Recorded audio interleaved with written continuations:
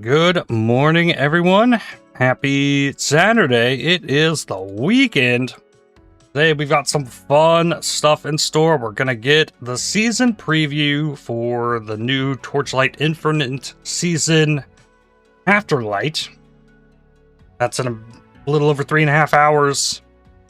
And then last night, I played a game of Catan online, and then I was wondering what other browser games can I play. I remember the Shapez.io thing. Played the demo for that. Got this on Steam. Played it for like 90 minutes maybe. Made a world. And I decided, what? We're gonna play this today. I'm gonna jump into here. But how's it going? Good morning, Ronald. Welcome in.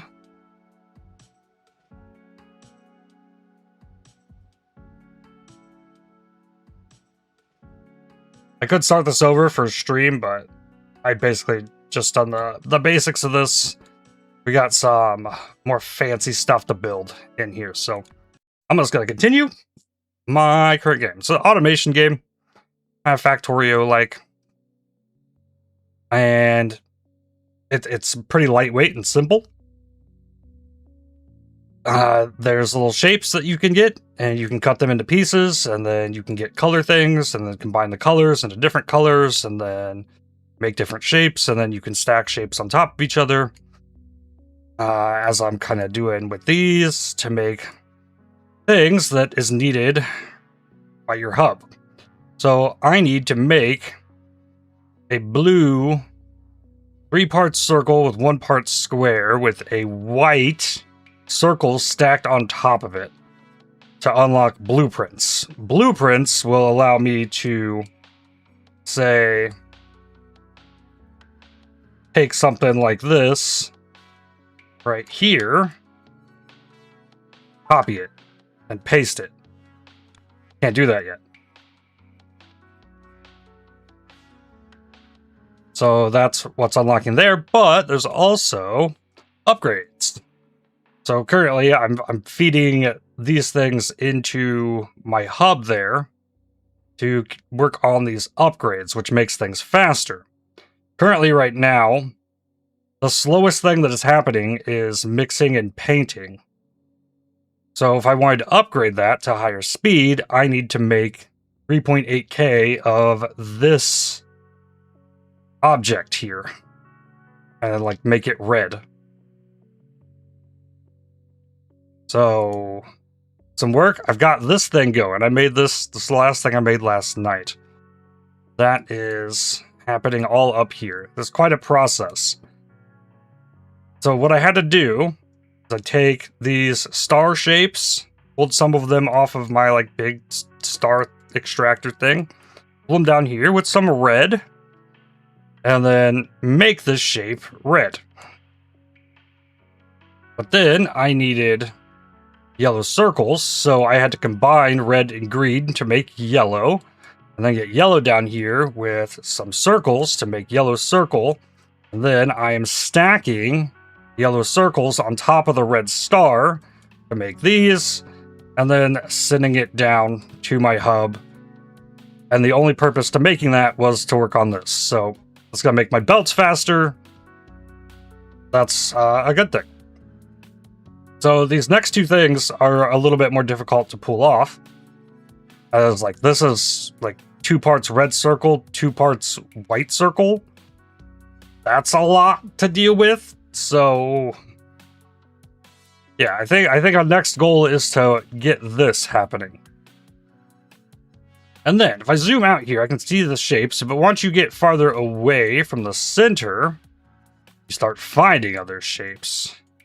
I think I've seen one out here like this. No. I need mostly circle with 1 square piece. I'm pretty sure I've seen one. Up here, there's one. Okay, so let's start with this. And we need to make this blue. Alright, so you can make extractors, and I've upgraded chain extractors, so want it, I can make a big chain of this. Limited to 6 items per second. Okay, so 5. Make a ton of these. That's overkill.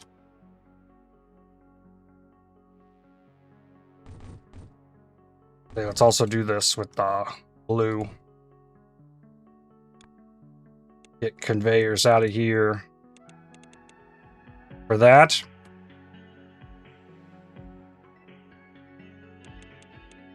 Then we have these. So what I need to do... We might only need 2 lanes of this. It'll be plenty. I need to...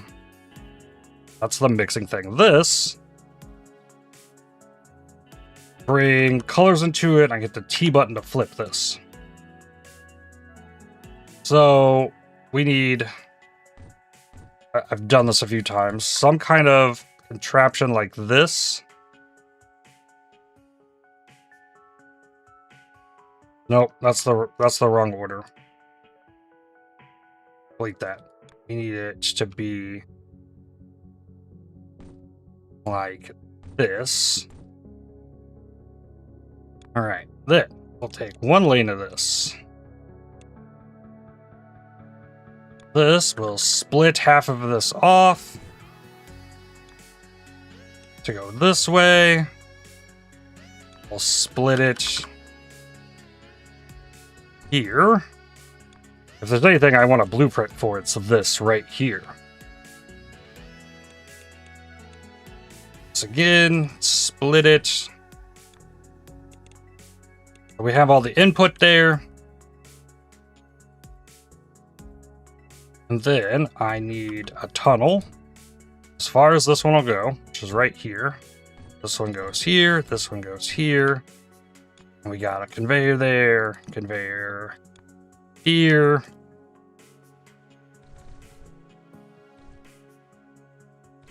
Why did I just make this straight? All right, so then we're gonna pull this.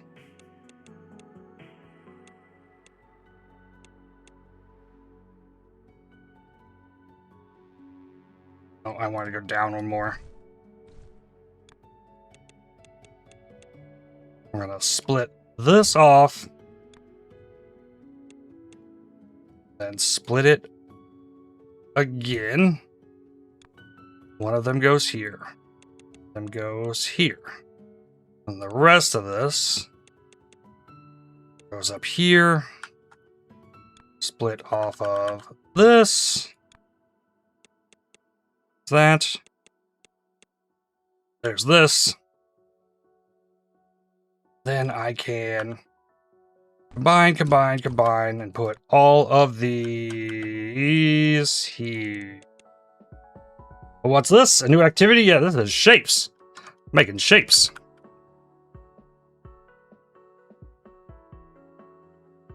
If you've not seen this, it's literally like a lightweight factorio. You're making shapes. My hub's down here.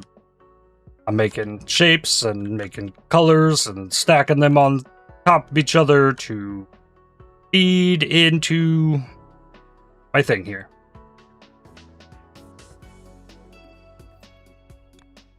All the stuff that's going on there is working on upgrades. So I'm working on my next quest thing, which is to make one of these that's blue, make a white circle and stack it on top of that.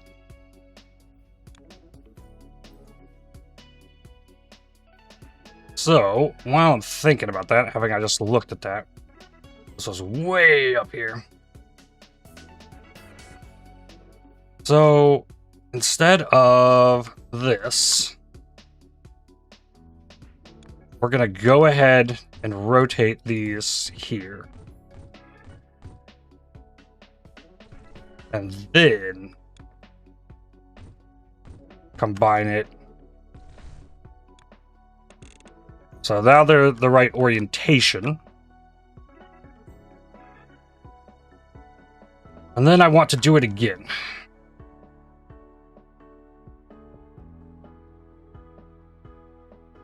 Doing it again might be overkill.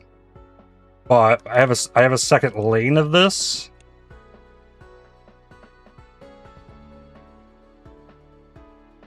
I guess technically I could, oh, no, no, no. I need to go down one more. Row up here. Like so.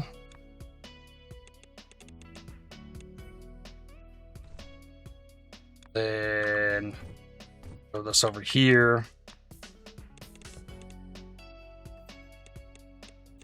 Okay, then we've got a blue lane. This is 4 above.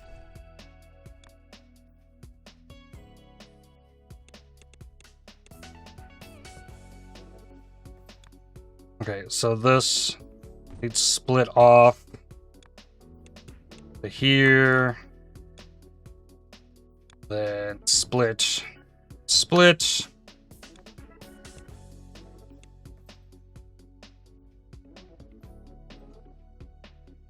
Might be pushing a little tight here.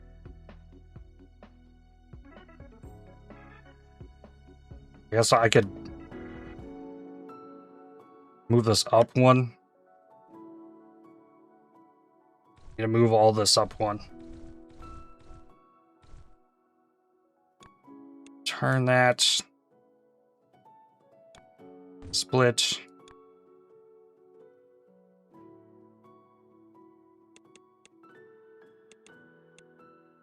Then split, split. And I need to do this, this, this, and this. Need these. Split this off. Back here. Split.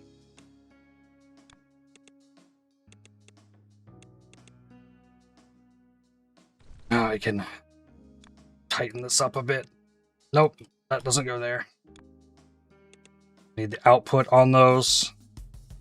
Easiest to do this first, I think, because this first one can only go so far. And it interrupts getting this last lane into here. Okay, split this. Here. That.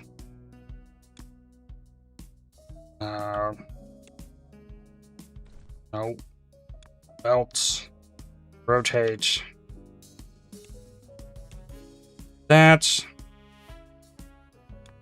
Then rotate them all. Find them.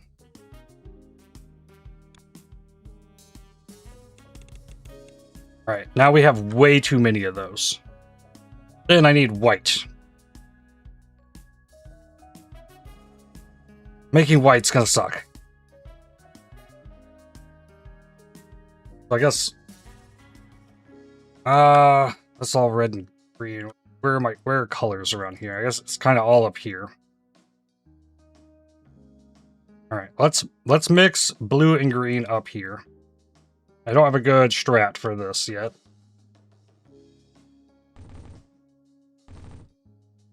There's a lot of blue.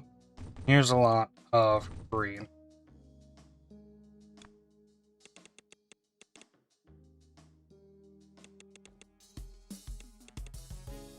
So then there's this thing, which I don't have any way to alter or like change it up any.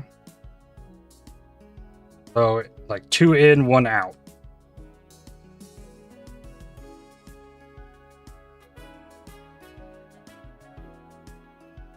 Let's say I wanted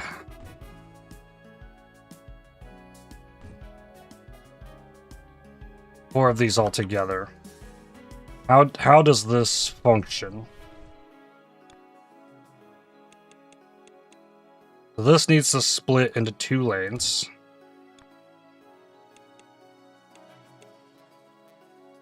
That splits here.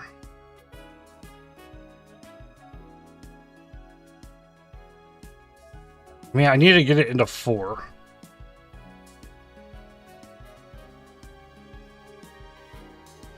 Okay, I could probably pull it like this.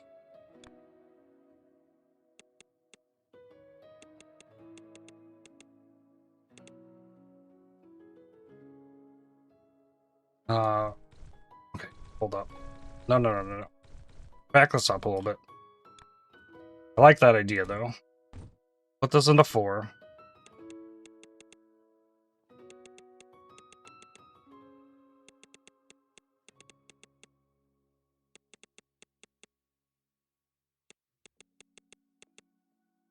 Okay, then here. This also needs split into 4.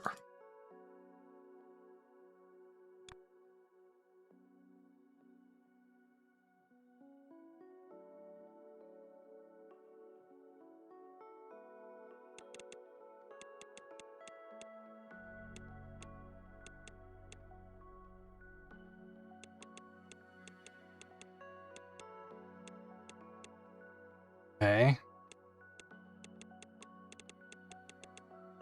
No. No, this... Ooh.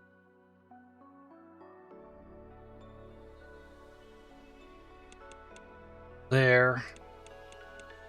Here. Then we need tunnels. There. Here. Here.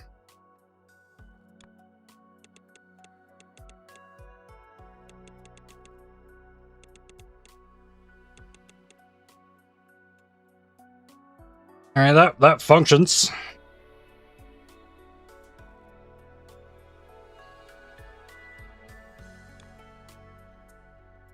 Put these here for a second. Okay, so all of this is coming out correctly. Like so.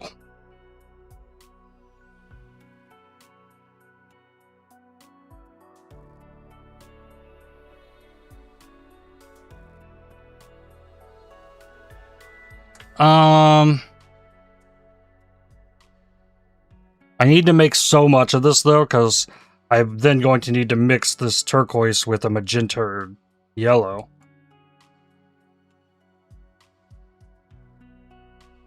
And this kind of works. So...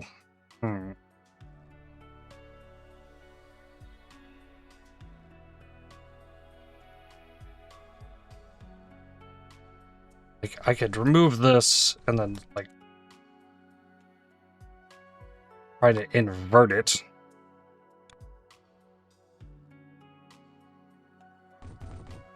Go 4 up.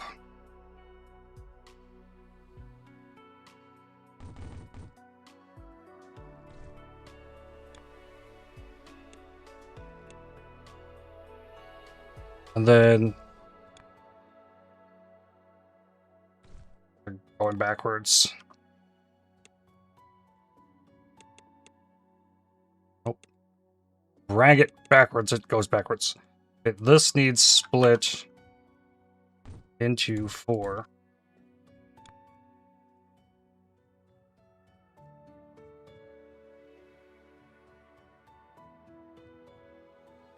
But then they need to spread.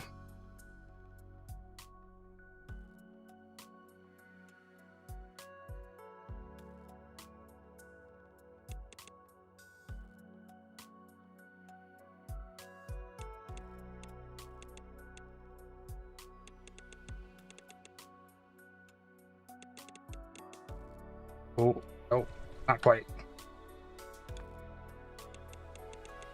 Like that.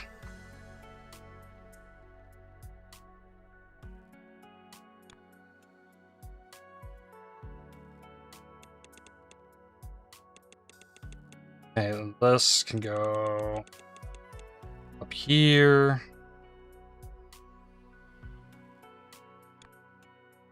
This needs split into 4. Here, yeah, I did this. How about? just make this go over here. Then down.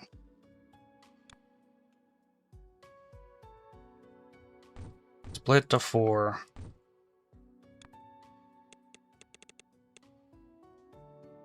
Here.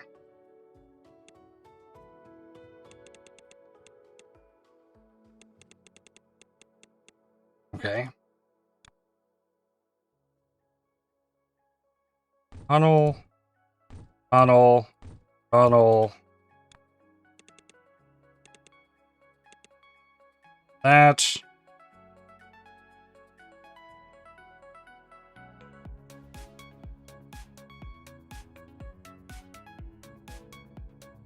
Where's this? Nope, that's a paint. We need mixing.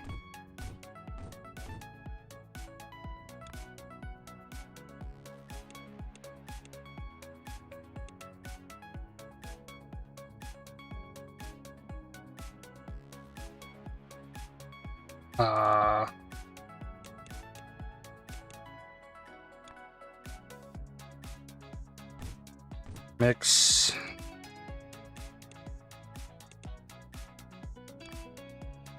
This.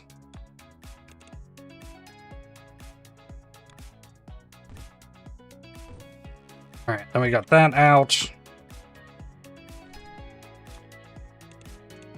This, same sort of deal.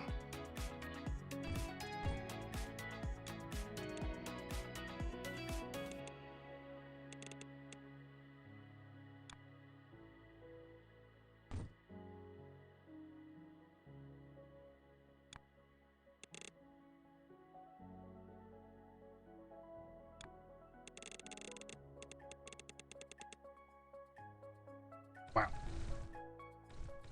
Made a disaster out of that line. Okay, so we've got 2 lines of this making. Oh, don't need a marker yet. So now I need to do the same thing. Let's say red and green. Alright, so we have a plan. Oh.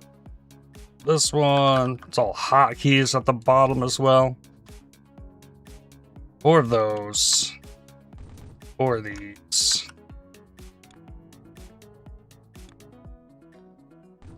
Split 4.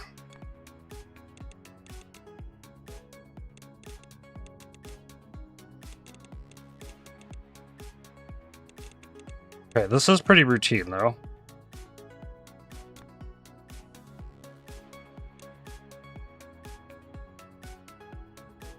I want you to turn to the right.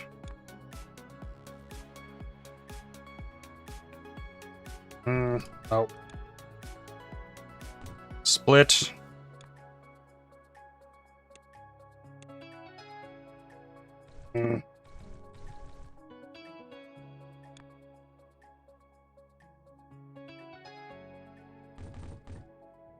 There. Split. Split. You turn. Split. This one's there. This one here. Here. There. Tunnel. Tunnel. Tunnel.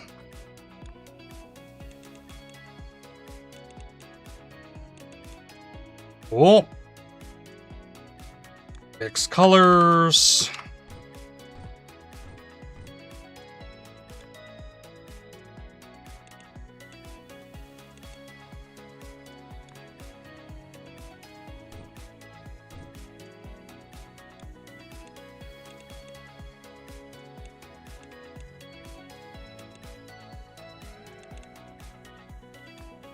Fine. There's a yellow line.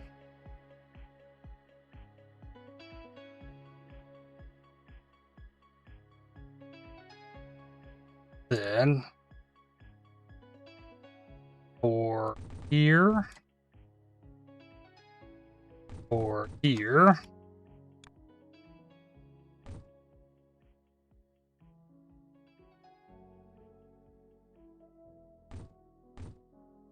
Or those.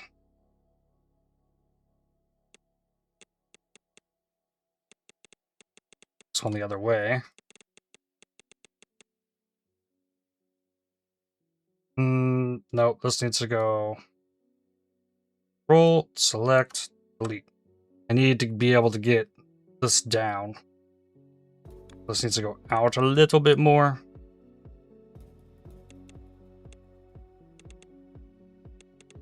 At least to here.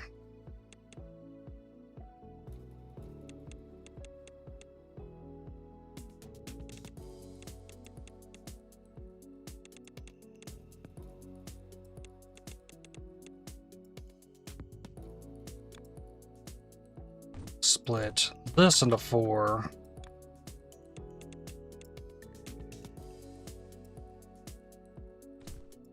I hope I get myself enough room here. I don't know that I did. Put one of these there.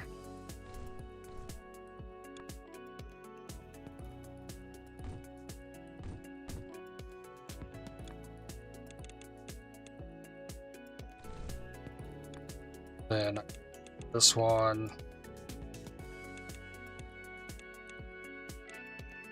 Okay.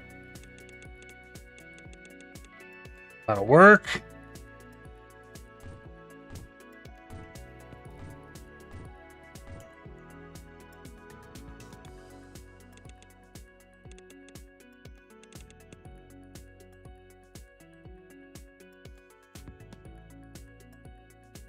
Okay, so there's 2 lines of this. Ooh.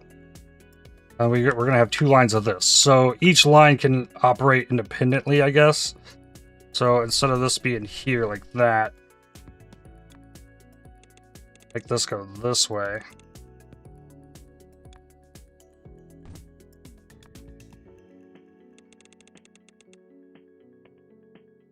And then we need to do the same with this.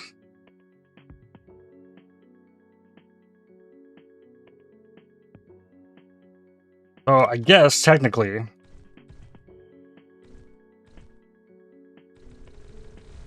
what if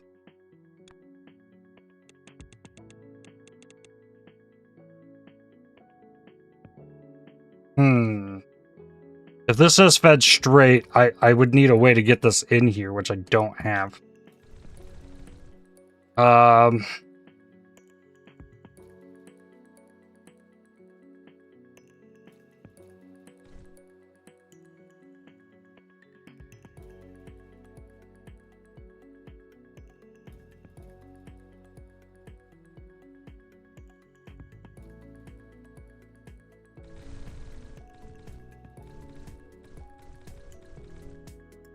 Might make a lot of conveyors, but if it works.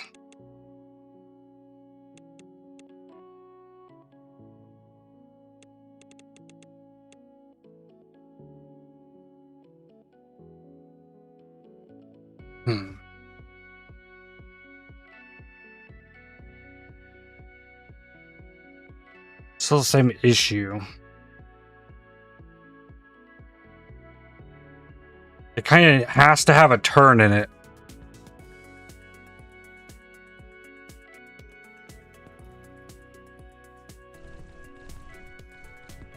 Okay, so what I need then, I need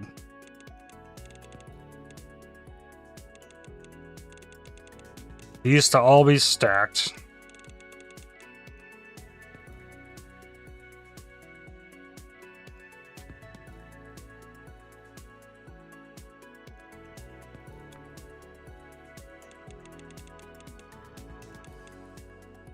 Then turn,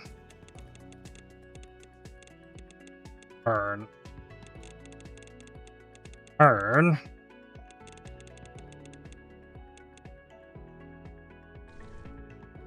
Almost turn that.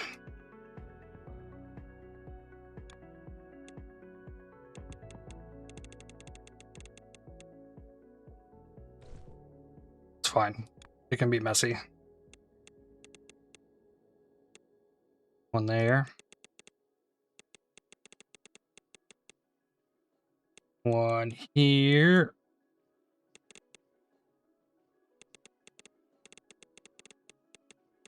One there.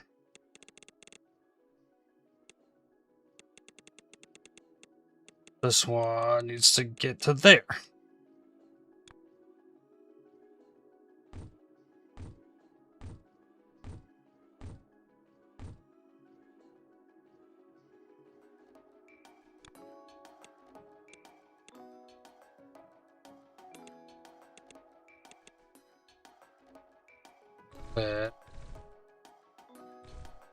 Color mixing. We've got white coming out.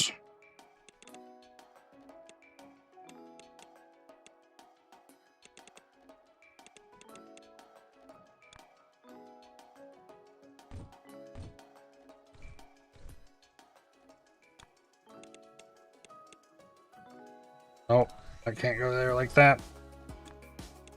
We're gonna do this. It has to be there. Okay, so we got one.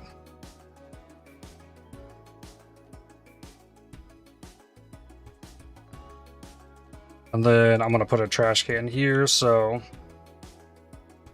we can let this flow through. See if there's any bottlenecks anywhere on that. Okay, I haven't actually gotten this making yellow yet. So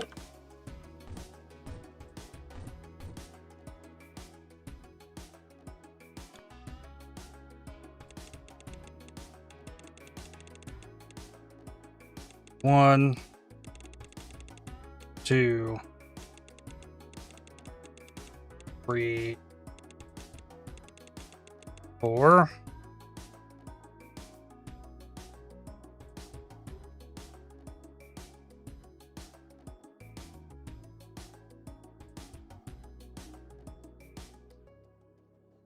It's not making white quickly.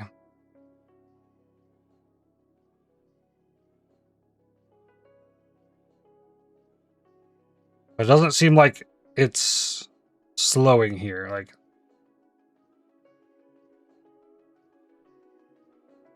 it seems like it's working about at the speed that these are going. Yeah, these are, it's going paint to paint or mixing to mixing, so that works. And this one though,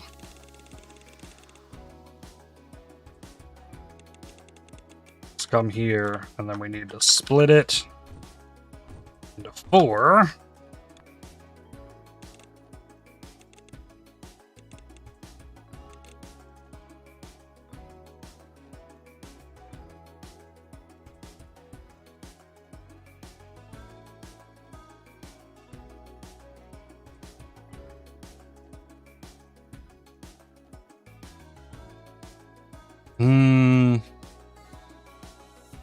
I have room to go up with this?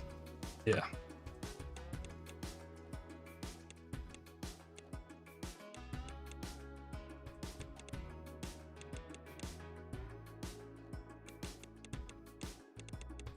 And there's that. This one needs here.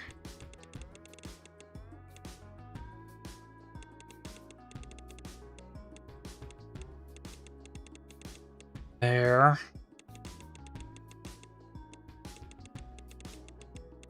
Here. And there. It's happening. I wanted to get all this figured out last night and I didn't have time, so that's why we're doing this now.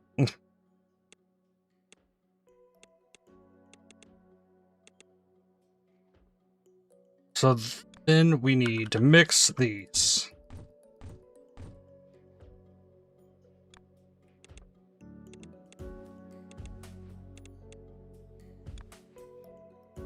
Combine.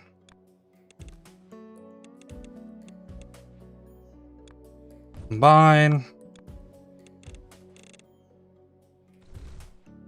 Okay, so we got 2 lines of white.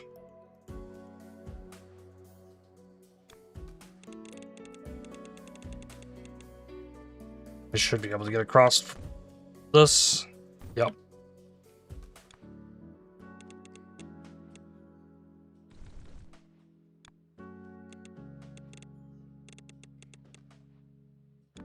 Okay, combine this into one.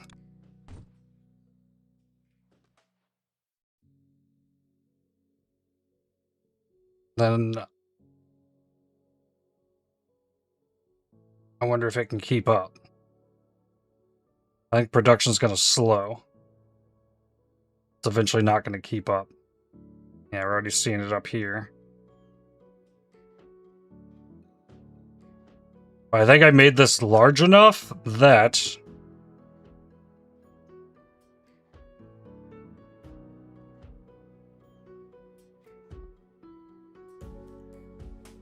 we should have a pretty constant flow of white.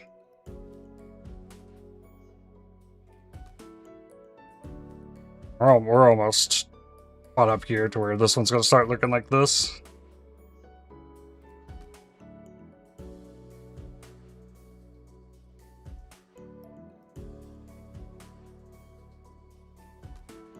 So it's not a solid line yet.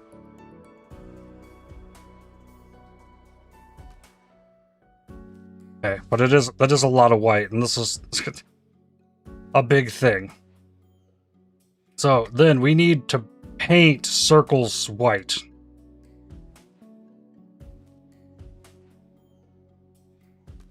Means we need to find a circle.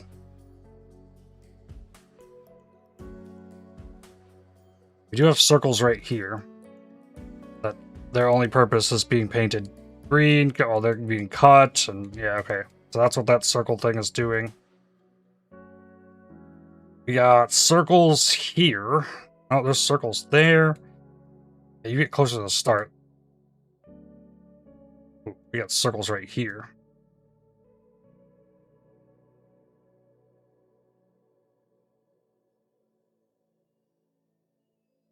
Oh, and we got to stack it on this.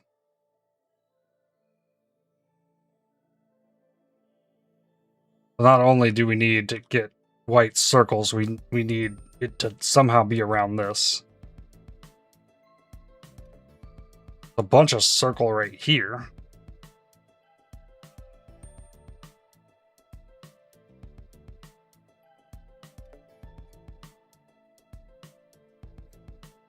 Let me grab a line of circles.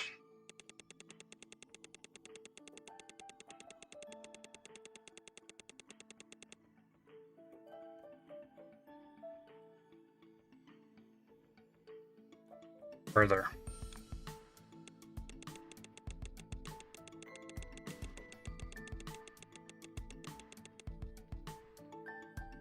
Still further.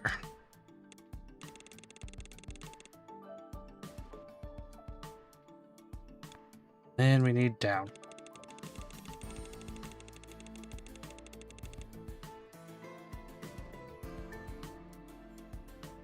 Alright, so here's where we need to get the white connected. Making white is a process.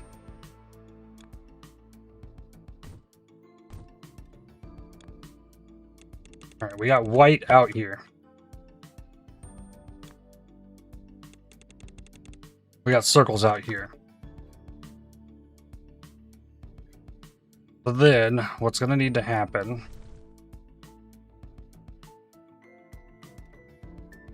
we need to paint...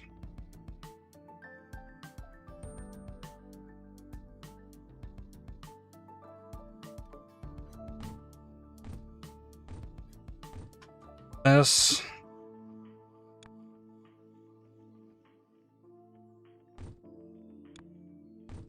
This as far as it can go. This one to here. This one to here. Belt, belt.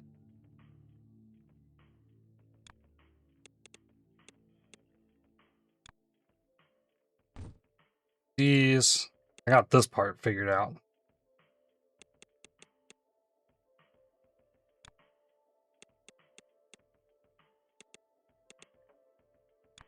Split that. White. White.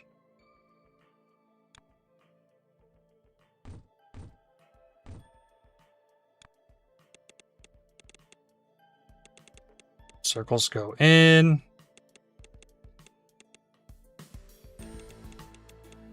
Okay, we got white circles coming out.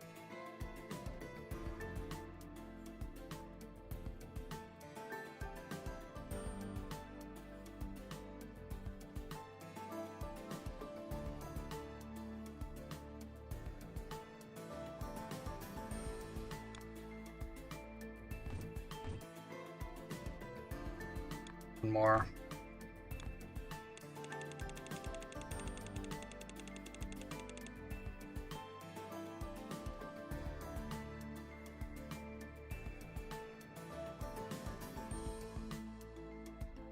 Okay, yeah, it's not producing it full, but we'll start.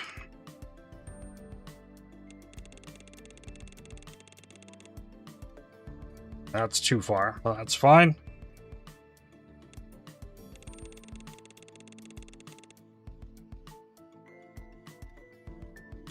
With it, to stack them. The one on the left gets stacked on top. No, there's no way to rotate this. You can switch the rotation there. You can change the orientation of this. Even these combiners you can change around.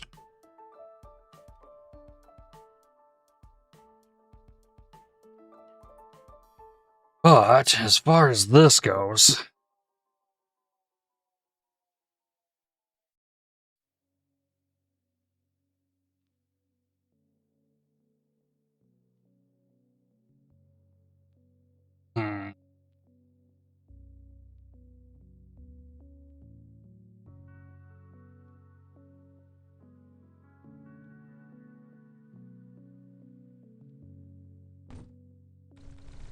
pull this all back.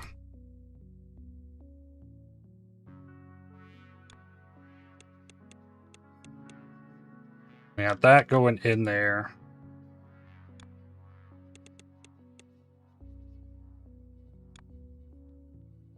This going in here. And that does look correct to me.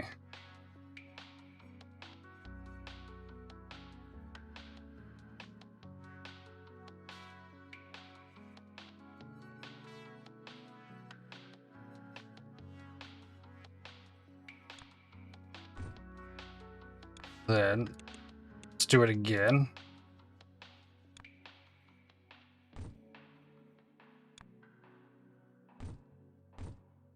That there. It's here. Here. Stack. That. Fine. This. Alright, then. At the very least. Let's connect this back to the hub. So at least what is currently making will get there.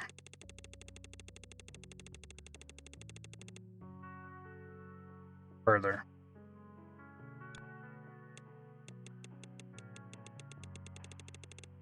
Ah, too far.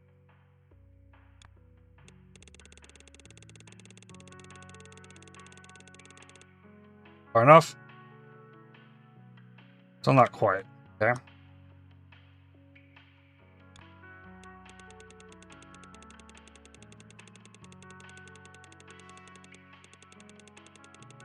Hopefully that's good enough.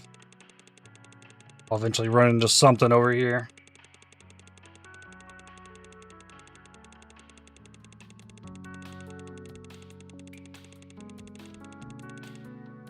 I went too far?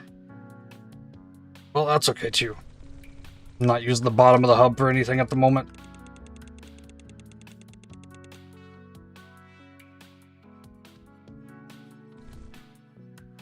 Eventually, they will show up. A little bit at a time. But then, it would seem that the limit here is not with these. I need 1,000 of these. So, at the current rate, we're not getting a lot. So, let's split this off again back here.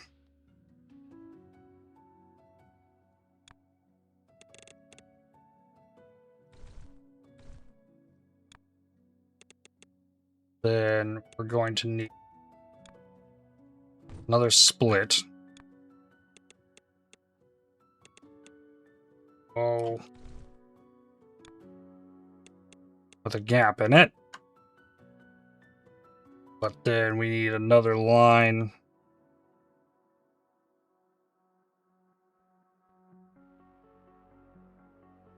Of this.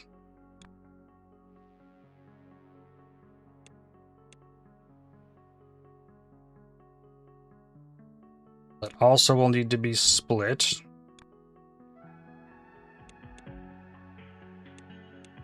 Here. Here.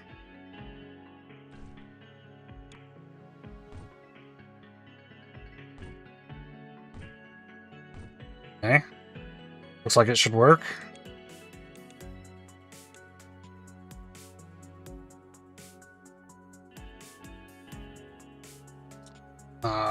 Stackers.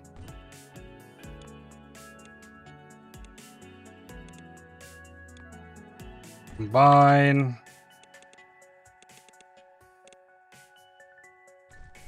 Oh, I'm needing them. Don't want that. Okay, combine that. Better. Then the question will eventually be, like, will I run out of these? Like, are these going to be making fast enough to produce? I'm not sure. But that, like, I can only make these as fast as I can make white paint.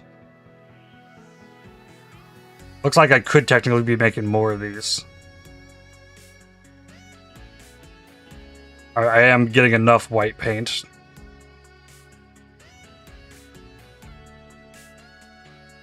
It does look like the stacker is going to be short on the circles.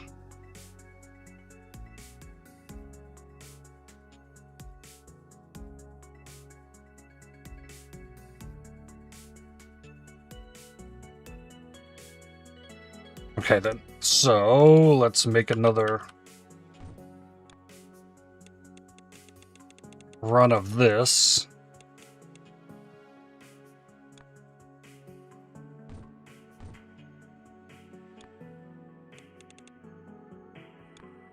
Split. And here, split.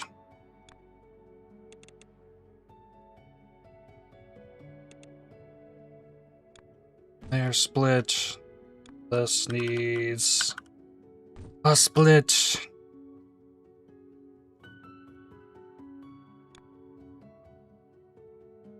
I might as well just like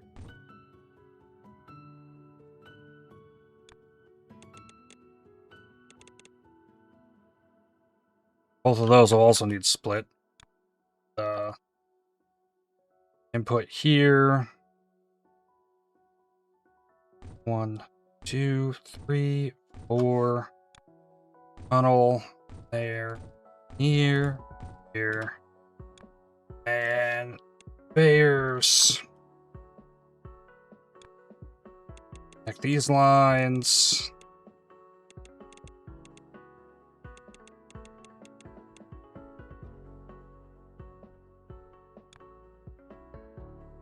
Split, split.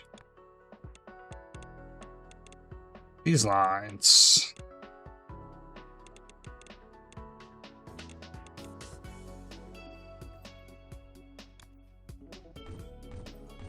Mine all that.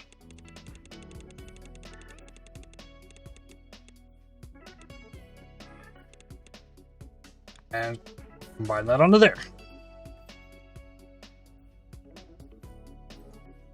So now we might be limited by white paint eventually, but no, we're gonna end up limited by the. Oh, we're running out of the blues too. Okay. Already prepared for this scenario. Okay.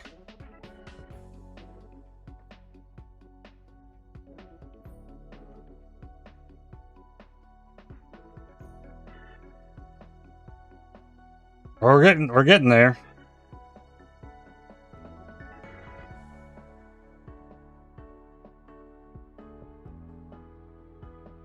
Okay, so that backed up real fast. I don't know if the white is like backing up yet. It might be. Yeah, it slowly is. So we are limited on production of it, and that's okay.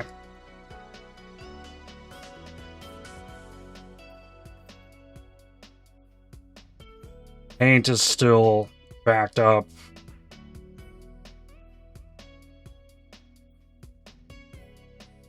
Okay, yeah. This whole make white paint. White defeat. Okay. We did the thing. So, what next? I guess we'll just wait on this. Like, I could start working on this. Like this is going to be a challenge, as well as this one. I've not found this shape combination anywhere. There's something close. Somewhere. Yeah, this is the closest thing I've found.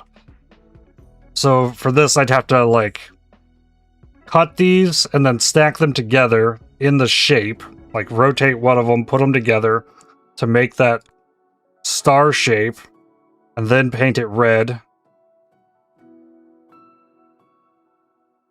That'll make mixing and painting faster. Stacking is what are slowest on, it seems. The stacking is the slowest thing, but this needs 25,000 of these, which is absurd. We're getting close to this, though. Belt's being faster.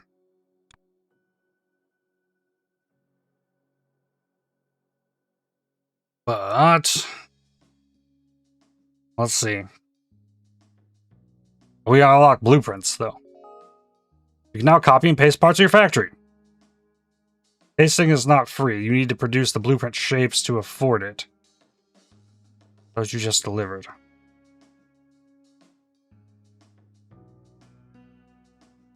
Oh, well, yeah. You need the inputs. So now it wants tunnel tier 2.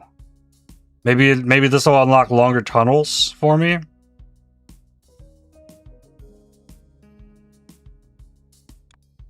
And currently, like, we might not need any more of this.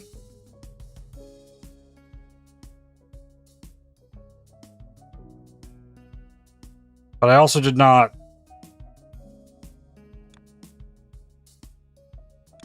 Why is this still showing here? I think you can see in here, like, rates things are coming in. All kinds of stats on this stuff.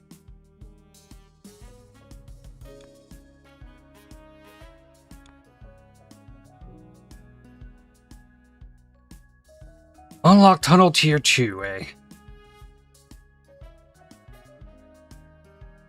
Do I need magenta circles? Like, I got 17k. That's really easy to make. Oh, what if I stole my magenta line?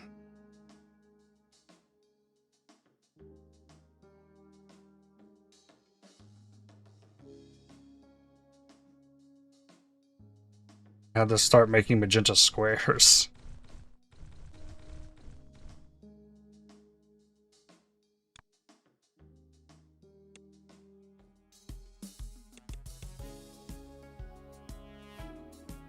That's the wrong thing. I need extractor.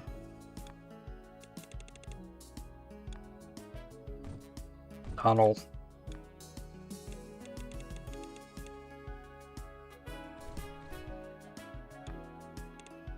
All right.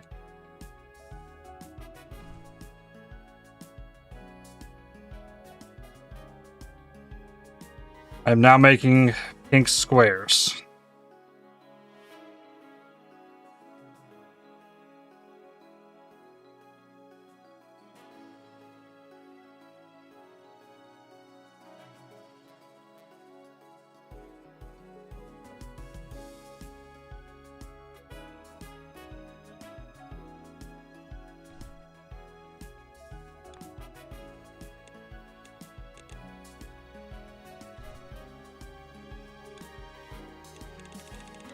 I'll just break this. Pink square is this. Yep.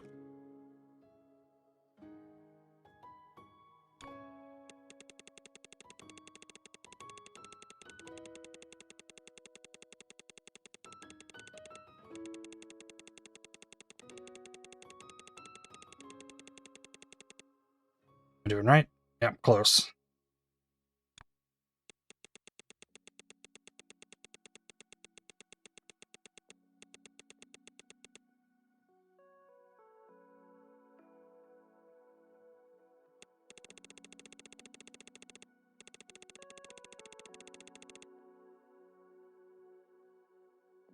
Okay, then a stack.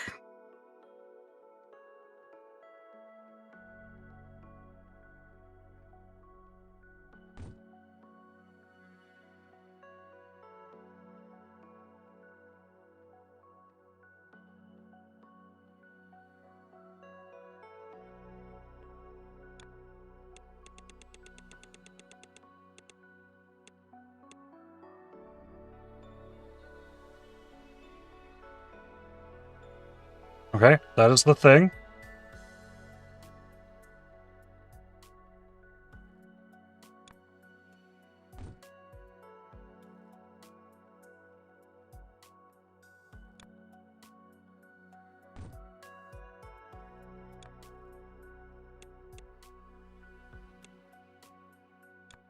Tunnel there. Stack this. A new upgrade's available. Nice, finally got this. It then wants a white square placed on top of this.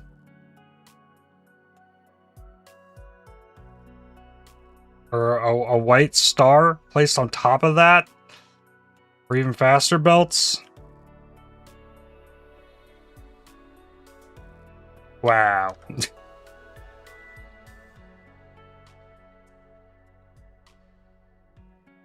That is crazy.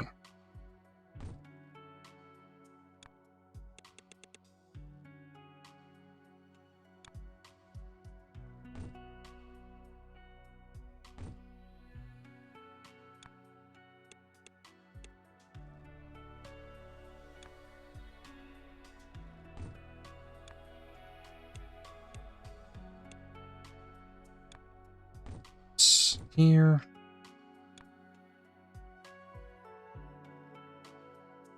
We're stacking this.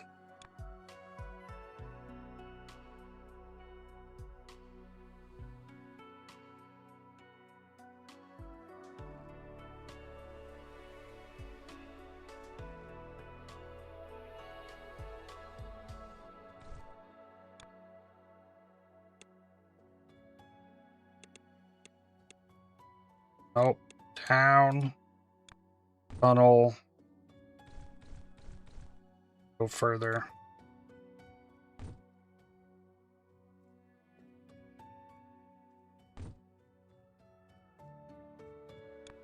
I need one break off of this to supply both of these. Here, here. No. That's wrong.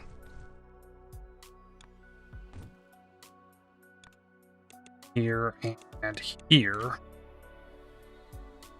Stacking.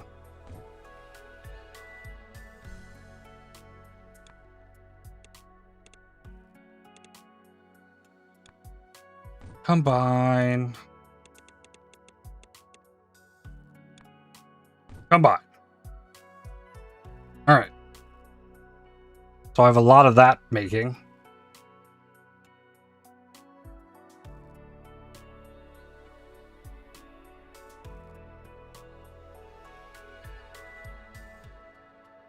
Why is this still showing?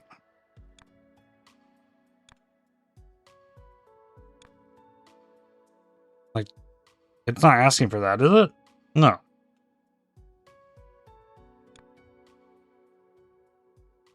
I guess next step, we try and work on making this. This is its whole own other project. While that is going, we need to cut, rotate, get all this happening. I need to find that again. This is my spot.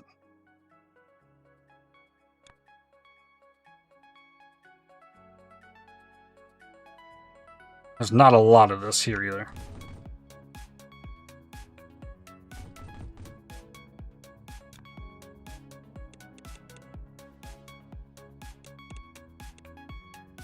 So the slowest part's going to be the stacking.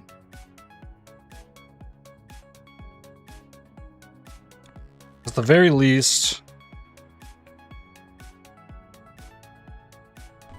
see what the cut pieces look like.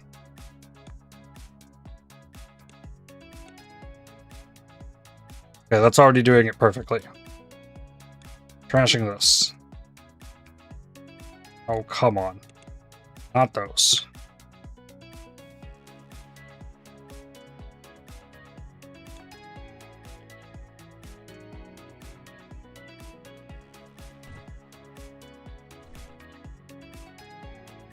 Oh, we're trashing this.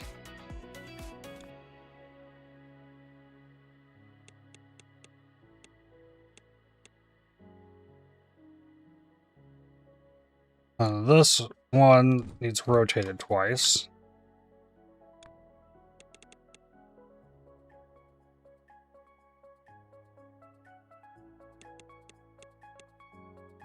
Then we need to stack.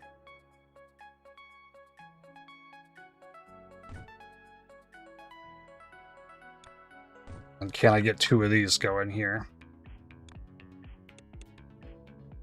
I mean, let's just zoom it back a little bit. Give myself a little bit more space to work with. Not limited on space here.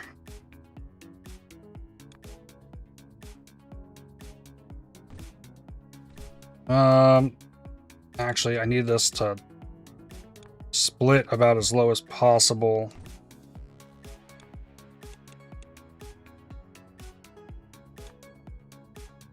That needs split.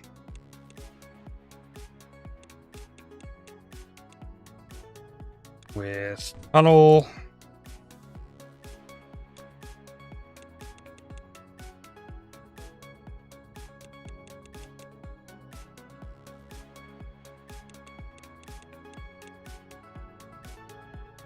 Okay, so that is the shape. The star thing. Okay, then we need to paint them red.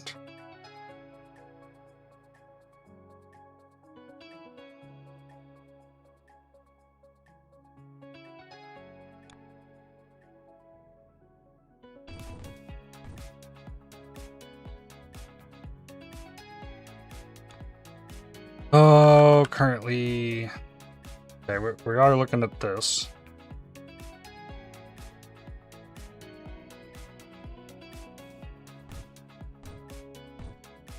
I have to go out that way.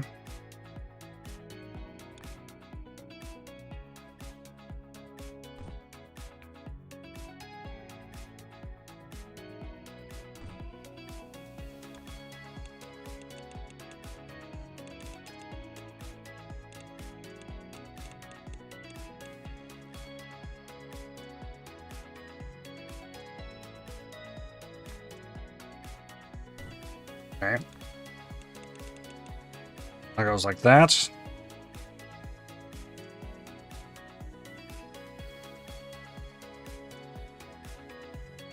It's very possible this all needs to go in here together, but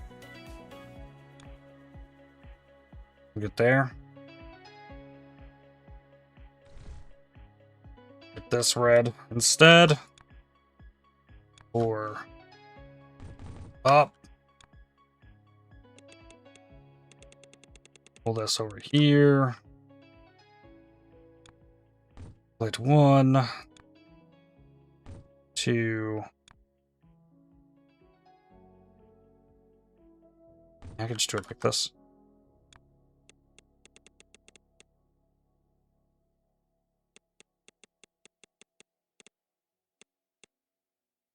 Nope. That. The rest can just go straight in.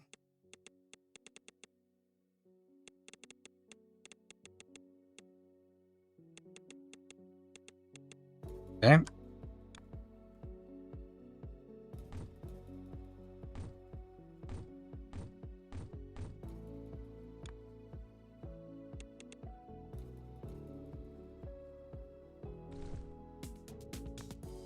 This, that.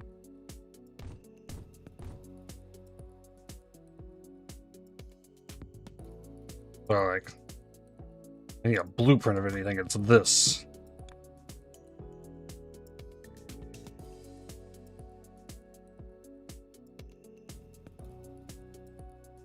Oh.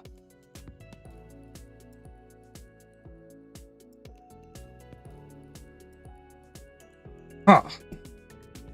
I have to spend these to blueprint stuff. So there is a reason.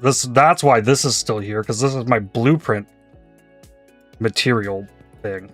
I see. Hub.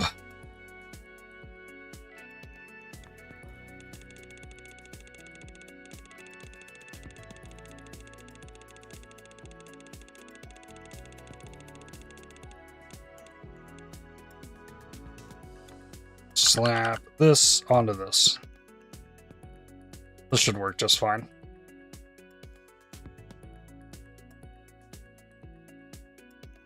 There's no way it's making them that fast.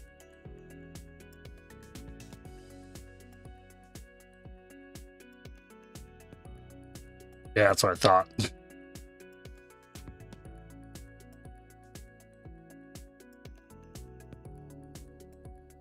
But at least we have this happening now.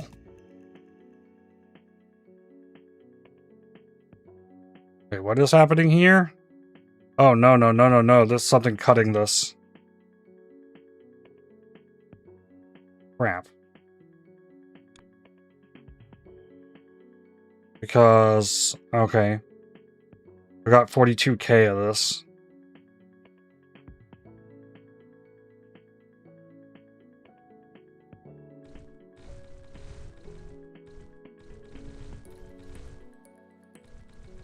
Problem solved.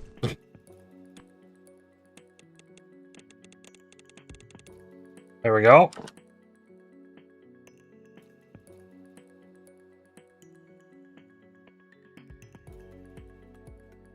Those are coming in. Yeah. Good, good, good, good, good.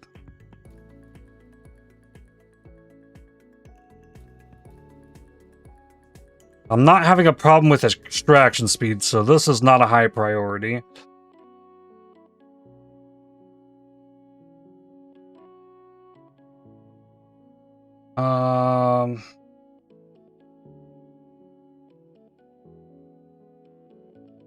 Waiting is fun.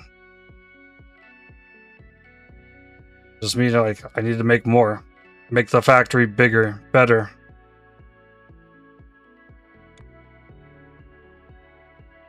Um,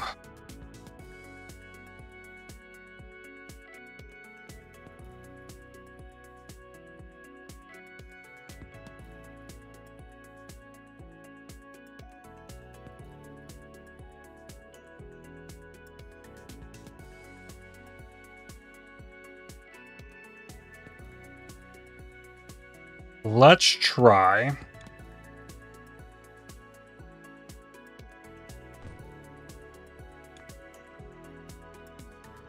this.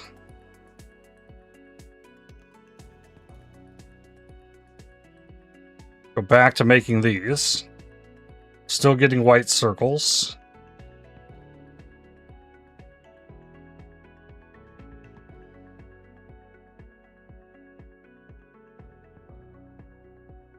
This is already overflowing the production on that, so.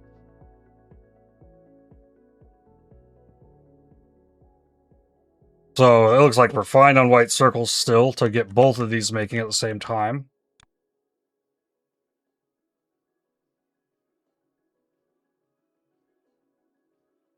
The project's just keep getting bigger and bigger.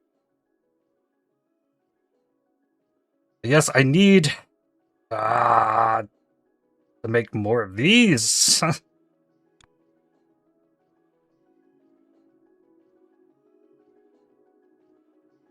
What is this? Oh, those are my circles.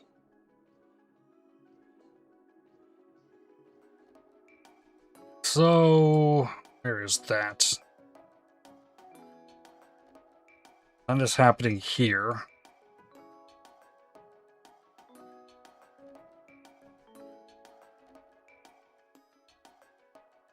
Alright, it probably won't be hard to double the production up on this.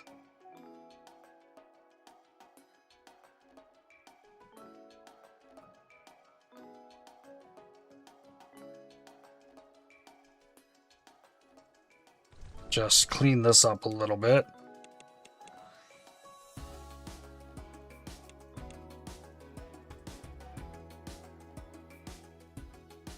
So that I can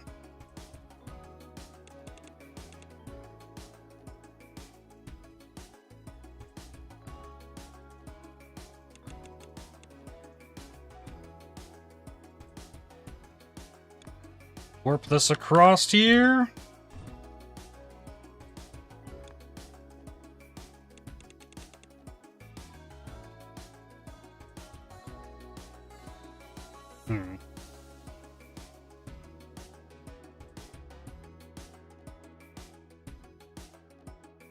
I don't know if that's the way.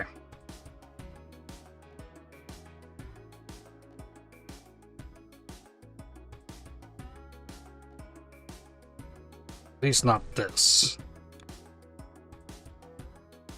Alright, turn this up.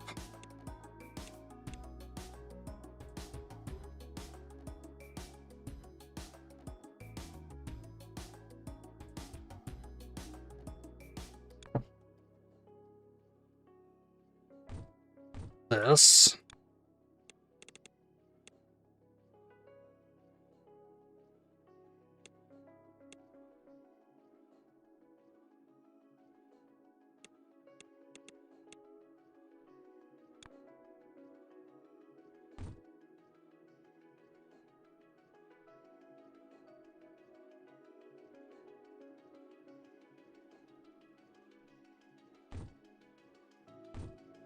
That, this, here, one, down.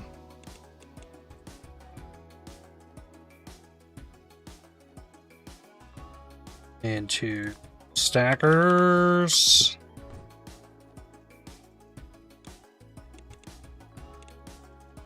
Combine.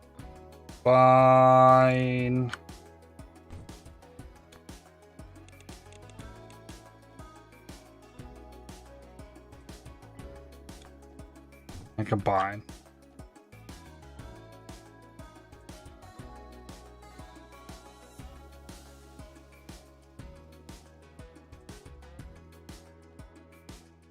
Looks like these are going to alternate in.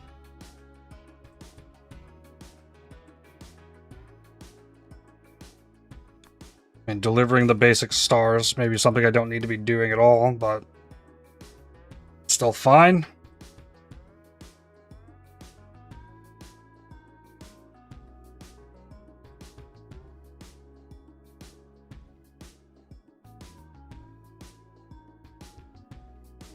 Halfway on the green or the pink square. And then we doubled up production on this, but I think it's more. It just, I need 25k of, it's a white star.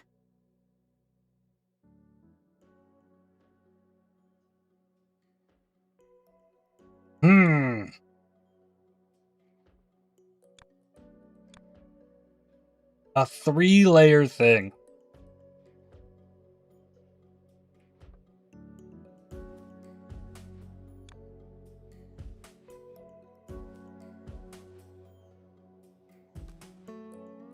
And if stacking is taking the longest right now, getting this figured out.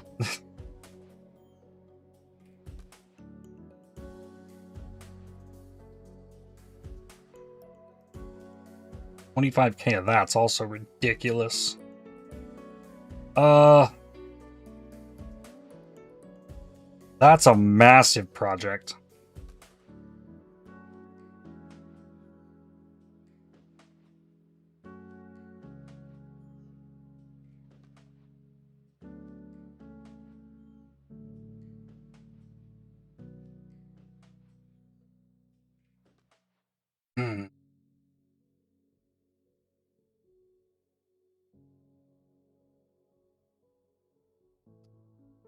Ow.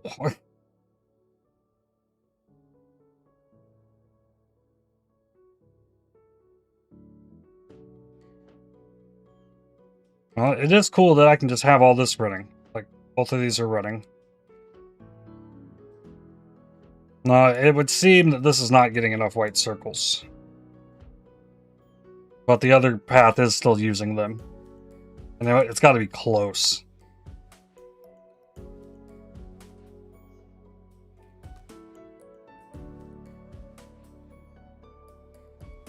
Well, let's think then. No matter what, let's say there's this. This shape. Even if I were to take this and say paint that red.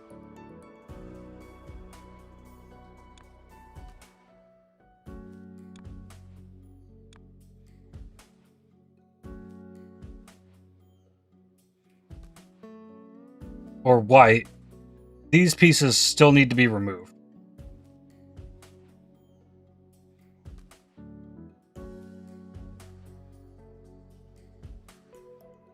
Which means I'd have to cut it in half and then cut it in half, and it'd still be the same as taking a circle and cutting it into 4 pieces. That's probably the better path there.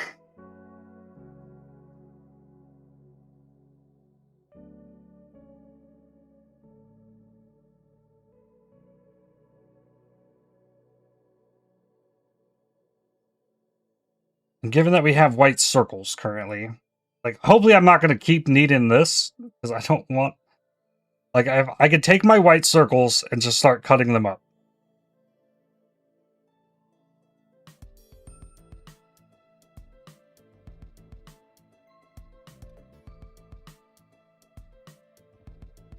And white circle production is being limited by the color mix, or the painting process.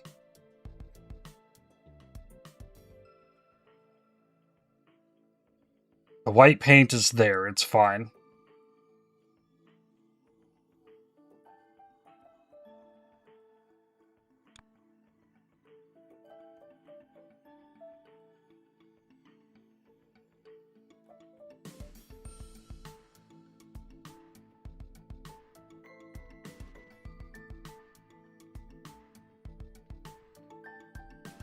So I guess is the play then to make another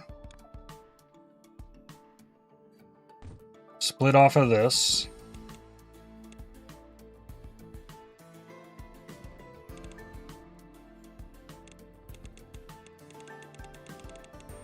Make more white circles.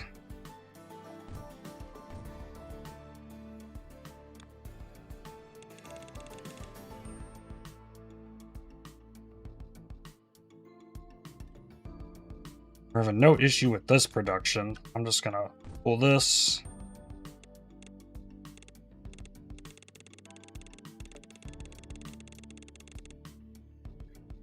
Okay.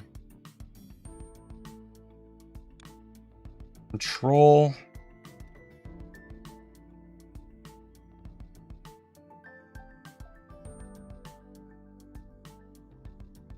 Copy.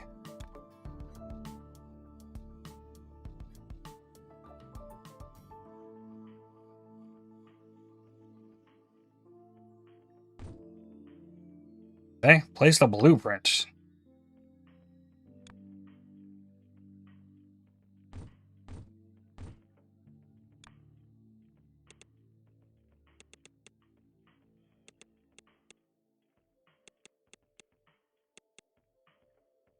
Okay.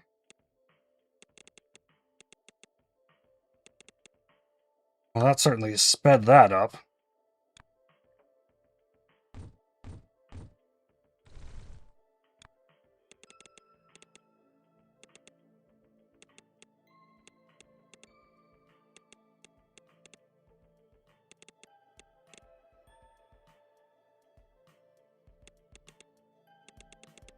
Okay, more white circles.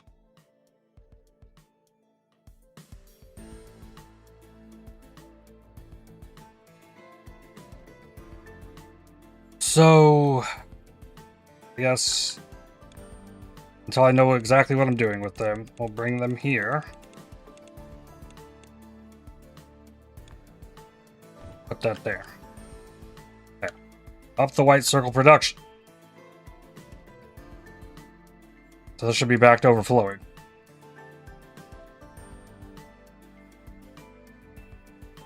Question then is how's the white, like, the bottleneck now could be white paint. Which it probably will be. And that is a much harder problem to fix.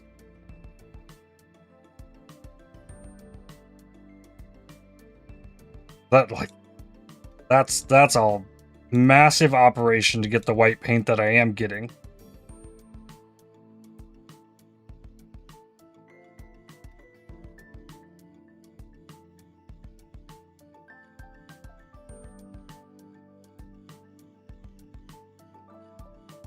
It might be keeping up.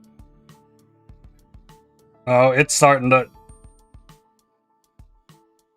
fall behind. Okay, I'll still be getting more white circles than I was before.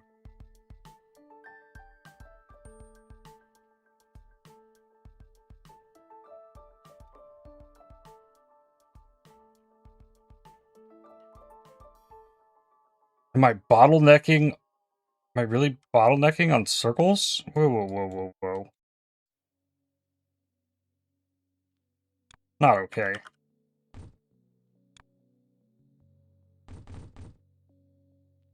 Well, that's not a problem anymore.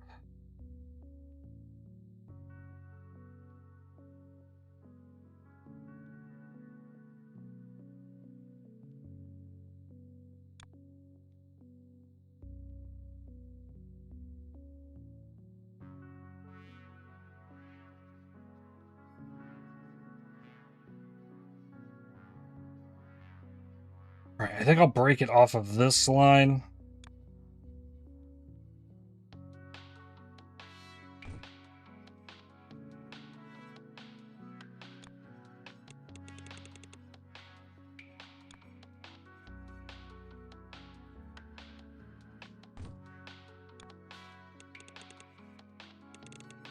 Alright, so those are being cut. Then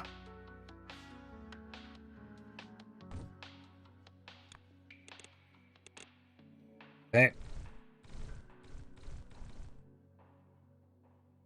They need to be rotated.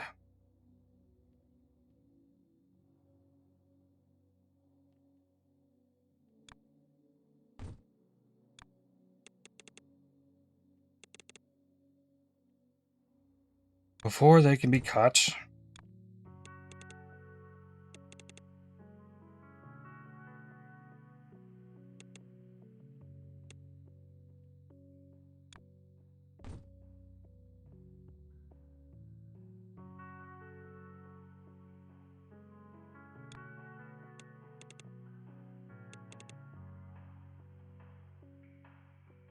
Alright, then these bottom ones need rotated one time. Be the same as these.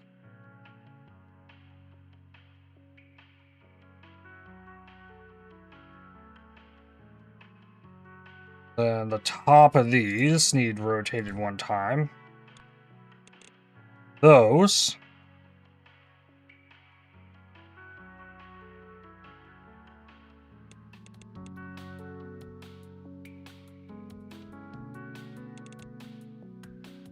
And a stacker.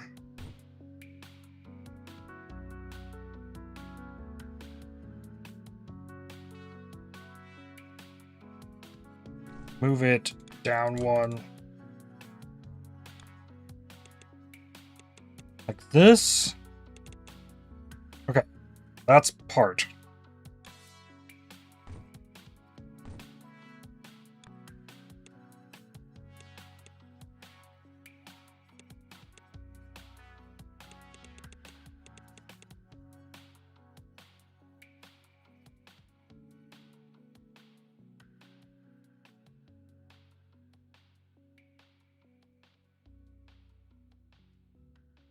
Another stacker. Yeah.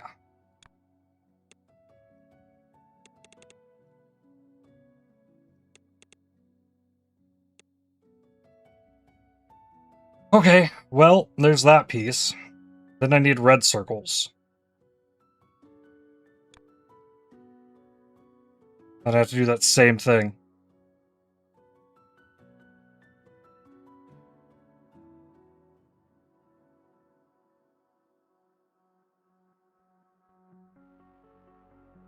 Then, like, it has to be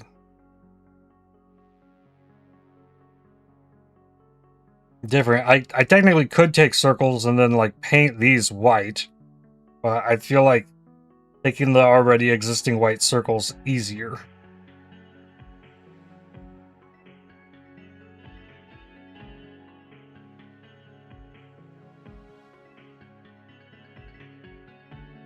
Okay, here's some circles. Is a red anywhere close to this? No. Of course not. Might as well just pull more of this existing circle line.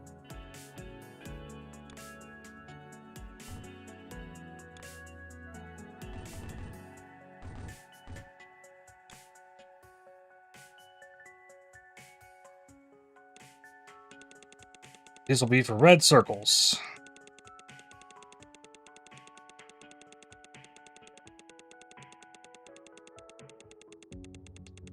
Whenever we can find red. Oh, there's...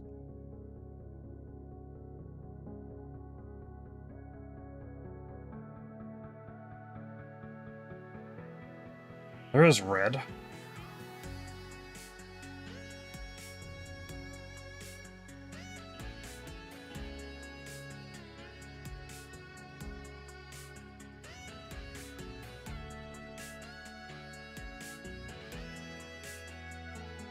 Okay.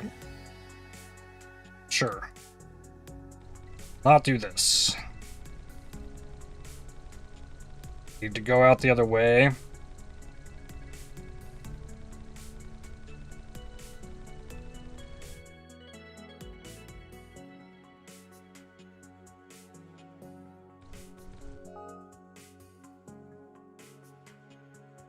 Unlocked a new variant of the tunnel. It has a bigger range. You can also mix and match those tunnels now.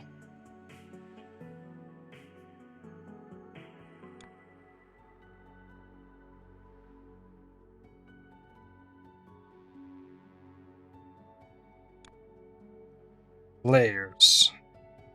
Red and green part circles. I only need 8?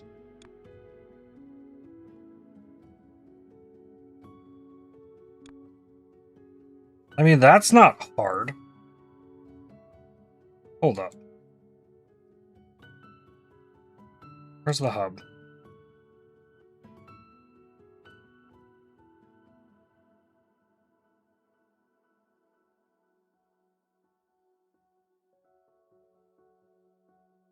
This is kind of the same deal before I had the counterclockwise rotates.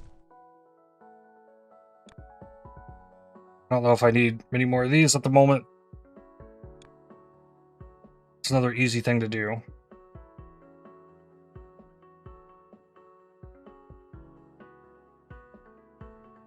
So, let's see. Take all of these. We're gonna cut them in half. Then rotate them once.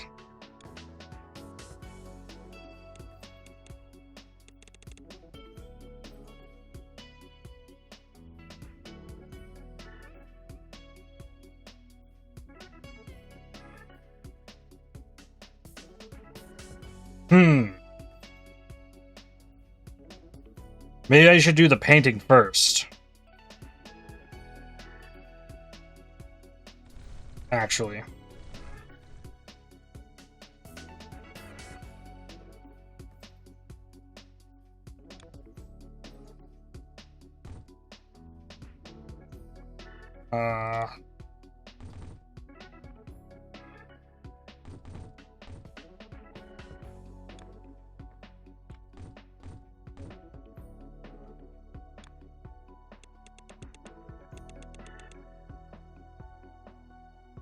No.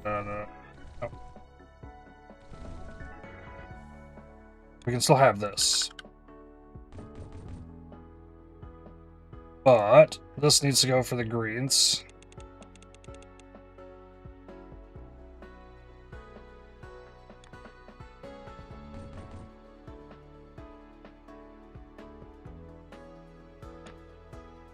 This one for the reds.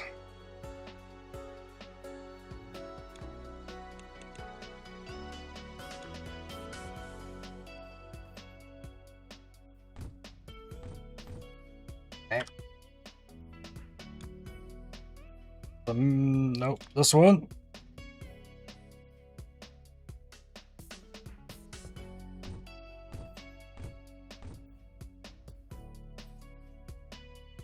Pretty tight spot to fit this.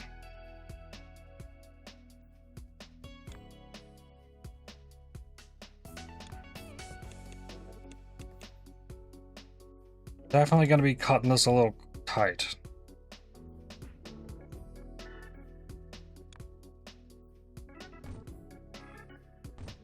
Need to compact this though, if possible.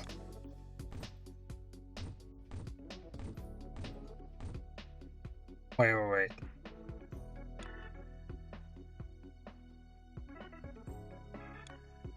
Huddle.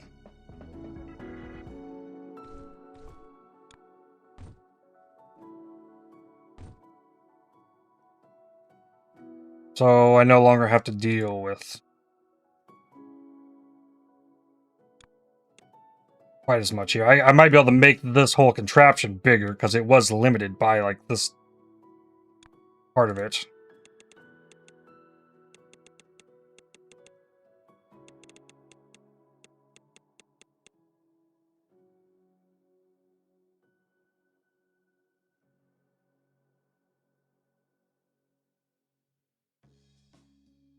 Alright, so can I flip it?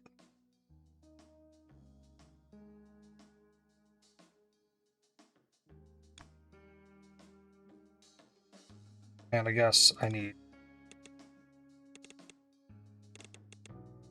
Yeah, we got red circles.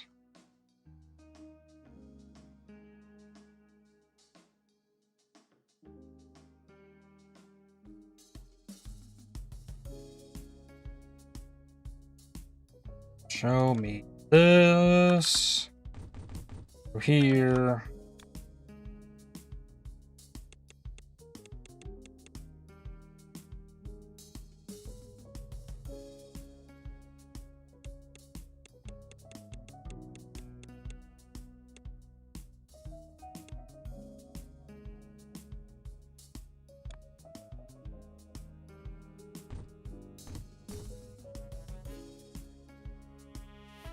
Rotate.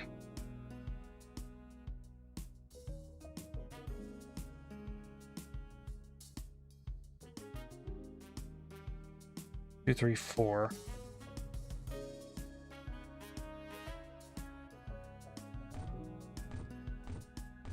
Okay, that should work. This needs to go one higher.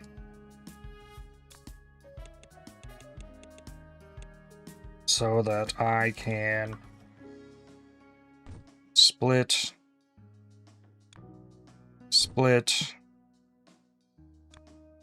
here, here,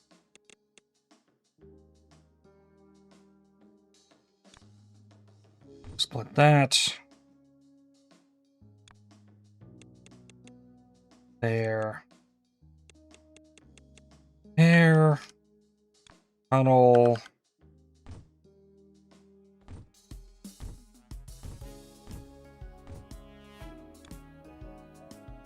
that. Combine.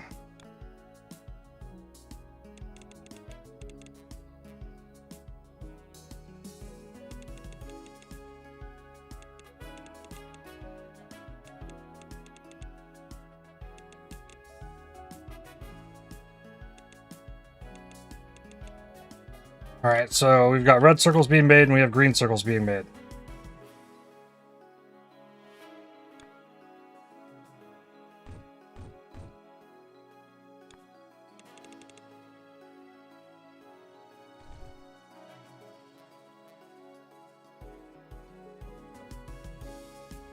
I guess I'm just gonna end up splitting this again.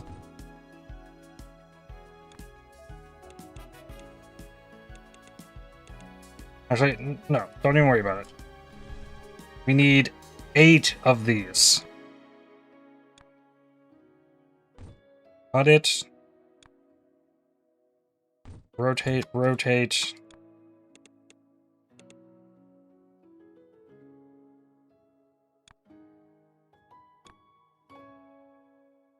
Cut it, cut it.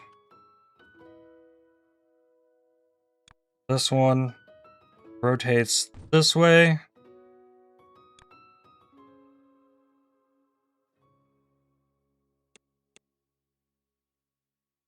This one rotates this way, and this one rotates twice.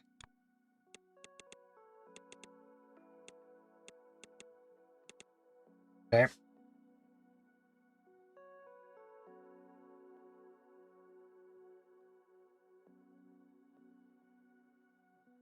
Control. Copy.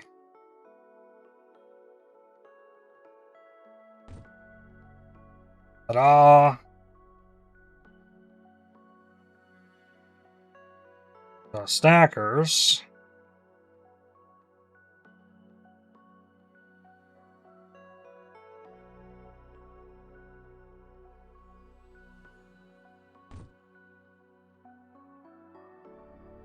I mean, I guess for now.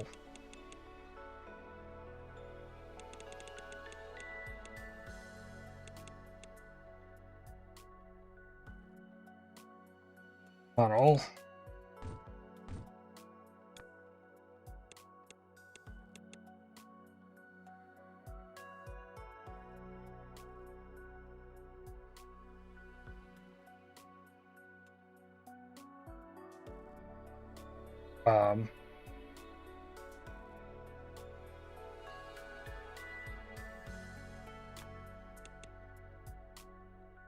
But what happened here?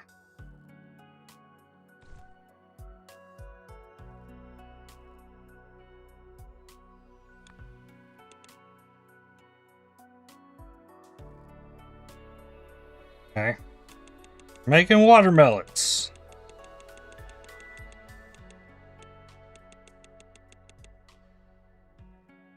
Oh, deliver 8 per second?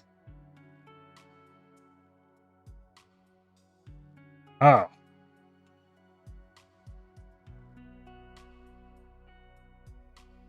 Oh.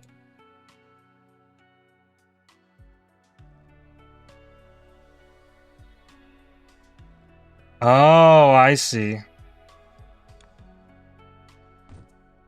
That won't work unless we have something like this happen in there.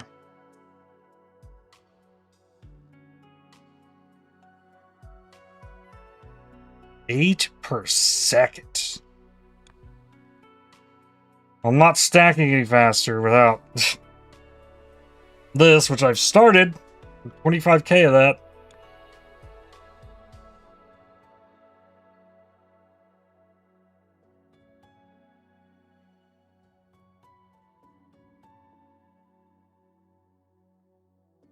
Oh, it's the same thing. Oh.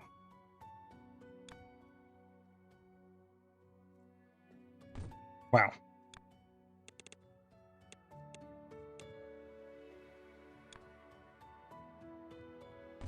The same thing's gonna happen up here.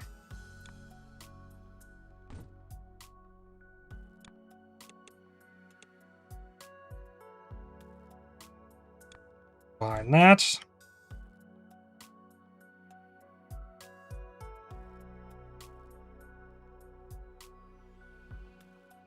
This is gonna be need to be a much bigger operation.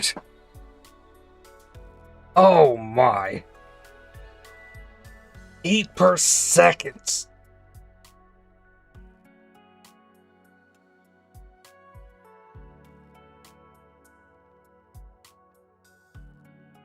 So these stackers.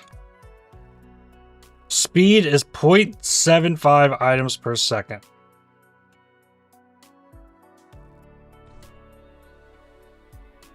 I have an idea.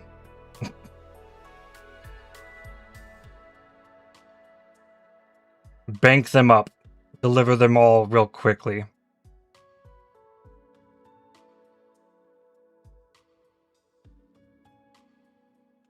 Cheat the system. Belt reader is what we're gonna unlock next.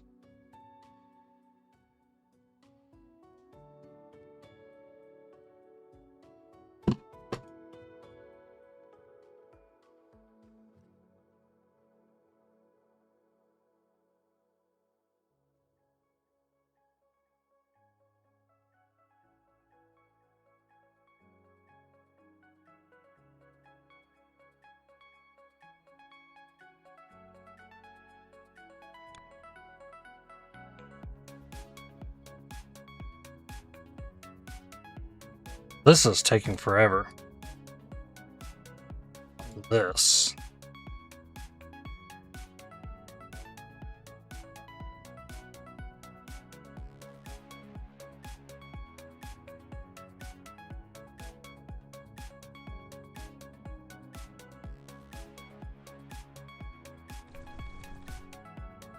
Okay.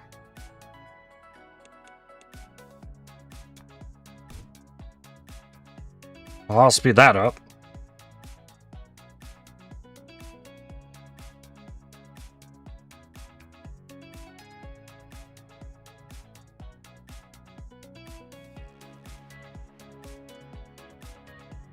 Okay, so then... Is it time?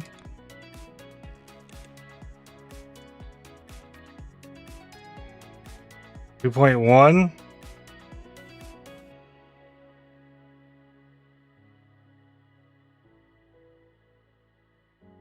Showed 4.3.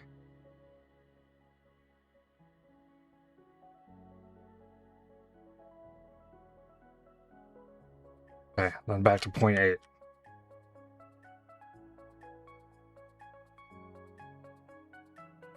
But my current belt can handle 8 items per second.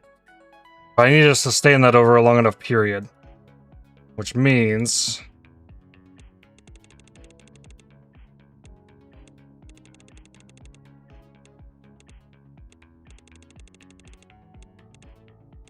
Ooh.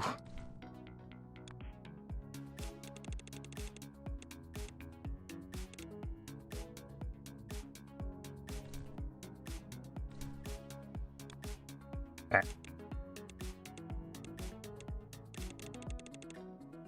We make a much longer queue.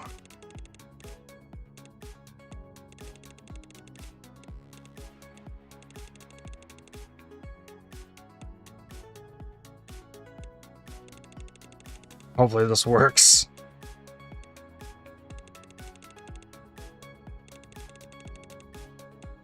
Mostly because I don't want to build a giant factory thing for this little stacking project. When I've got other massive things that need done.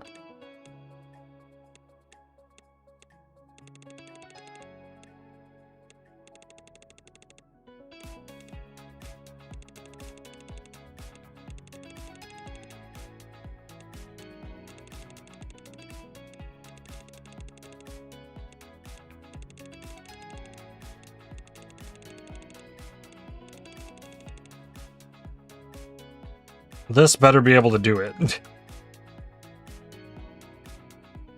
We'll come back in a bit and this will be full. Alright, and then I can go back to...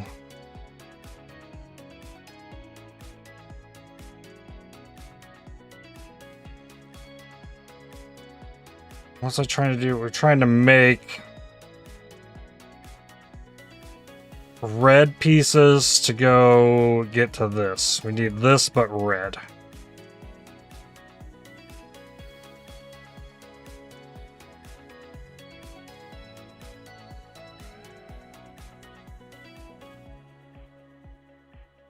Ooh, one of these belts is wrong.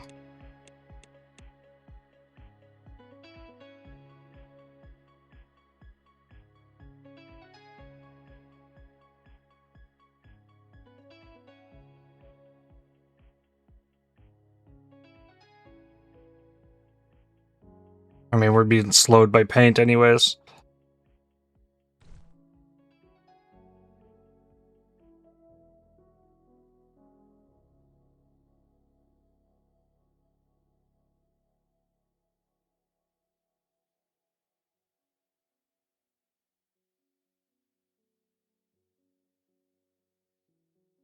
It's all coming to the exact same spot.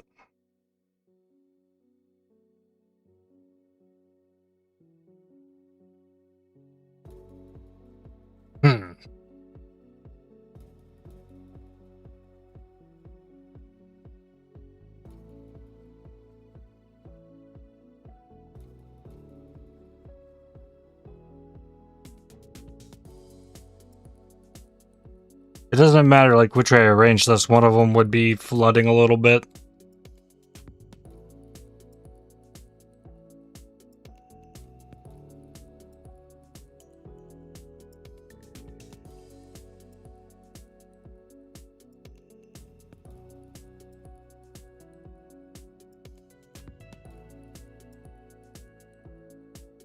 Wait, hold up. God, I can make red circles right here.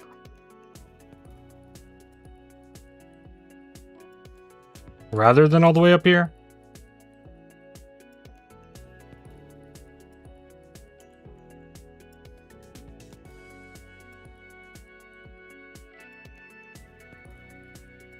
This extractor is 1.2 items per second, and if the belt can hold 4, or it's 8 currently.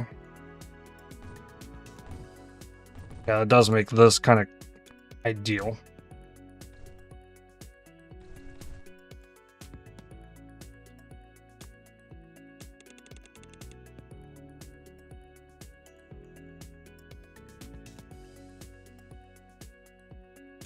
That would be the same then with the color.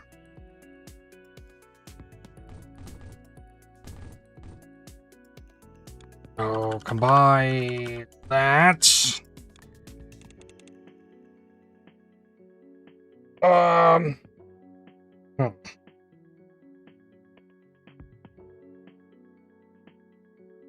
Trying to color the red. We're trying to color the circles red. And then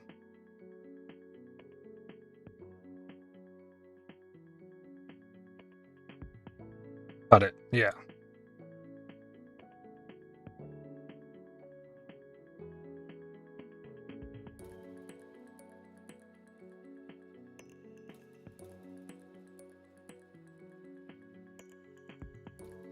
Copy.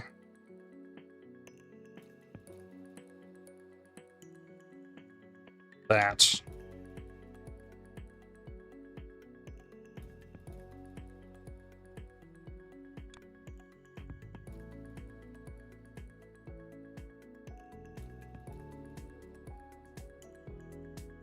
To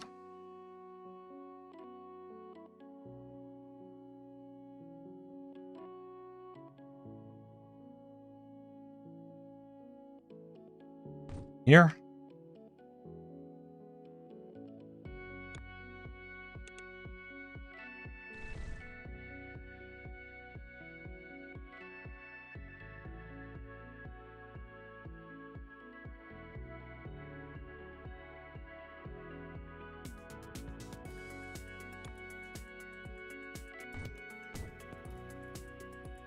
And we're looking for bottom right. This one goes this way.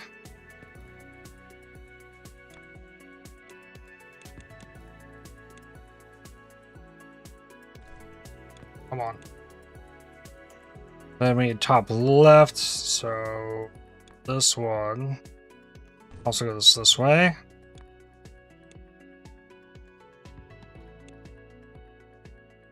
Okay.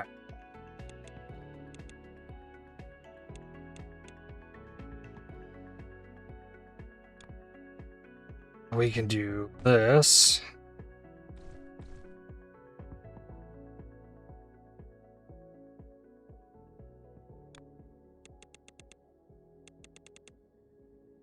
We gotta stack them.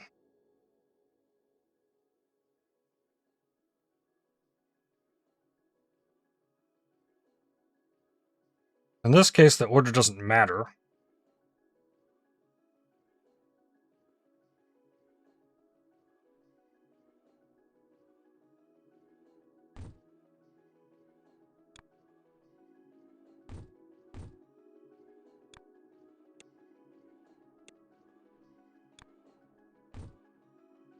Oh, look at this.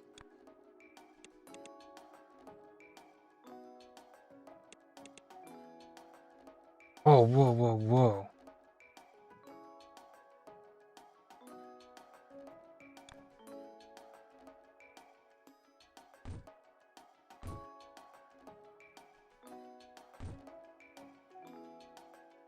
Whoa.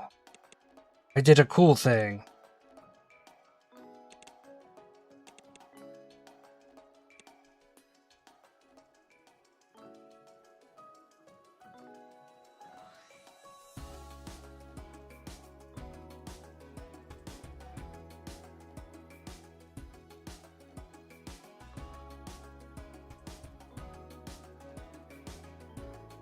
Alright, I'm curious now. Is this built up enough down here? No. Probably.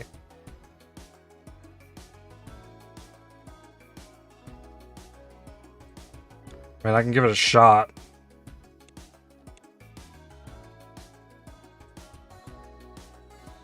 $2.8.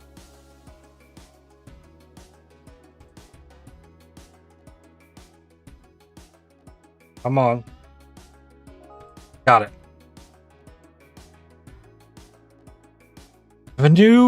You've now unlocked a belt reader. It allows you to measure throughput of a belt. And wait till you unlock wires. Then it gets really useful. Wires. Oh god. Deliver. Okay, I've delivered 6.4k of these already. And I've already upped the production of this.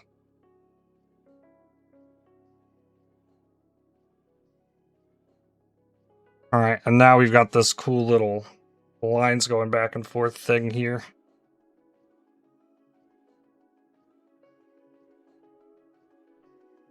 Well, this is already being delivered. I mean, they're not being delivered quickly. 2 per second. I need 15k for this.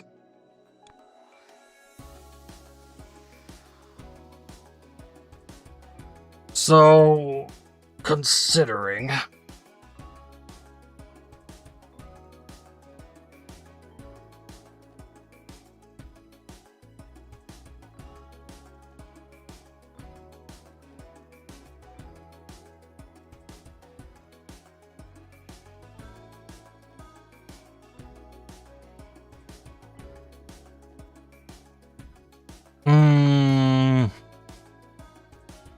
Say we need 3.4. Okay. 3,400 divided by 2. That's the number of seconds.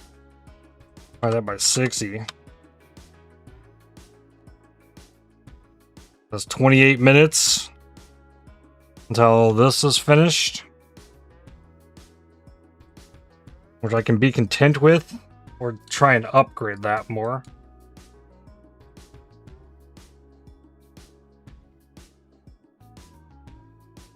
Being limited by yellow circle painting.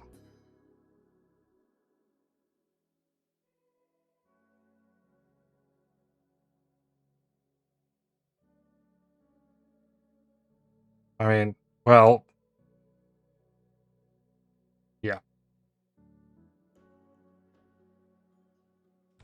This doesn't need to be there.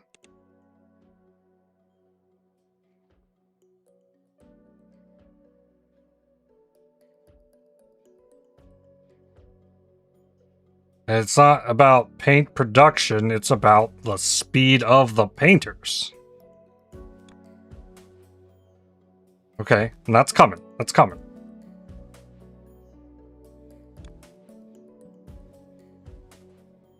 Alright, so back to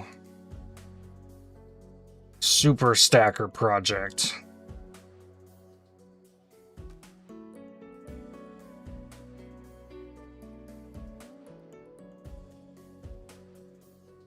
I guess at this point,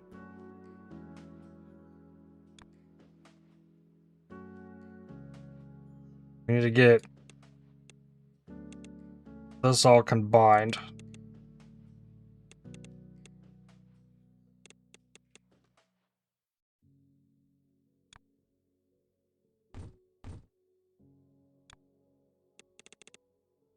Oh, no.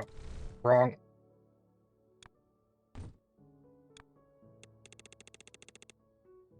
And we need to start combining this with the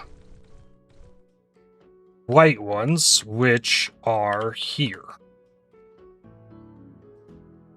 And then we also need green stars. Like,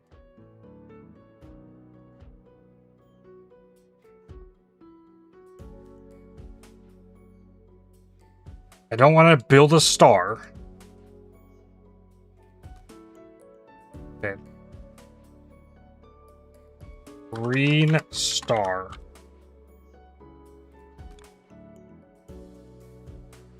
Alright, so I need to move this stuff here. We combine these here, we make the green stars there. They get stacked on top of this crazy nonsense.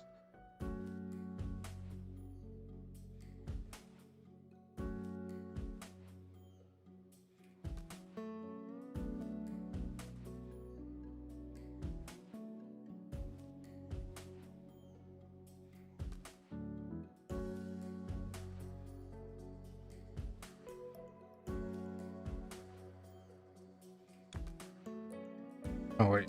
Oh, what is this? Oh, it's belt meter thing.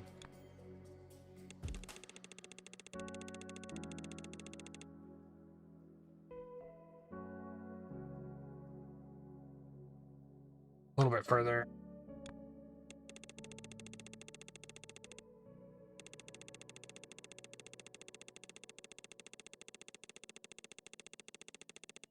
All right, across the top of all this.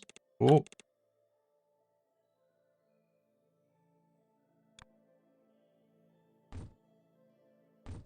Belts. All right. Tunnel.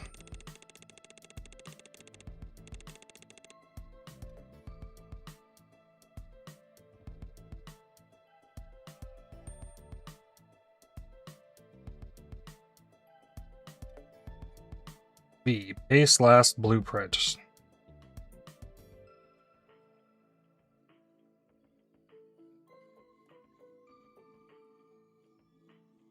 Okay, so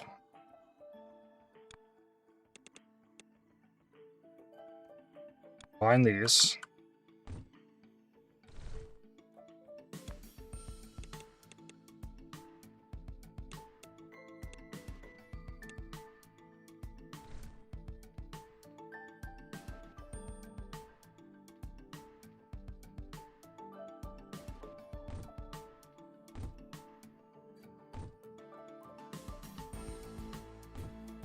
Okay.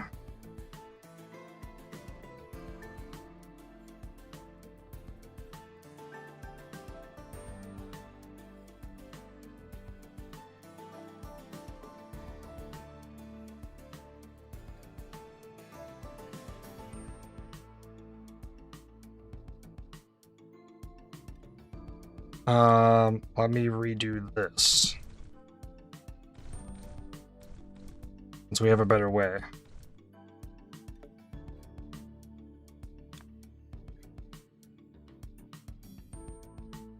Alright, combine this and this.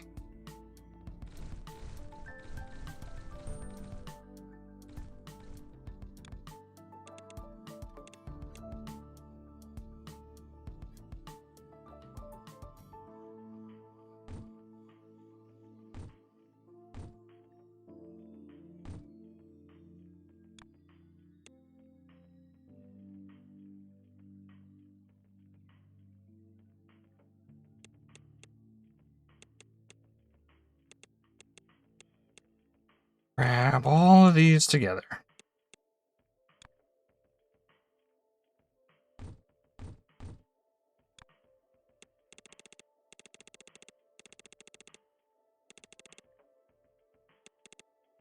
So there.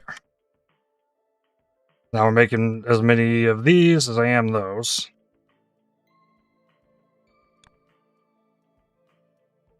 So then, same thing here. This looks correct. Top left, bottom right, red. Top right, bottom left, white. Okay.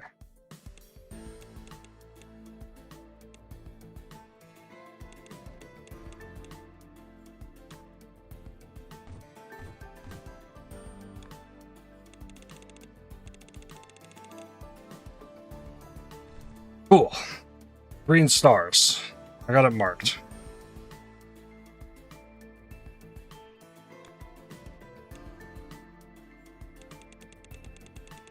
This one's quite the challenge. The thing is, I also need 25k of these, so, like, I need this to be on. Okay. Close.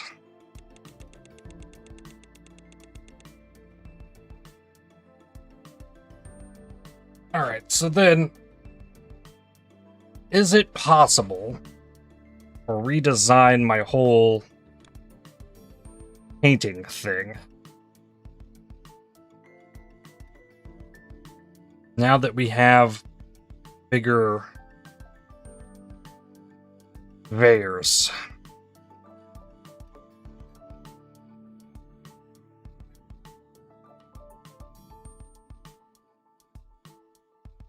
Or bigger tunnels.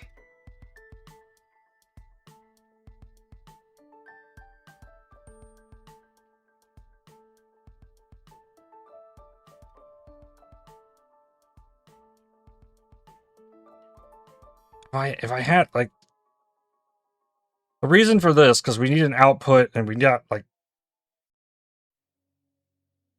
it seems to work. By putting these like that. And there's no way I could lower this to here because we have the in and the out on that same space.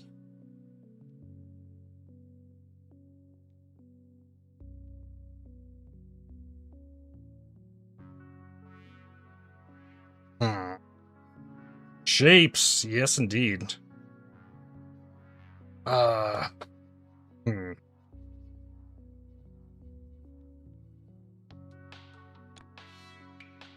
Like, even with this, how far can this go? There. Let's say we could get another one in.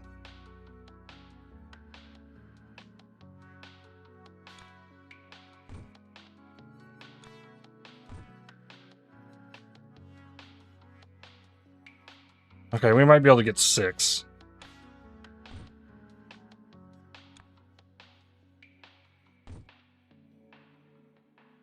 Okay, that's got the same issue as before.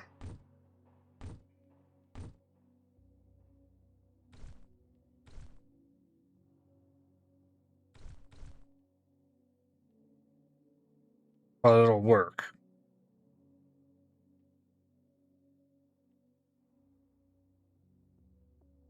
Six doesn't work as well with my splitter situation, but...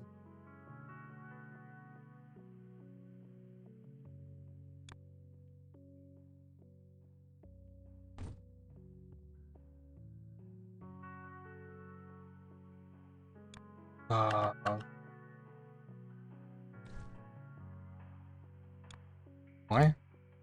Okay.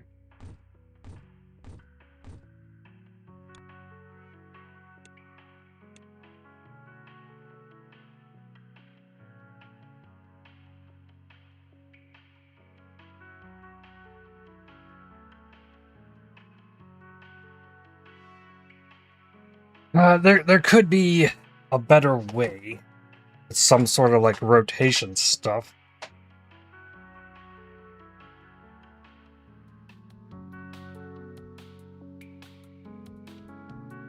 Then we have like multiple interlocking squares.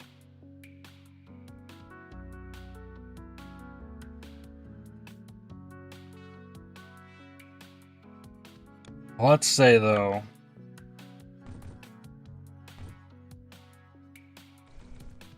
2, 3, 3, 3.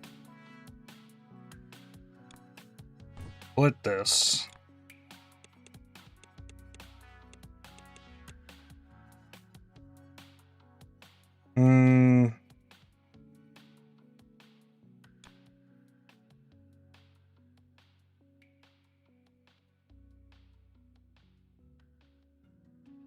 There's 2 in, 1 out only.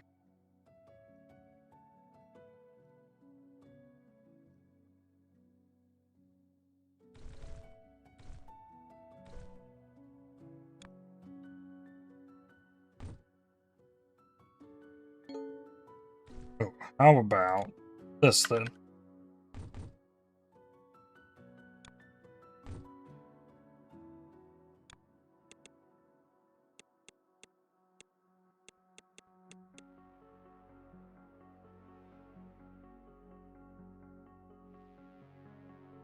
Okay, and then do another.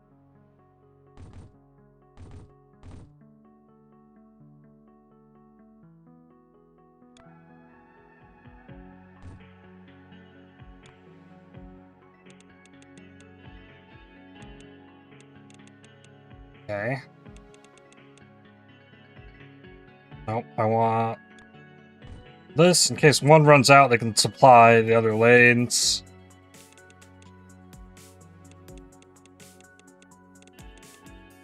Okay, so there's 6 of those.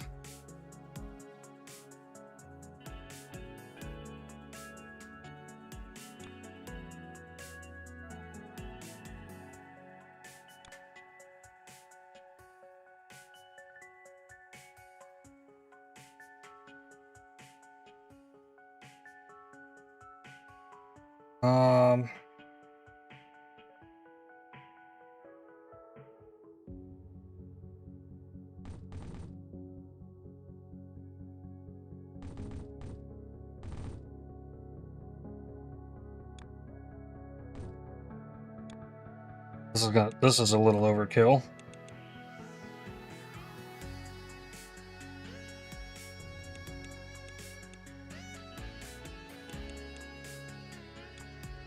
It'll work though.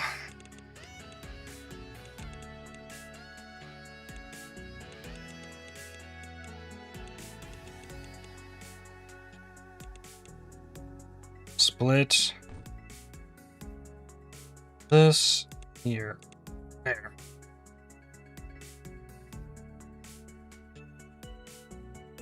Alright. They are all producing.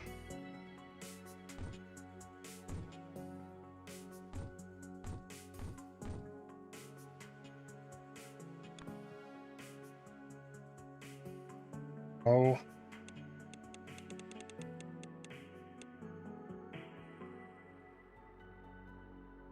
That.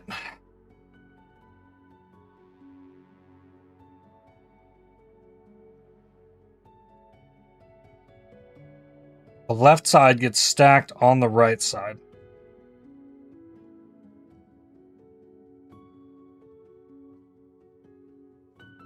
The right side is this.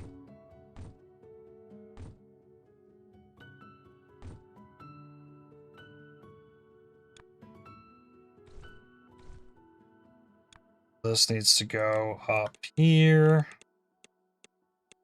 Turn. Tunnel.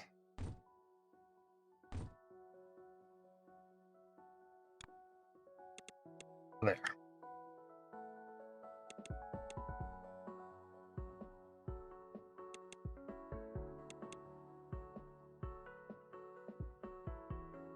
No.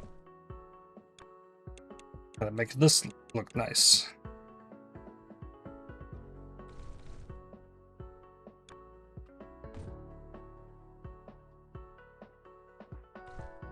Oh.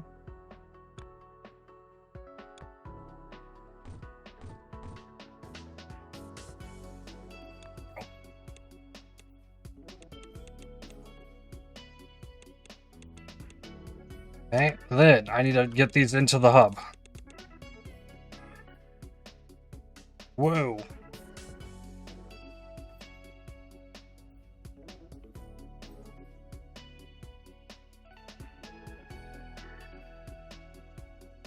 We can probably throw them into here. Get rid of this. Pretty much just needs to go straight down.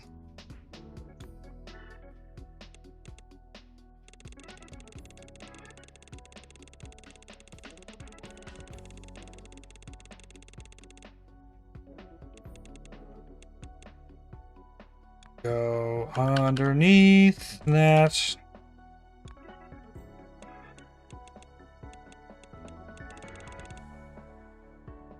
Did it.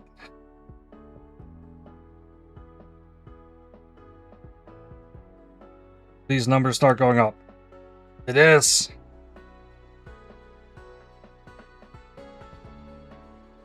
Long way to go on that. But it's going.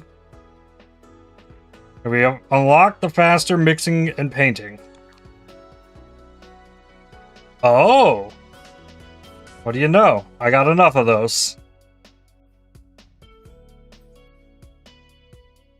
Am I still making those? I am still making those. Cool. I did end up needing that. The thing we need, like, more of. I mean, this will come. That'll happen.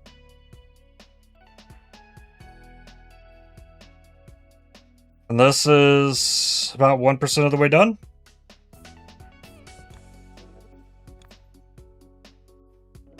Alright, that's going.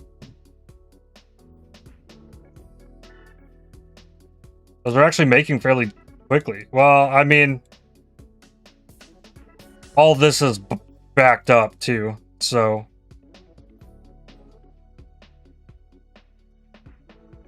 not having any issue producing them.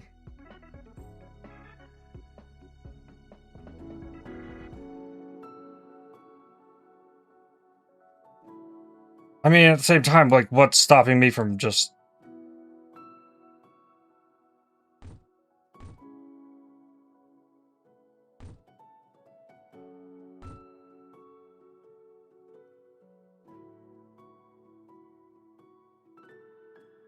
adding to it?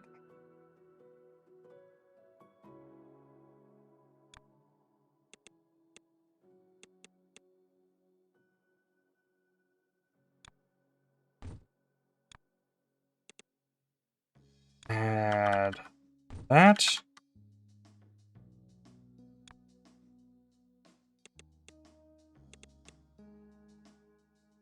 by here.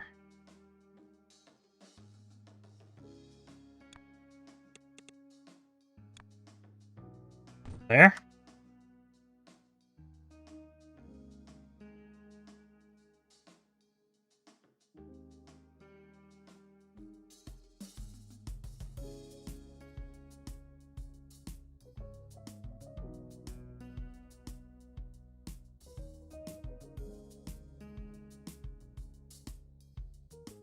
All right, so now painting's not keeping up.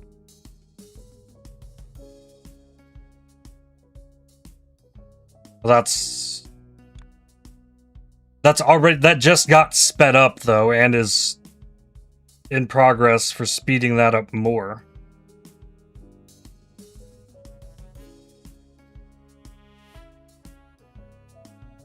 Okay. This is at 9.1 to 10. Here, this is getting close.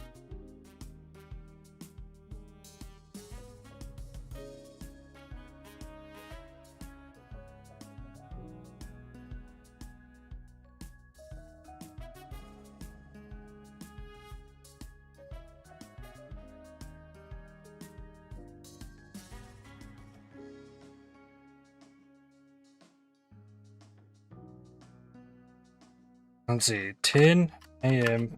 Pacific Central. Like, that is noon. That is noon. I even Googled it to make sure I don't miss this live thing. We got an hour and a half on that.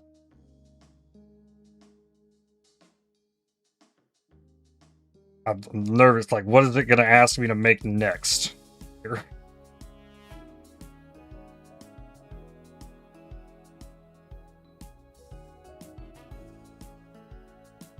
Things are certainly being made.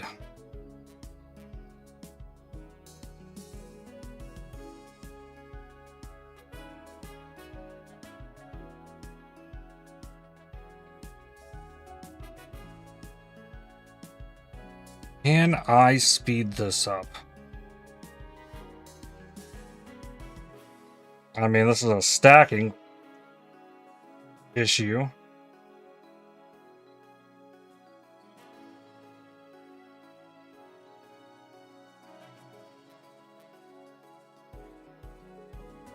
And it's not a factor of the inputs. Okay, yeah. Just implement my stacking procedure.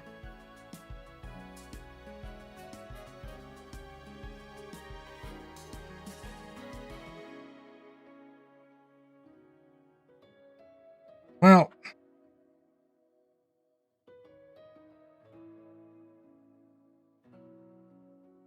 it almost looks like it's just barely keeping up.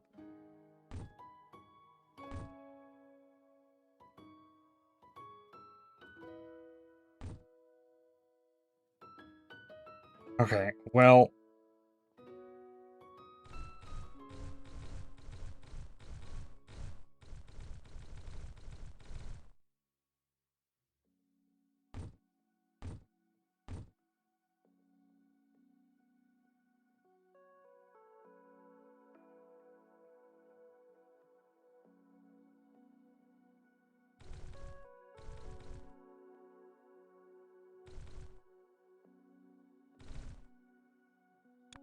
What?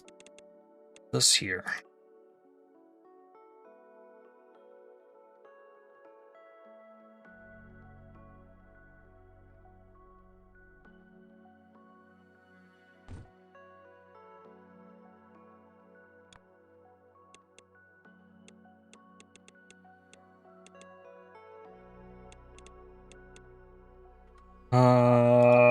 Three.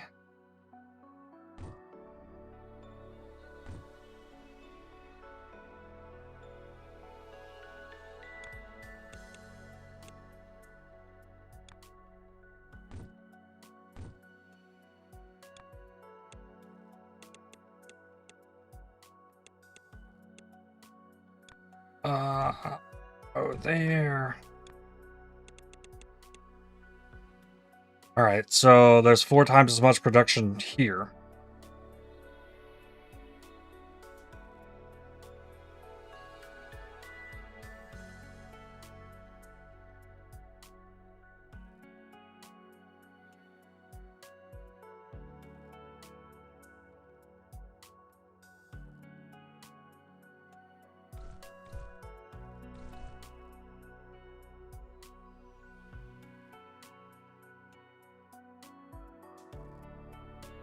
And there are ones that do make it to this bottom.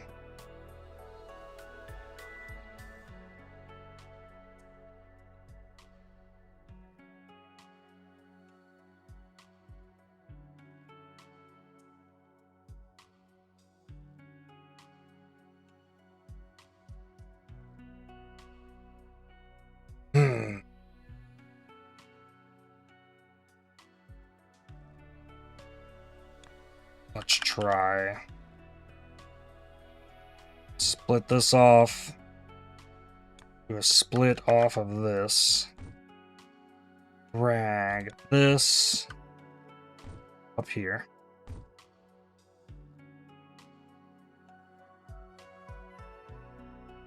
Put another one. You unlock the storage building. It allows you to store items up to a given capacity. Prioritizes left input so you can use it as an overflow gate.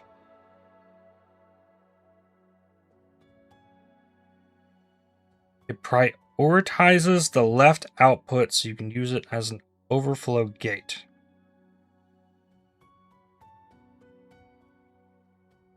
Okay.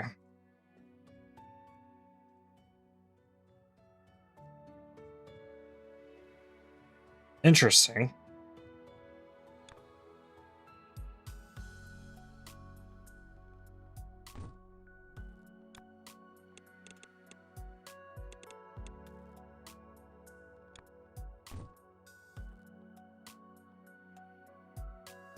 Now, delivered. This was getting 1.4.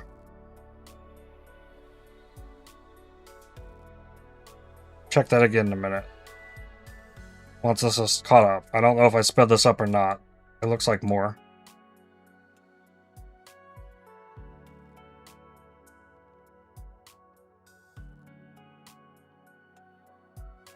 The quad cutter. It wants this now. It actually wants these.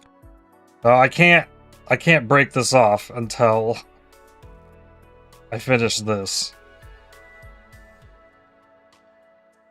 Oh my. The speed of my belts goes up a lot for doing that.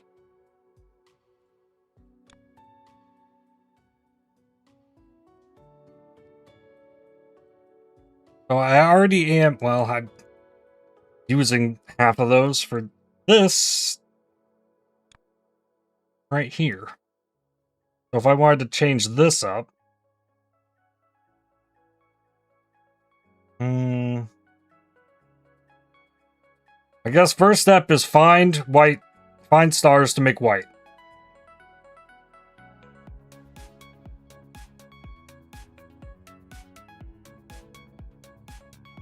At the very least, like,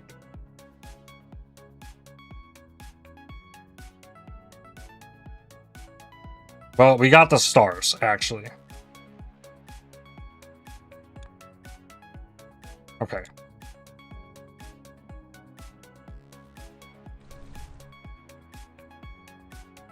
We got the stars.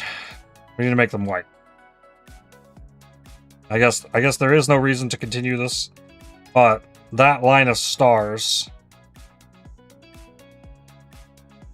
needs white paint delivered. Which is we've learned it's a process. We did white paint, that's this whole thing. Red and green into yellow. And then combine that with the turquoise that I'm making from this blue and green. I got some of it happening here. I got more of it happening here. We got 8 factories of this producing constantly to make white circles so that I could make this. And now also making this. It's a lot. It's a lot of stuff.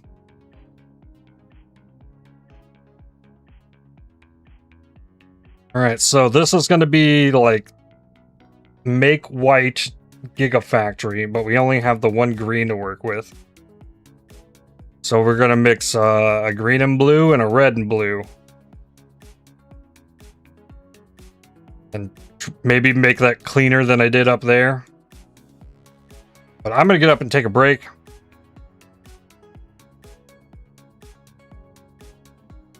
And maybe we can start getting that to happen. But I'll be back in a few minutes. I get up, stretch my legs. And we'll also need to start preparing for the Torchlight stream before too long. But I'll be back in a few. BRB.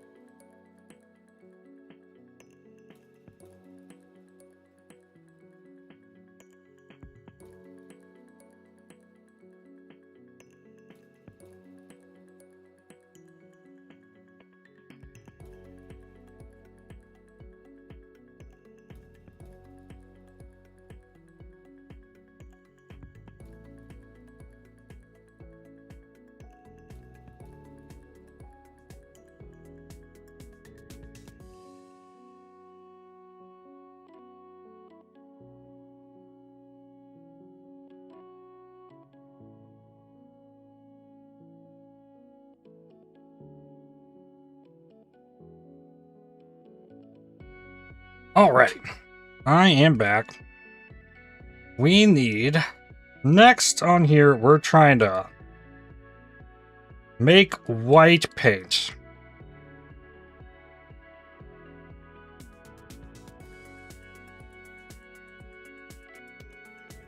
And do so efficiently.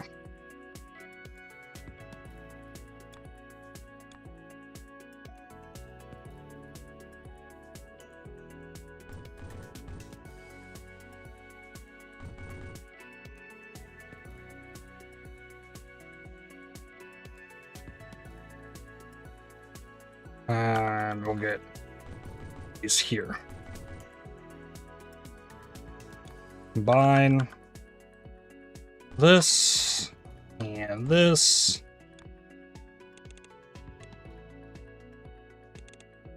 All right, we have that.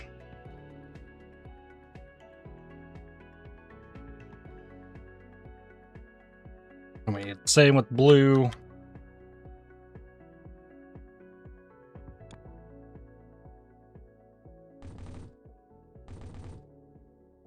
Some there. I'm here.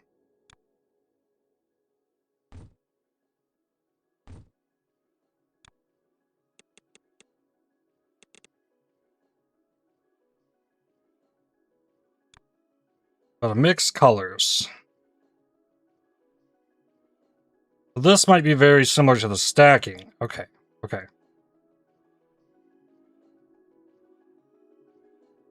I see. So we need to make it exactly like I did the other.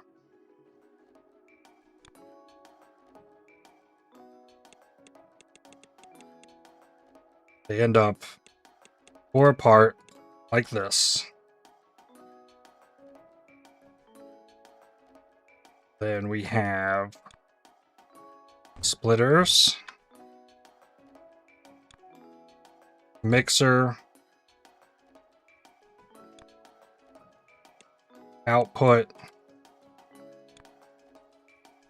tunnel.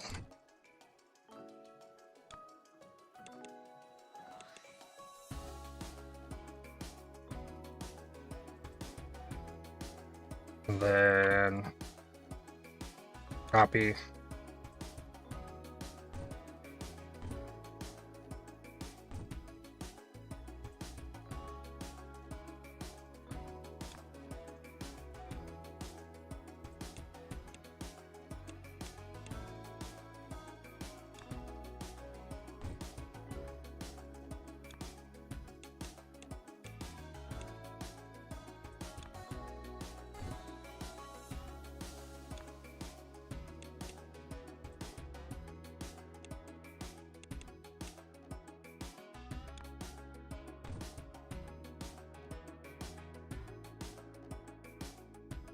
Okay. Whoa. Then control. Copy.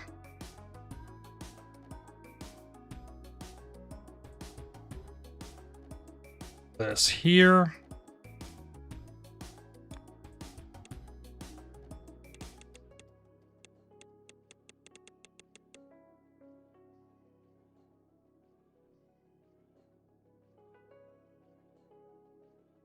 It can be bigger.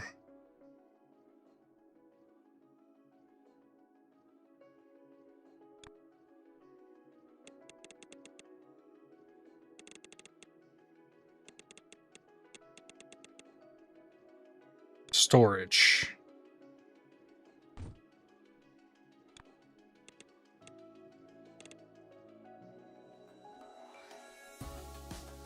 Store a shape in the storage.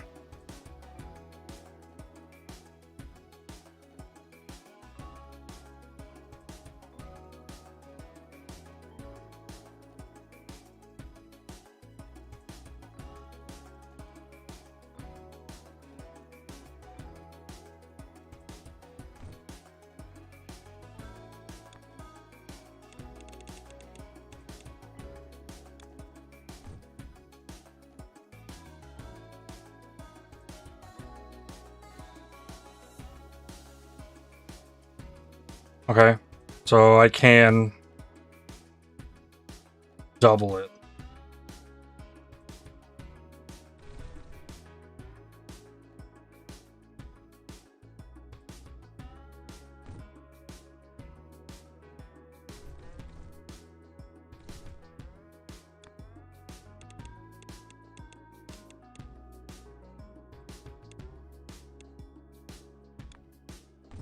Oh.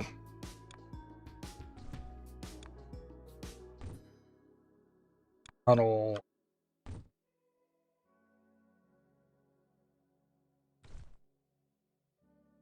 Really?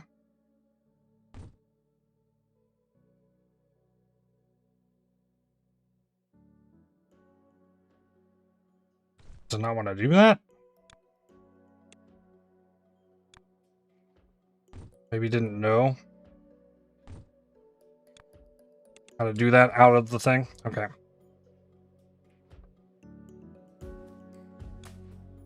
Capacity 5K on that. Well, there's magenta, like, dang.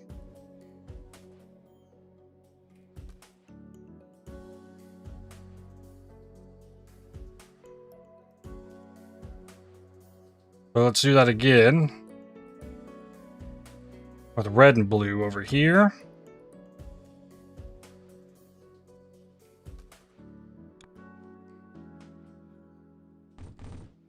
Four, four. Fine. Fine. One path, another path.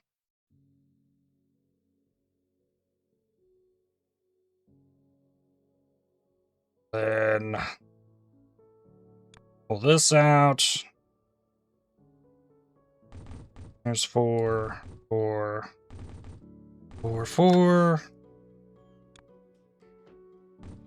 That's one over there, one over here.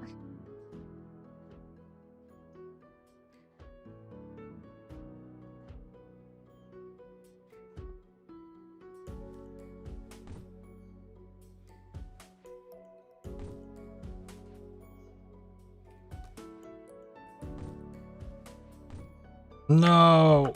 Oh, crap.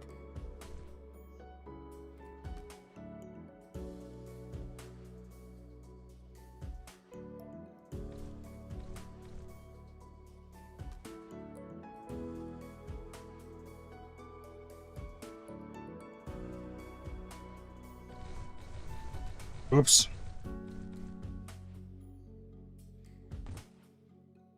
That's right. And then I need to fix this belt. And that.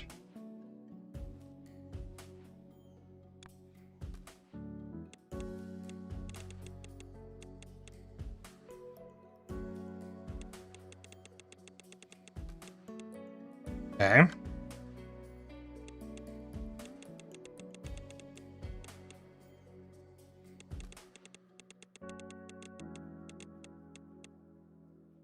Sure.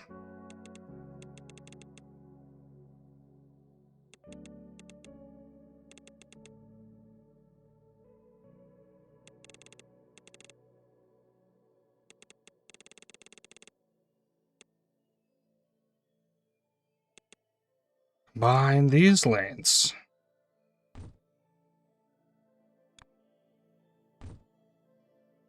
Storage.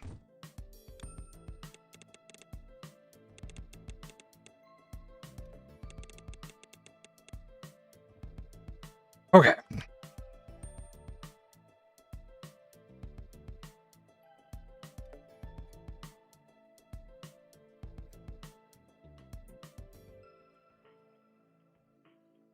And that'll eventually catch up and...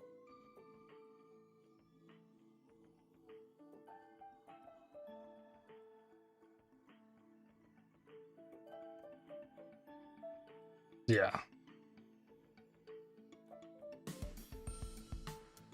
So, next step then.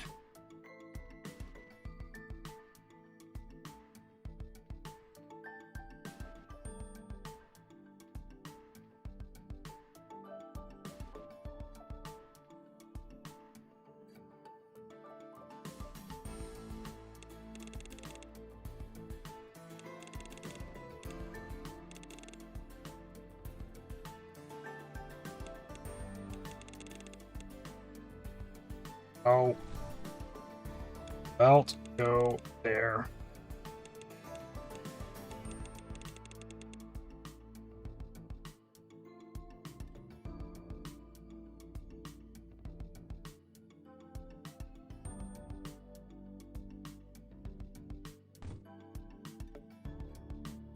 One here.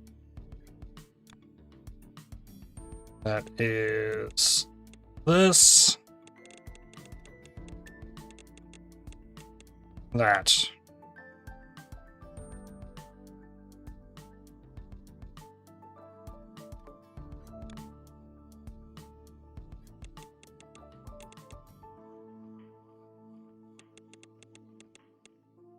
Combine these.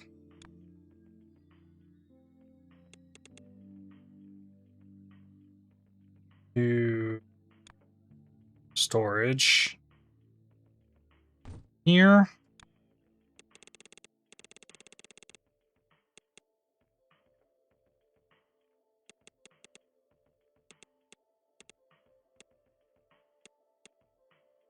Then tunnel. Good.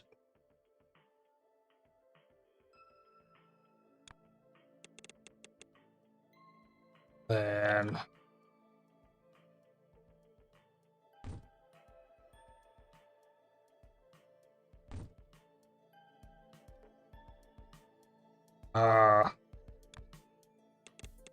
I can make this work.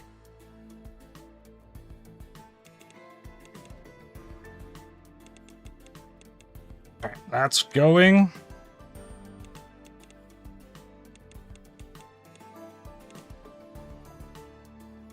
Behind this.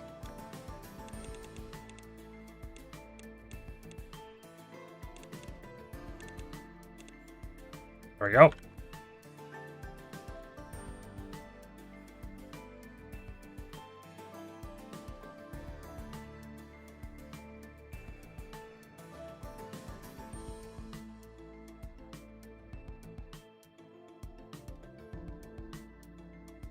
That's a lot of white paint.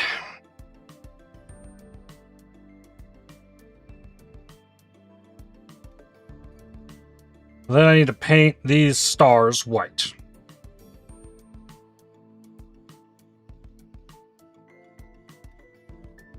I want to have to like redesign this whole bit.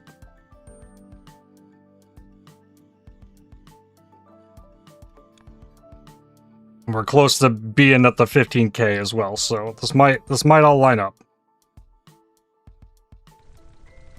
Just go ahead and pull this line.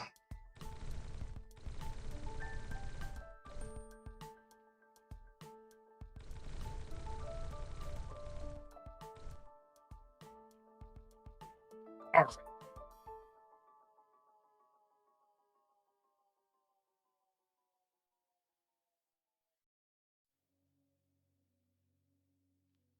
I mean,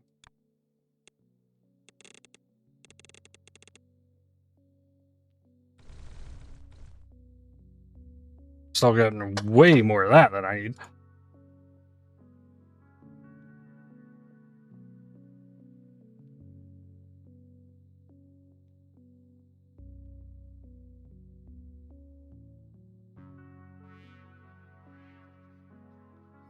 It looks like I am sustaining.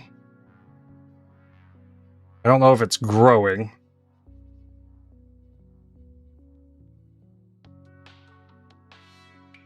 But then we need...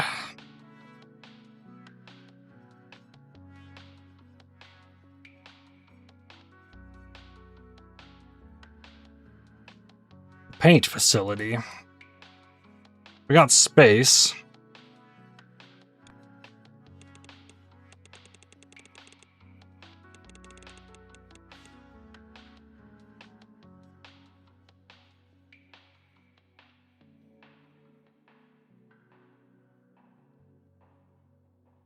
Now, I made one of these with 6 somewhere. Where was that? That was this.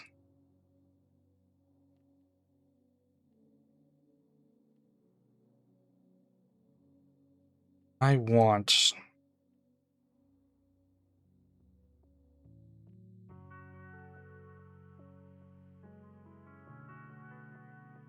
this.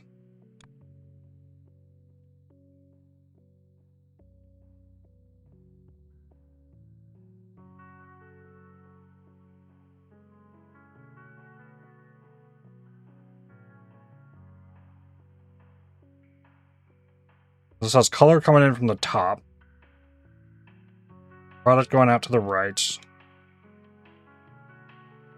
Shapes coming in from the bottom. Okay.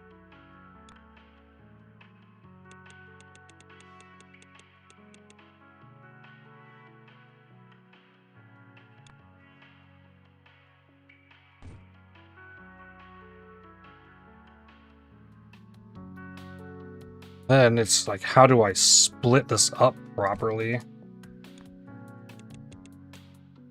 I really can't split it into 3. And split a lane into 2, then 4 really easily.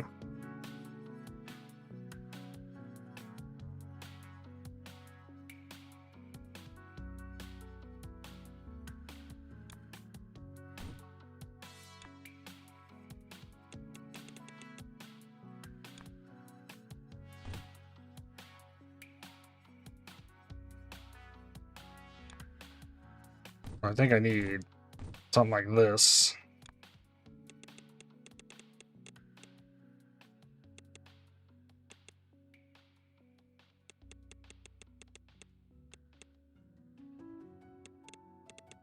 There's that. This one. That one.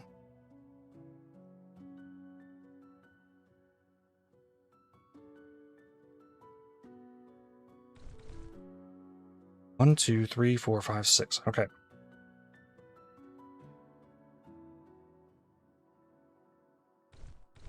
Do the same sort of thing I just did down there.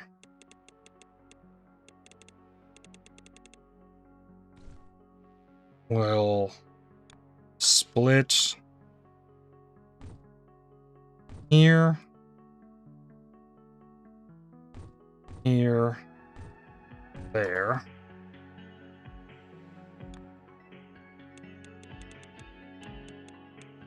One,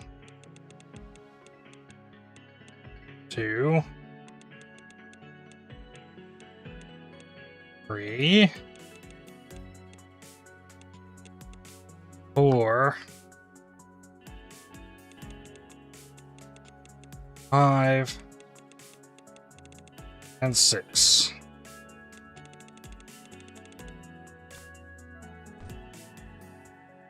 Storing white stars.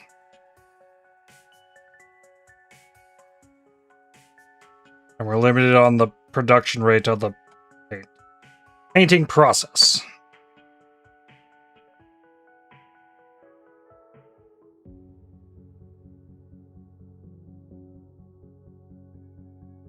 So, can I do this again? Ooh, it's gonna be...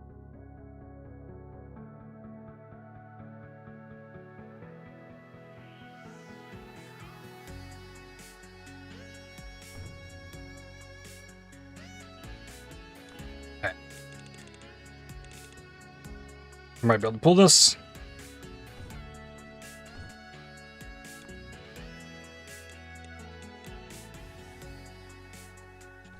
Let's give myself a little bit more space here.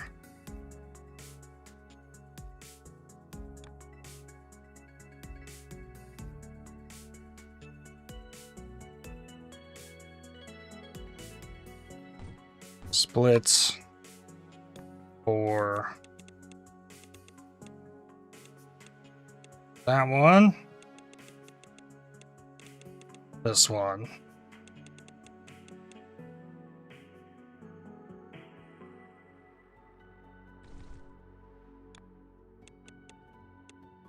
Okay. Here. Splits again.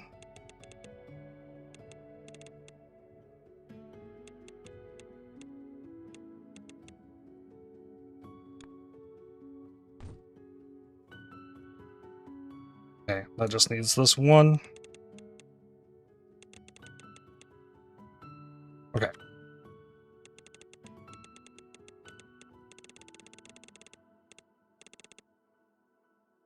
Too much. Too much. Too much. Split 1, 2 into that.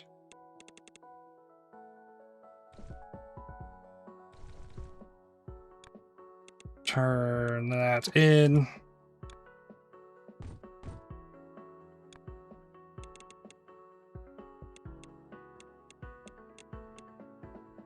So then I can do this again right here. Oh, but I don't need the double split. It's fine. Good there. And there.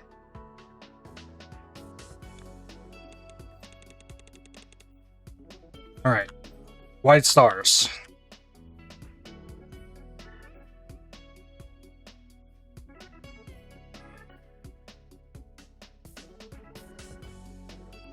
There is white paint getting to that bottom lane, so...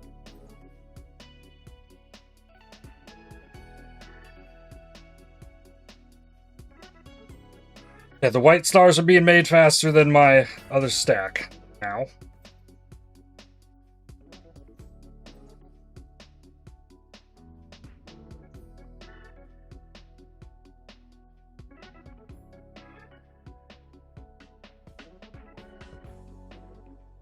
So, like, I need... like a setup of...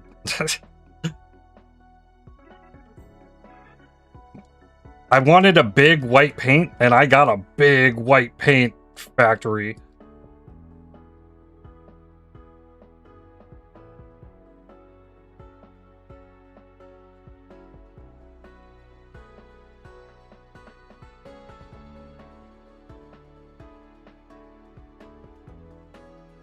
Ooh.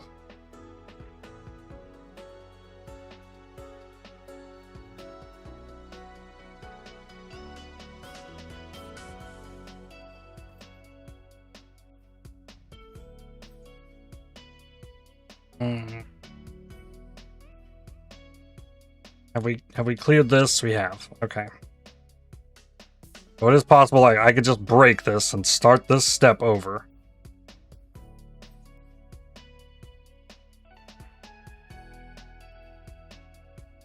These other two things are going.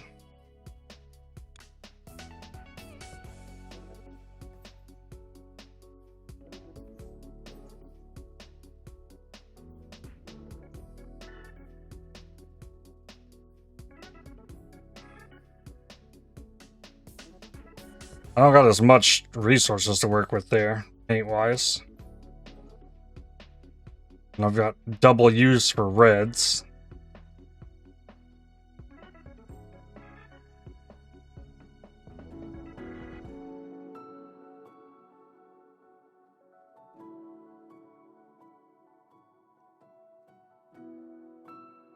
I mean, whatever happened here worked pretty nicely. The problem is, there's not a lot of red to work with there. Like, there's no way I'm setting this up for faster production. This is getting me 9.6 items per second, and the belt can currently transfer 8 per second, so with the next belt upgrade that comes from this, the belt will be able to transfer all that's being extracted.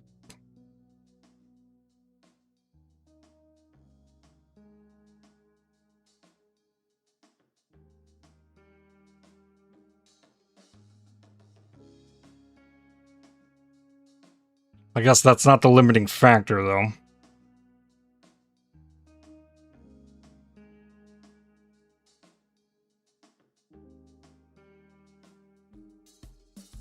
Well.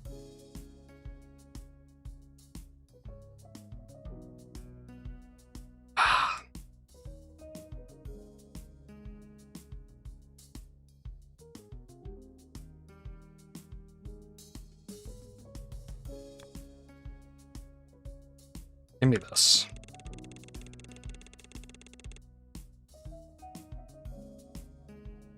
Where's a stack happening? Green star. Green star. Okay, this is a stacker. Oh, these finally load.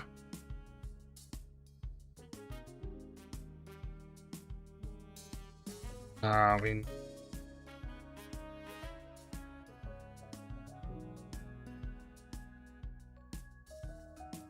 This...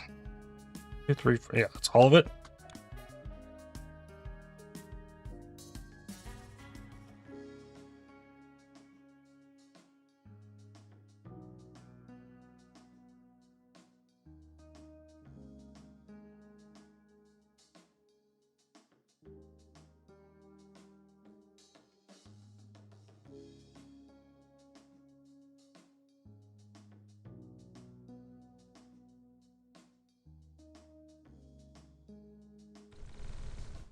Give me the...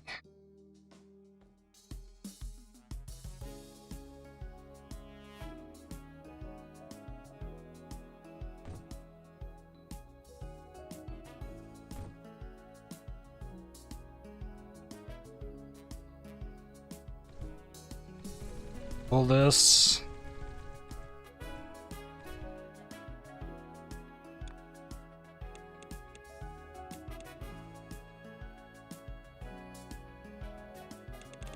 This comes over here. Short little gap. This, and it will be placed on top.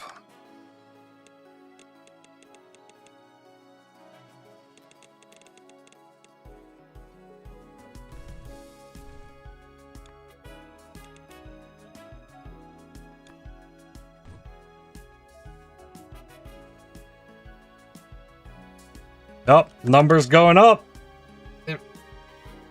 To unlock quad cutter.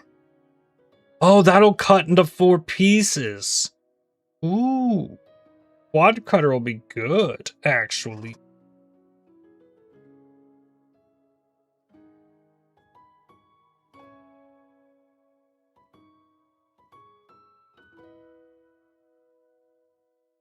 So, it's very clear that where the production is slacking on this.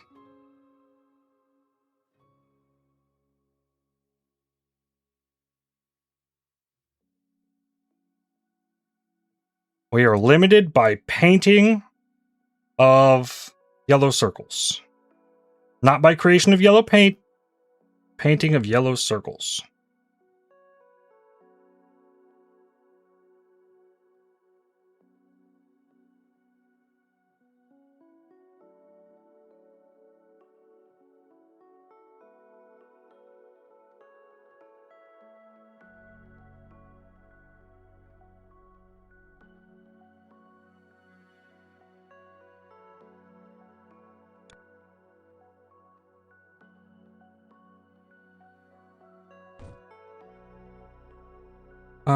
Let's see here. Break this off.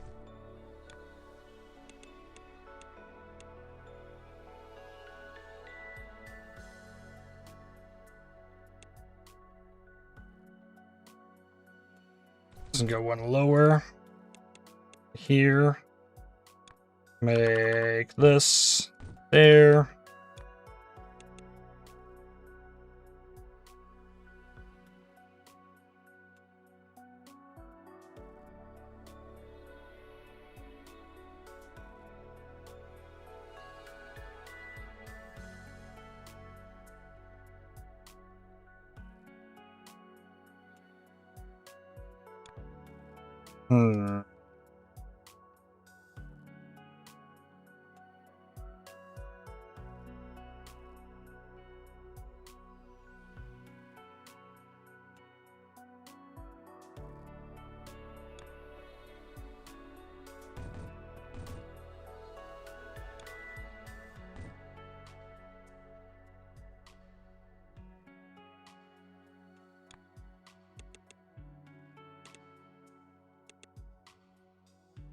Well, there's that part of it.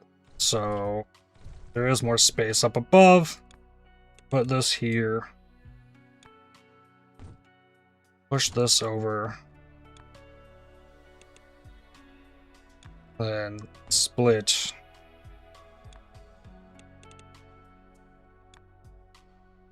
Split. This one there. This one here. But, yeah. Ran into this issue a couple times. Split here. There. No. You here. You here. Then.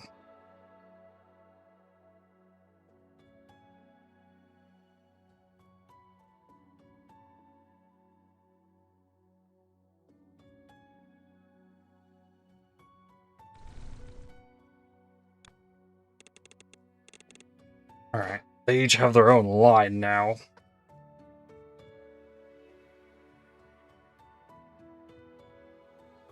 Then it would not be too hard to set this production up with the stacker.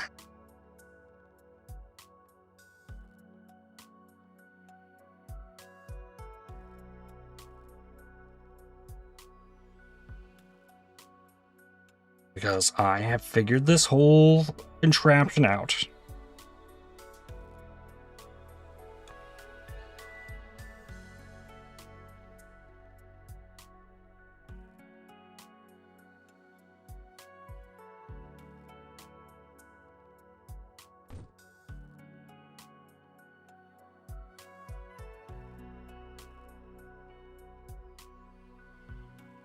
Well, I forgot this part of it.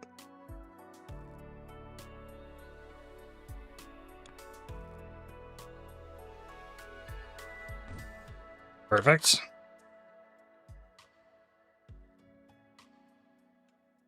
And this would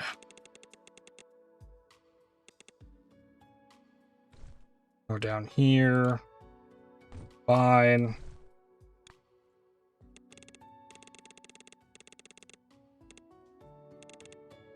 Feed into this. This all goes away.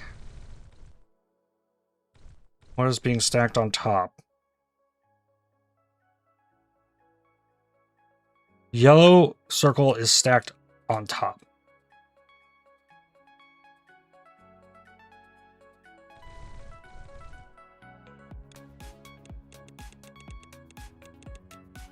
Okay. Control, click, delete.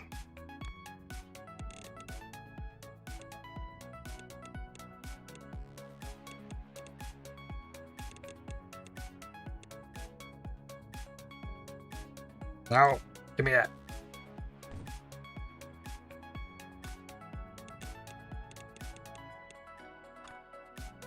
ME tunnel.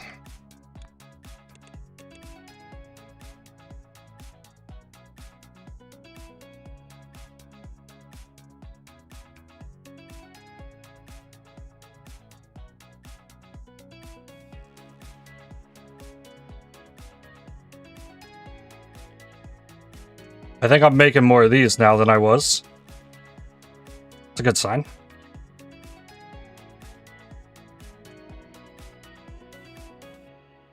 It's my limiting process. My limiting process is now painting the red stars.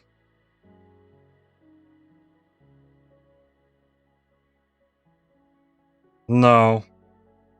Well, it might be. We've already delivered 1,000 of these.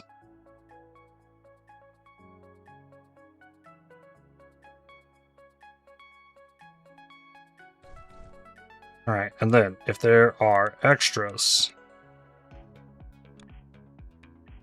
those wind up there. There are not. Okay, painting of red stars.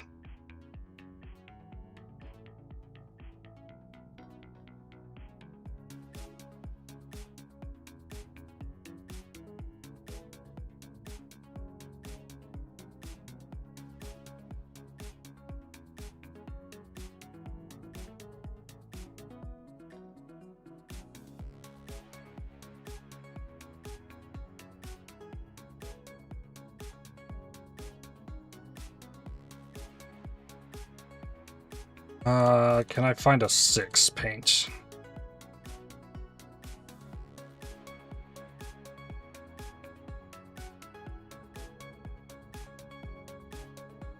That's everything? I think so.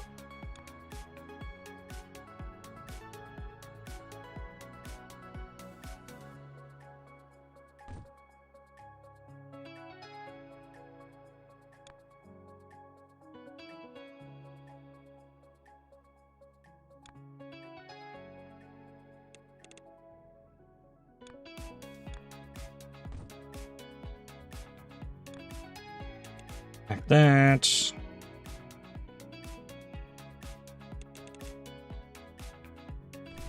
No! Get back here, painter.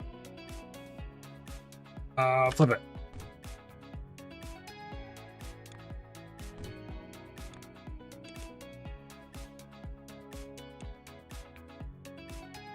Split there.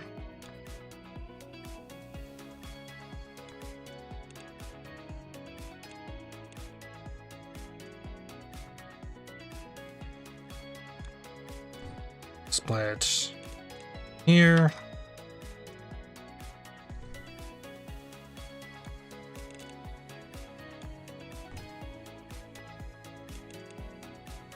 One more. Okay.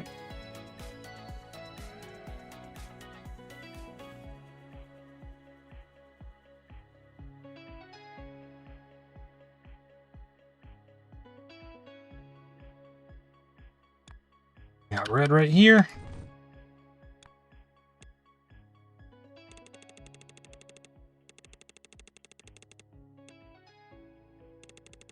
No. Further over.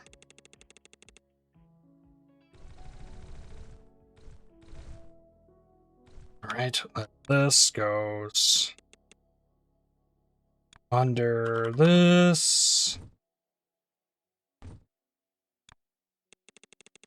Here. That. Fine. Red stars.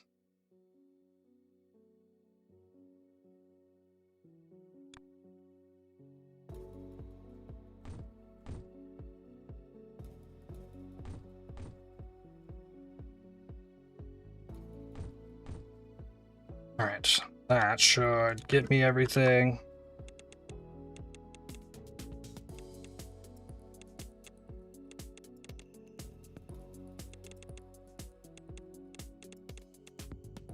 Okay, this one. Alright, should be happening. We're making more red stars.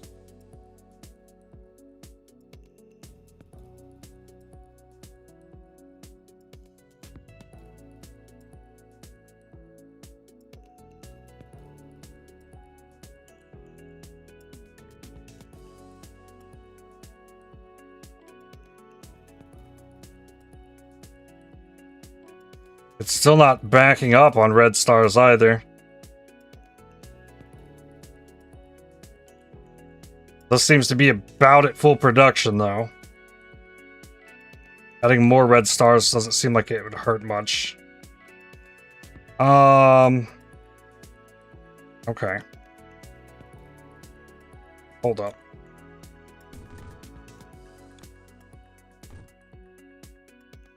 And more red paint.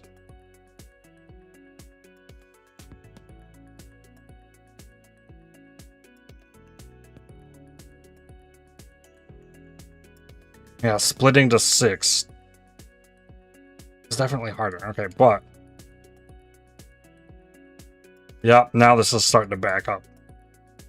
So, our limiting process is now production, like, here. And I'm occasionally getting one through, because I do need to keep counting up this, probably, if there's another upgrade after this. It might not be. This could be the final upgrade there. The other two things are going.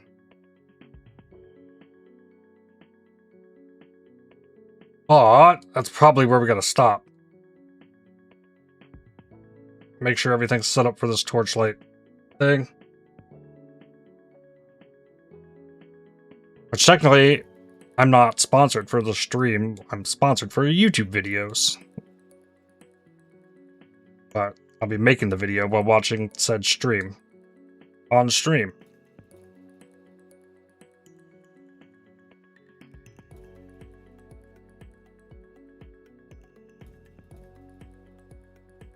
Yeah, last night I could not fathom making this, and yet here we are. Like, producing them at solid pace. 1.5 a second. Wait, really? Is that 3.6? Like, is that really the fastest thing that's being delivered? Like, optimize it that well? I guess so. That's crazy. As well as this. Like, these are coming in too. That's good.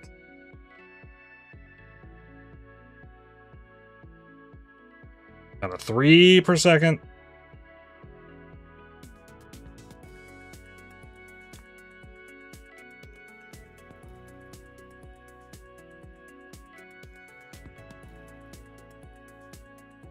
Ah! We're back to the yellow circle. Which is actually a yellow paint production issue.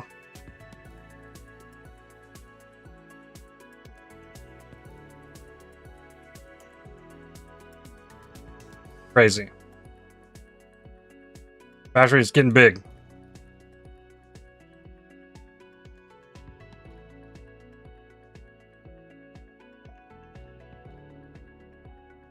But yeah, we'll have to save this. We can continue this tomorrow.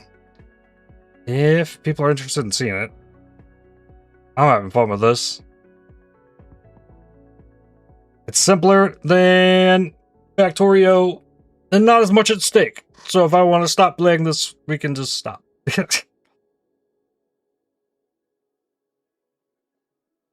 We're just making shapes. Level 16. Alright, let's click save. And say GG to this. There's a Shapes 2. Let's see here.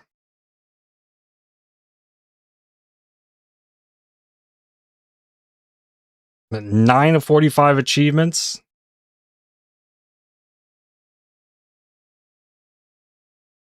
I have 100k blueprint shapes stored.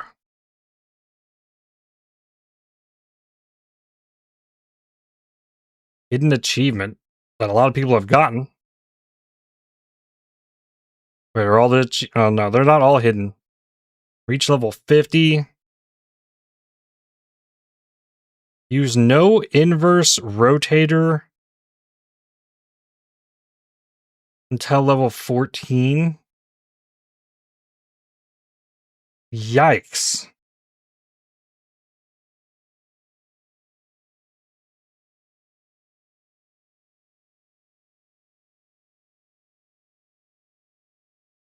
Oh, you can have a second hub. Oh, no, 50 per second. Shapes per second to the hub.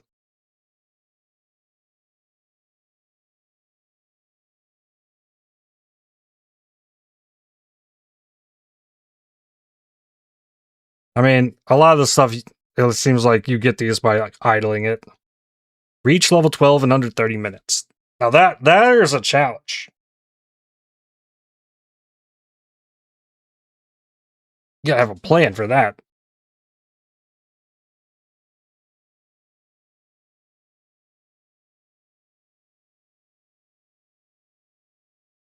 Complete any level after level 26 without modifying your factory.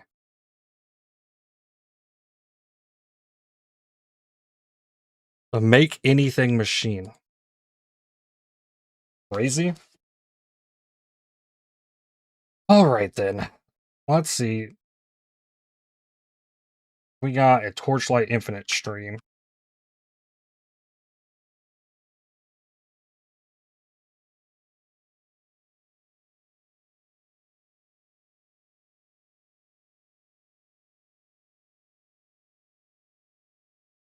No live stream on Twitch at the moment. I don't know where the live stream shows itself.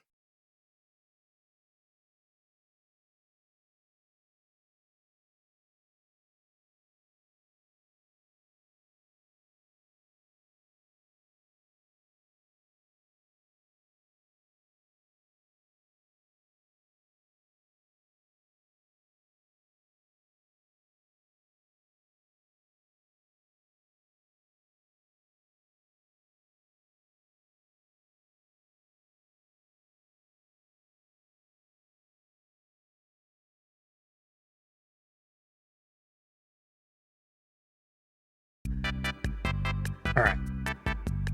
Some music while we wait.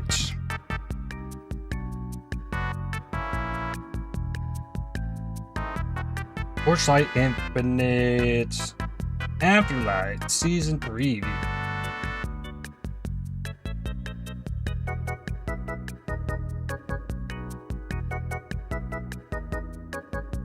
Change to Torchlight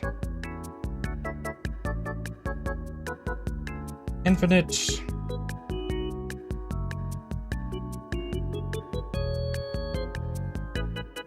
I'm gonna put the hashtag ad in the title just in case.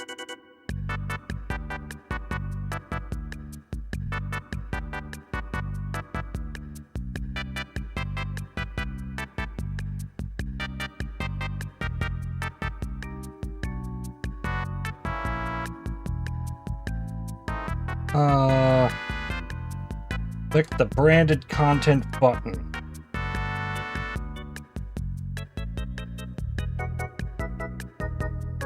All right.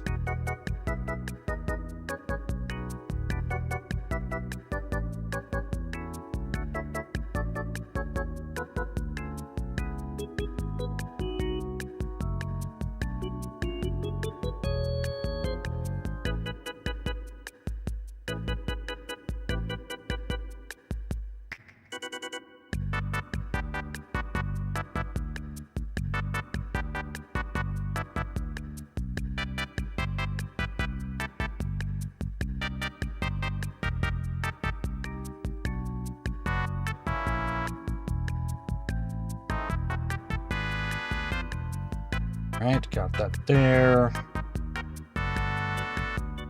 Really don't need to change much on YouTube.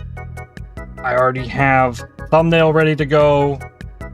Gonna like record watching this, edit it real quick, and then upload it.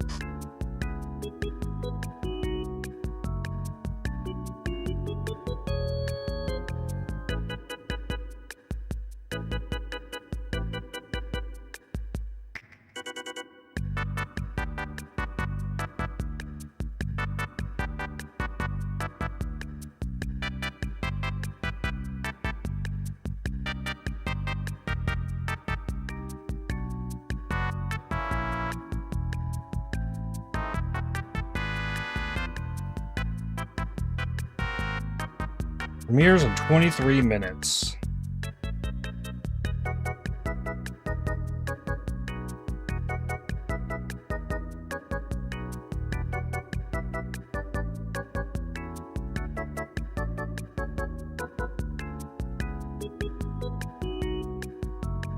This is what we're waiting on.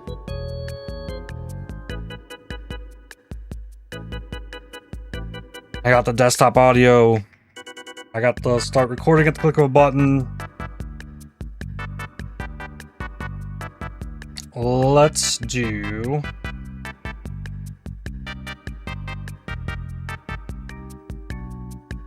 a check on this. Welcome everyone to Torchlight Infinite's Lunaria season preview. I'm Andre, your community manager. This season we're excited to bring you Torchlight Infinite's third anniversary. And with it comes a ton of content, tons of rewards and events, and so much. Alright, probably good.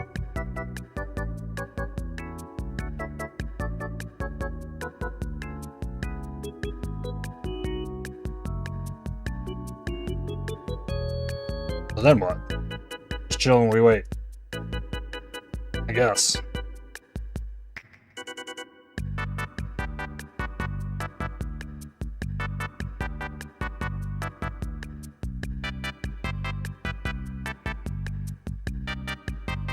we can click this.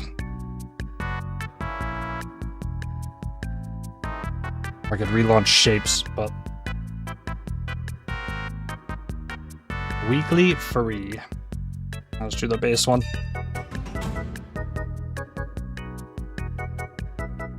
I get to go first. This is really enticing. I'm looking at where the trees and the bricks are. Could be in pretty bad shape.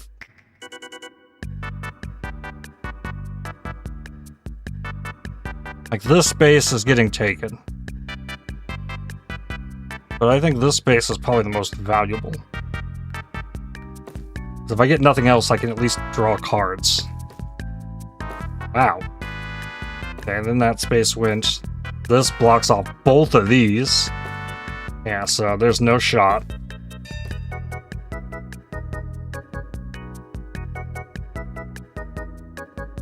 I mean, there's not even a lot of options at this.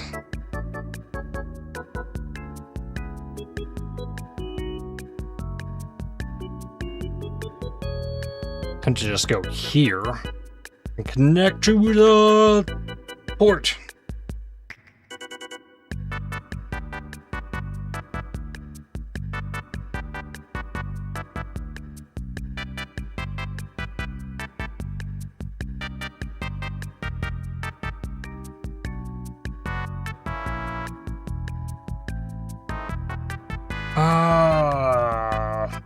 I do get it a green at least from this. Okay. Yikes. Oh. Who has... Okay, red has a green. That's me. Nobody else got a green. I guess I need... brick. Here. Orange. Dang. Right, you. Oh, blue will trade. Put road here.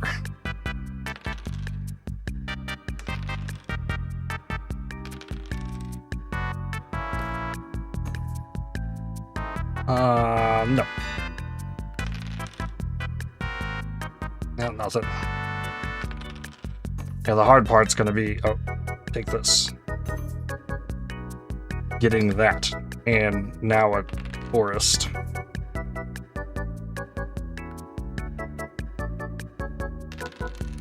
I hit the 12? I really hit the 12 roll to, like, win me this game. Okay. Sure. I'm fine with that.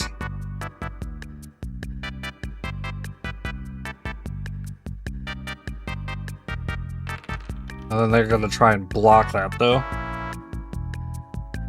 Which makes sense.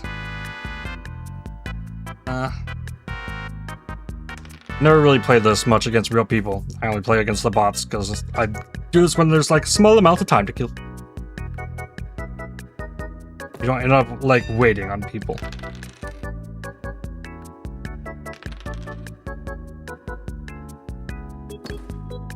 And unlike real Catan, you don't have all the pieces to deal with. You just can play it.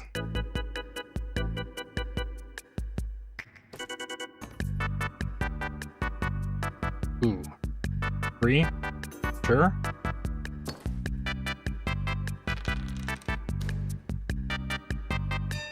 Well, they're not blocking me.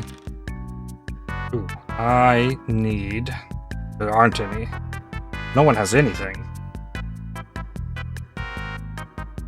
Oh, damn. Got a sheep. And a robber.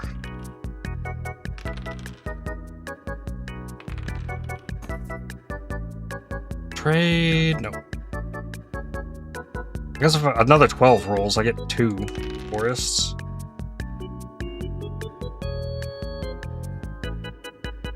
Who just got 2 of those? Green? Steel concrete. Dang. Fine. Nice, I can yoink all of them.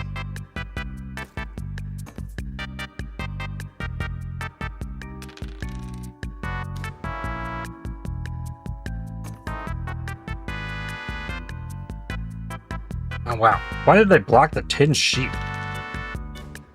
That doesn't make sense. As well as the 5.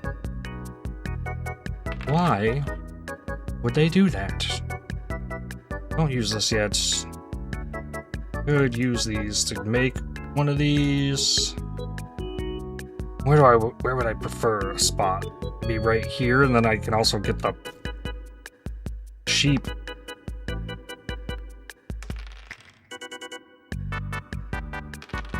If there's a chance, like I'm in last at the moment. I haven't been hitting those 6s. Steel.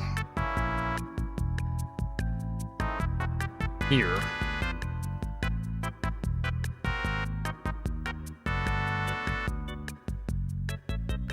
Okay.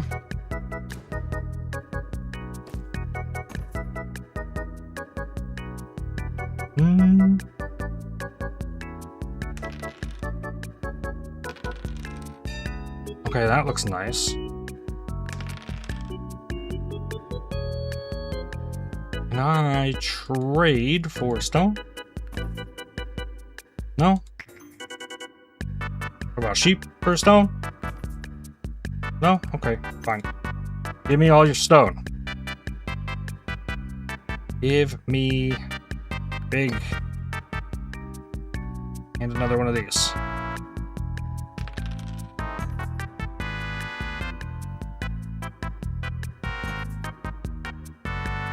Not having my trees. Oh, not having my trees. 5 has been hitting so much more than the 6.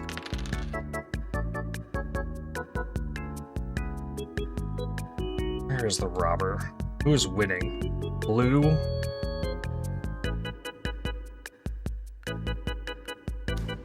Rob Blue. Got it.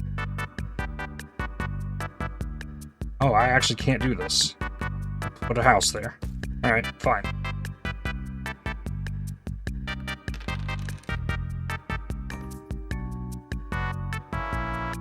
Nope.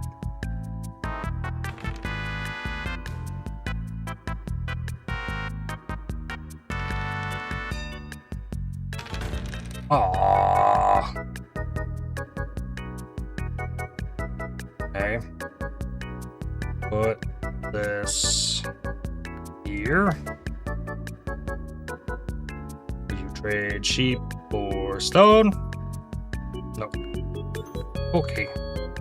Another robber. That'll get me 2 points, but playing its computer, I know once I'm in the lead, they'll start trying to rob me regardless of any kind of strategy or anything.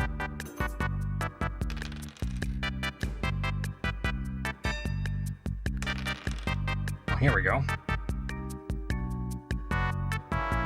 I think I want to do this. Put this here.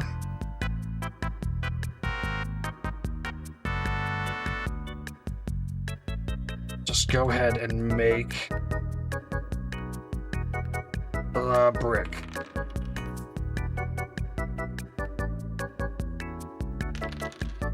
There's sheep.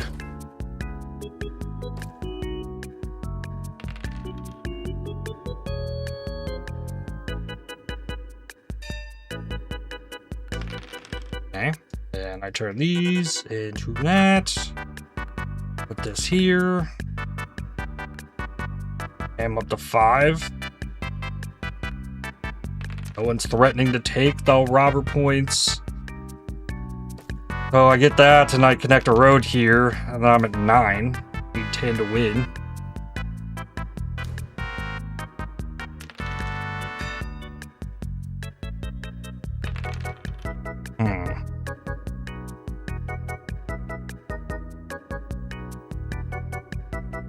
Yeah, we'll pass.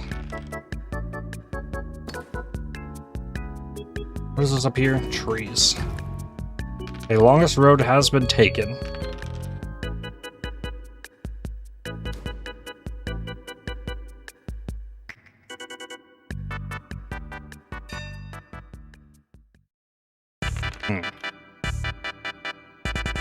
Okay, I can...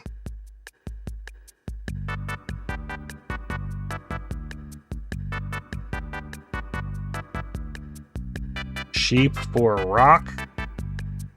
Get one of these. I guess might as well use this at this point and put it there. Okay, it's a good drop.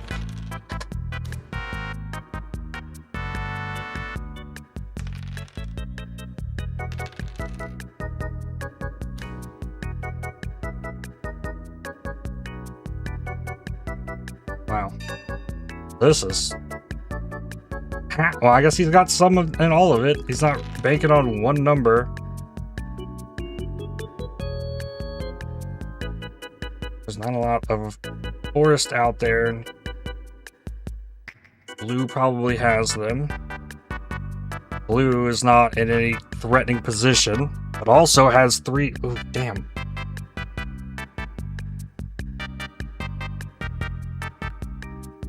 Give me another one. Use this on blue. Okay, then connect path there. And I'm 1 point from winning, but no good shot at getting that unless I can put a city somewhere. That's not how that happens. Yep. And then went on the... steal another card. Ah, I got a sheep. Take 2 cards. 2 of these. Give me a connection there, so there's another opportunity for me next turn. I could also connect the road. Just steal it.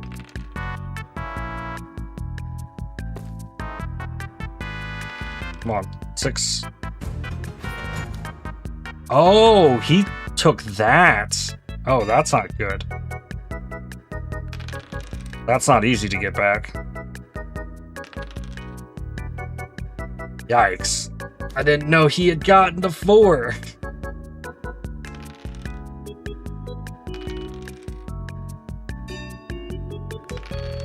Wow. None of my stuff hitting? Finally, I got some sheep.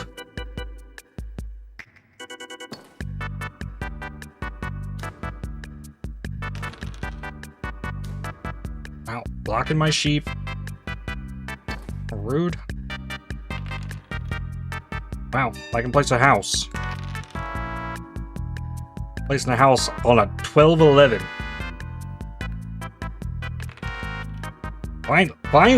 Finally the 6 hit. Yeah, rip. Up the road. Back. It might have been better to maintain the road than place that. Yeah, oh well. Alright, how much time we got? 8 minutes. 8 minutes.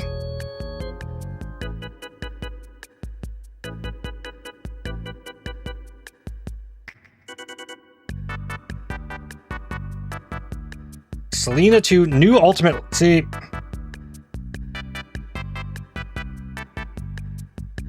I've been given a brief for this as well. New ultimate legendary. Like, an overwhelming majority of the players of this game are not beating time mark 7. Like, this is the thing they want me to tell people about? Tell people about that's new ultimate legendary that you're not going to play with. Cool. Put a chase item in the game, sure. But, like...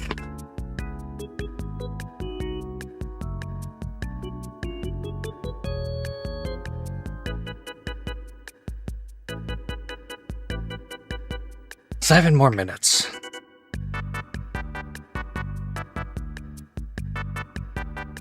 Just sit here and vibe to the Wii Shop music.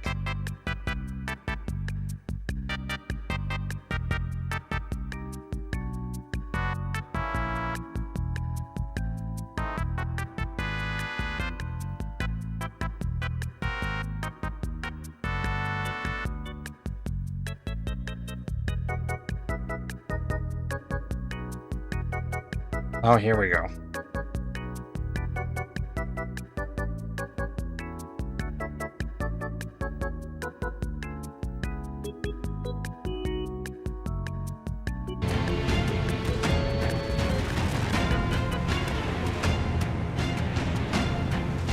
Oh, we go full screen.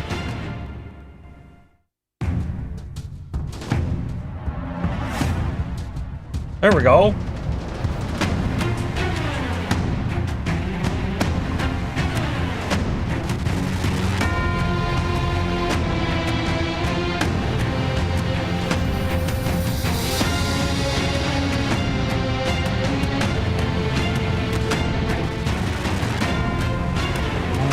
One more thing I want to see.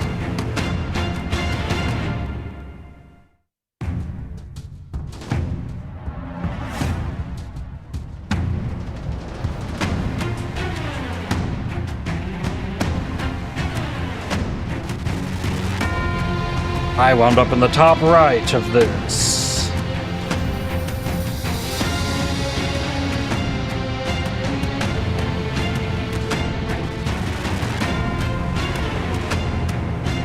Where's my chat window?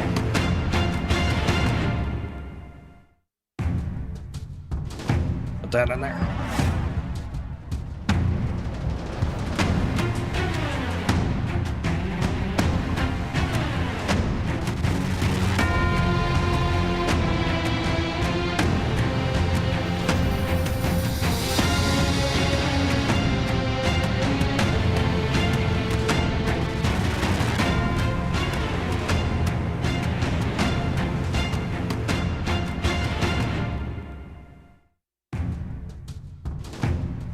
I also like reworked Terra skills, just like ground dot things. We're gonna talk about that in here.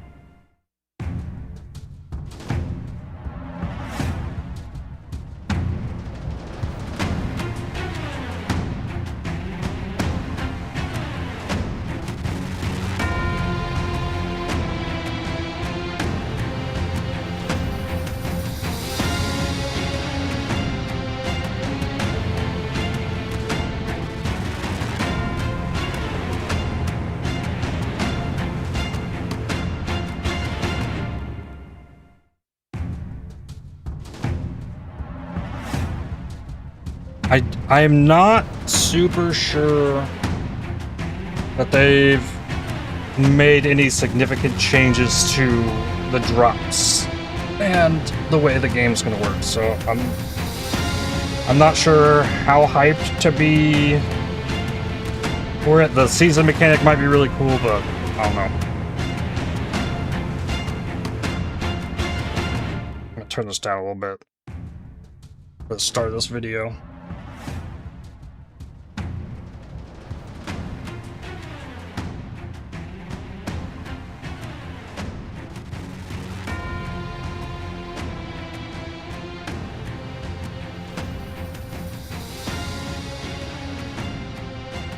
Greetings, ladies and gentlemen. Today I'm going to be watching the season preview for Torchlight Infinite Afterlight.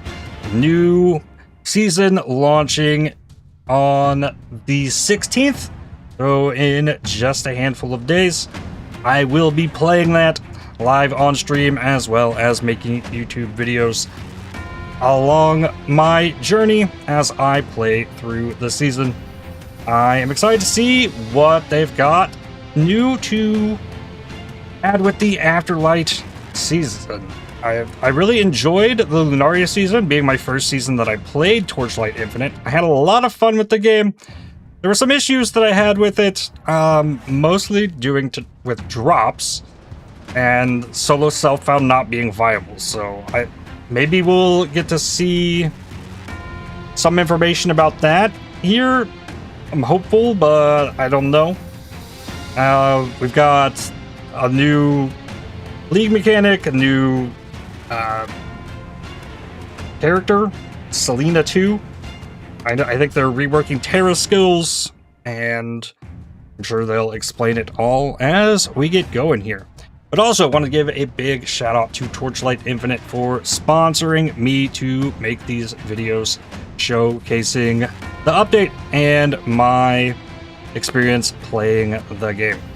So thank you, Torchlight, for helping support me in making this content. I really, really appreciate it. The art looks really, really cool here for this too. I actually have animations for it.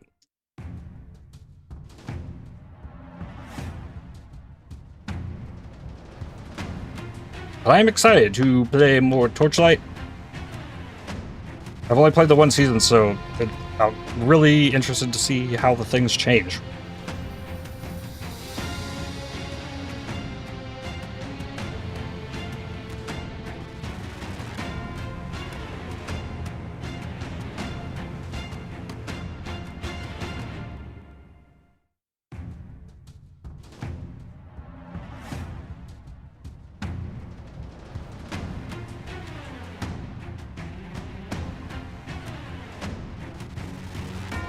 Probably raise the volume back up here.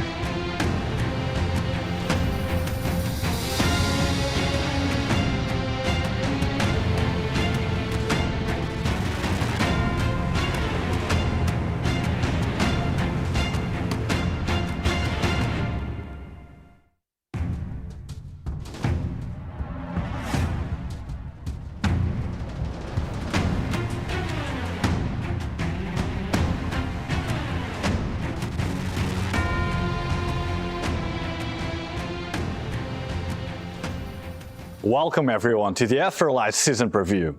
I'm Andre, your community manager. Andre! Here's what Afterlight is bringing. A fast, high-density farming loop, a brand new season progression system, a new hero trait, a stack of new skills, and a major wave of legendary gear. We're also introducing the third ultimate legendary in Torchlight history, making significant changes to progression systems based on your feedback, and more.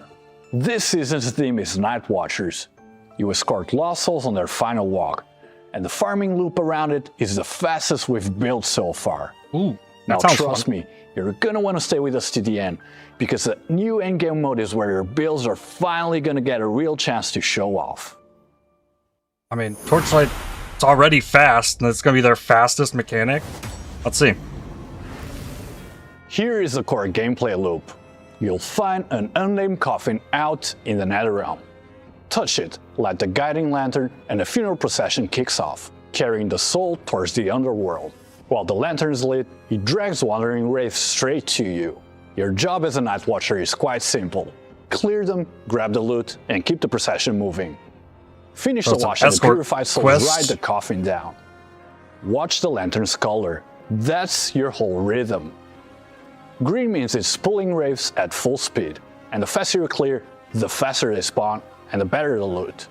Yellow means your clear speed is lagging, and the field's getting too crowded. Red means it's jammed up, and the lanterns stop pulling anything new. Time's tight, so burn the pack down and get back to green fast. Falling too far behind means even your purified souls can get overwhelmed and turn back into wraiths. So, green is go, yellow is warning, and red is danger. Kill faster, spawn faster, and loot more. Now run it again and... Wait, that golden enemy wasn't here last time. Now it's splitting. Talking about this right here. This changes colors. And it just keeps going on and on. Golden encounters can fire off as events as well. Wraith Blockade freezes the lantern and the timer and floods the map with golden monsters. And even after a clean wash, stay sharp. Rift Revival can throw extra waves at you with a shot at a dangerous boss or a hidden mystery boss, all loaded with bonus loot. There are special coffins too. A Veteran's Coffin is a pressure cooker, tight timer and dense spawns, a much higher kill target and rewards to match. The Emperor's Golden Coffin flips it. There's no timer and no endless waves. Doing trillions of damage royal guards. On hits. Clear them and the Holy This is so unethical. For the most rewarding setup, take a deep space map, the highest tier season compass, and a quantity compass. Hit a veteran coffin with bonus drops, trigger a Rift revival at the end, and then roll a boss or hit a mystery boss. And all of it is gonna stack. That's the real Afterlight loop. More pressure, more enemies, and more loot. Yeah, just get to deep space. Something unexpected can happen. So bring your strongest build and join the watch.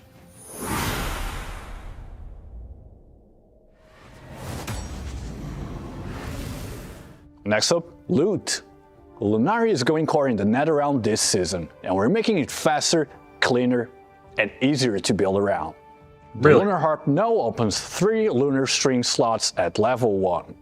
We've cut down on the busy work too. Only legendary lunar strings and spools stay, and every lunar string rolls at least 1 T0 affix. Over at Cynthia, you can trade lunar string spools for the exact string type you want, and spare spools are tradable. To keep your runs flowing smoothly, Rhapsody's out, and Lunaria gets its own Netherrealm talents and compasses. Those talents let you steal rewards, target specific lunar phase drops, duplicate and burst lunar omen events, and even call back the Scarlet Moon. There's 2 ways to play it. The fast route caps your strums and duration to push you to strum again as quickly as possible, while flooding the map with rare monsters. Pair it with a lunar steel compass to store and dump them for a short, intense rare rush. The slow route cranks combo bonuses, but only on Rainbow combo. Hit a 12 combo for an extra Moonlight Casket. Add the Moonlight Casket compass, and your chest count gets out of hand fast. Now all of this means less mandatory grinding and more looting strategy, so whether you want to speed farm or play more deliberately, there's a rhythm here for your build.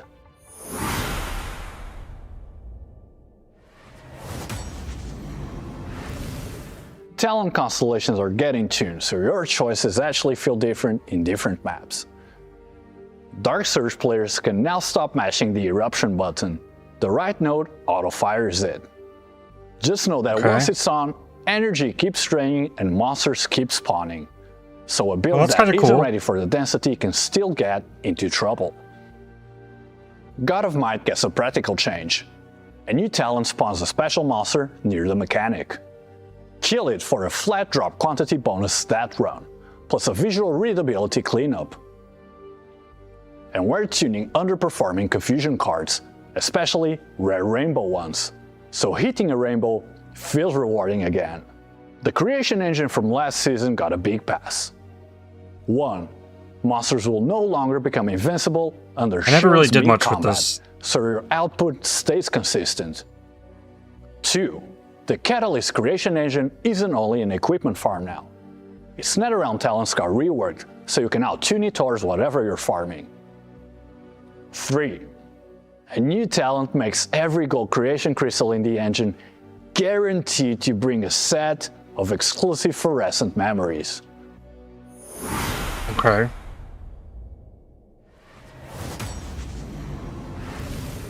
Next, Goddess of Hunting. So in normal mapping, big AoE and full screen clearing builds feel the best, which can kinda leave single target and bossing builds without much room to show what they're truly capable of.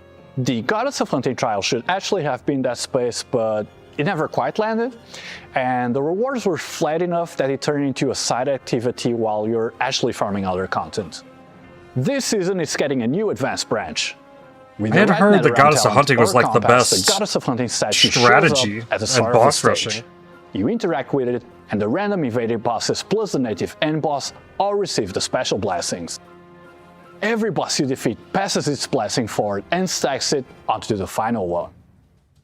So, by the end of the map, that one final boss has absorbed the entire map's blessings. It's tougher, harder hitting, and it's gonna put some real pressure on your build. Defeat it, and all those stacked blessings turn into a huge loot pile. A genuine high-risk, high-reward farming route for bossing builds. Next up, we made some changes to make mapping less punishing in general, and this season some of our balancing adjustments are targeted towards enemy mobs.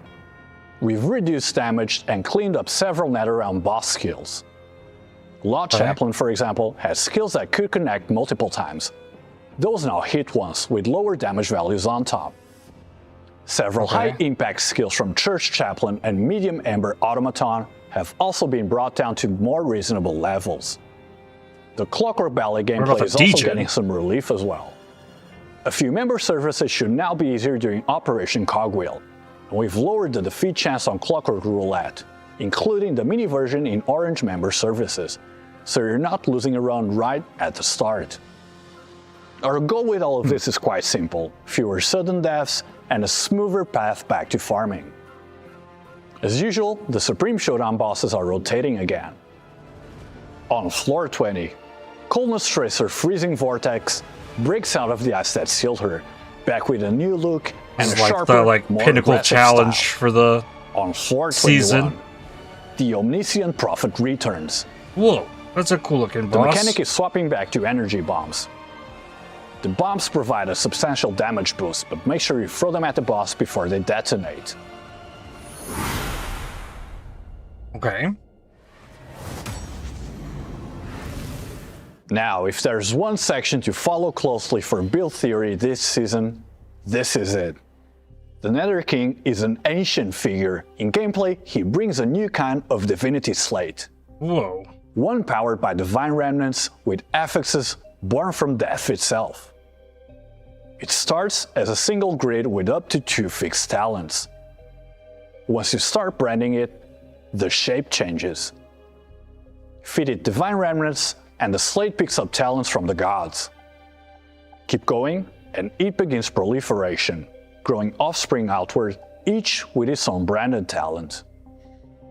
Add Nether King's divine remnants and you pull talents from the Nether King himself.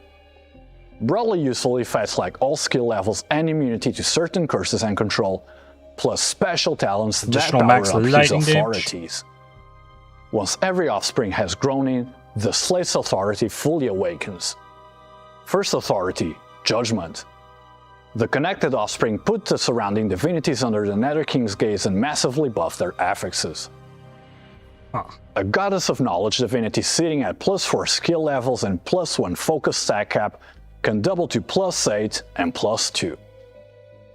Even affixes hard capped at 1 can break past that limit here. That's also such an unethical divinity slate. This projects the branded talents carried by Nether King's divinity onto adjacent divinity slates. The stronger your branded slate, the stronger the projection.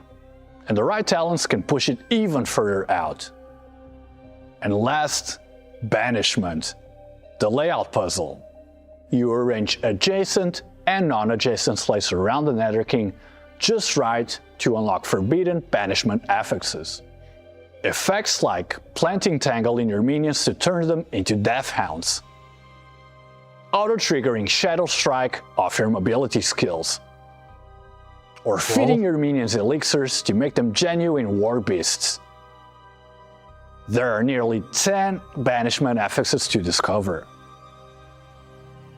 This whole system is designed to open up a ton of new Divinity Slate builds, so just start collecting those Divinity Remnants and build your own Nether King's Divinity. I guess that comes from the new League mechanic. For Nether King's Divinity, the other major progression piece is Renewed Memory, which is going permanent. Now, of course, we want to keep what makes it truly special, the power to fundamentally rewrite existing hero traits, while cutting the parts that made it feel heavy. First, the Lunar Ring module is gone. Renewed Memory no longer rules special random affixes. You can focus on base enhancement and hero trait outcomes. Can you re-roll Secondly, all of its functions are now merged. And we're adding Lunar Dust conversion, so lower tier Lunar Dust for mapping converts to higher tier at a set ratio. And Lunar Phase Exchange got cheaper. And all Lunar Phase materials now cost 3 Lunar Fragments instead of 5. The same identity, but with significantly less friction. Speaking of progression systems being outdated, Dream Interpretation is being fully removed this season. After so many seasons, Dream Interpretation created a huge set of problems. Affix combinations became too fixed, there was limited room to experiment, and just kinda overlap with base affixes instead of actually complementing them. All of that while carrying too much progression weight, which just slowed down gearing in general. We're addressing this directly. the most important and hardest to replace sweet dream affixes are moving to more accessible sources. And we're strengthening base equipment affixes and adding more powerful options. So your gear carries the power that Dream Interpretation used to provide. Alongside all of this, we're also running a Pack Spirit exchange event. So you can now trade in Shapez for another Pack Spirit or for an Ultimate Appearance Crystal. Now, channel builds, with 2 legendary items in the spotlight. First up, a new pair of legendary boots built around channeled lower limit overflow. It used to be that once you hit your channel cap, extra investments stop providing value. These boots convert that overflow into real combat power. Second, a reworked classic, the legendary necklace Elegy of Immortality, tightening the synergy between mobility and channel gameplay. Together, they give channel builds a meaningful new direction to explore. Now, remember that third ultimate legendary we mentioned at the start of the preview? Well, here it is.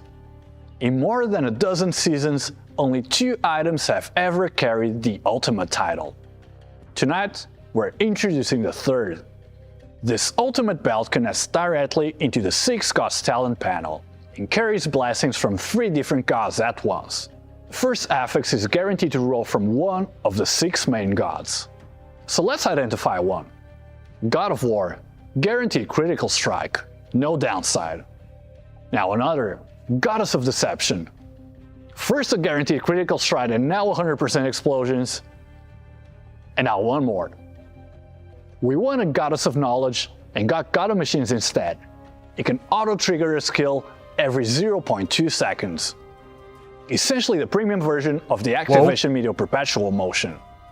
The second and third affix pools actually go wider, covering not only the 6 gods, but also the 18 branch deities under them, so the possible combinations are extremely varied.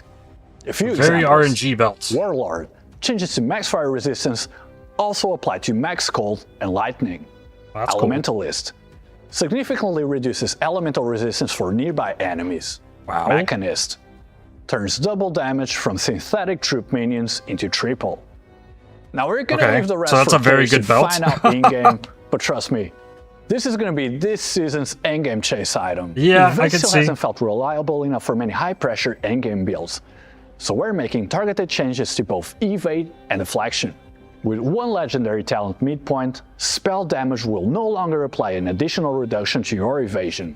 Deflection is also being reworked. Each stack gives slightly less damage reduction, but base stacks and the cap are both higher and easier to access. Also, the cap is no longer locked behind Kismet drops. You can build it from regular talents, slates, and gear bases. All of this is really giving players another flexible defensive layer to invest in. And for evade builds, here's a new legendary chest armor, Silent Monologue, the evade counterpart to Silent Avowal. Once your evade reaches a certain value, your damage loses the middle ground. So in practice, every hit is either maximum damage or minimum damage. In classic TLI fashion, high risk, high reward, a pure all or nothing. Now there's a lot more mechanics on this item, but we're going to be leaving those for you to discover in the new season. Interesting. A couple more legendary items this season. A legendary helmet for synthetic troop builds. The more synthetic troop types you have around you, the more damage they deal. So bring your favorite module minions and cover the screen. And if you enjoy cross-element spell interactions, a new legendary chest armor should open up some fresh ideas. Much more are going to be waiting in-game. Next up, Bing. His trade Blast Nova had become constrained by too many rules, so it's getting a directional rework around attack projectiles to make it a strong choice for projectile-based builds again. The bomb throwing mechanic I don't like that they show like trillion damage hit builds. The throw speed is no longer fixed. You now scale it through attack speed, so Bing's output gets considerably faster and more aggressive. He now also has a viable autoplay style. The barrage system and skills get a small buff to support it. We're really looking forward to see what players are going to be doing with Bing this season. Okay. That's our new character.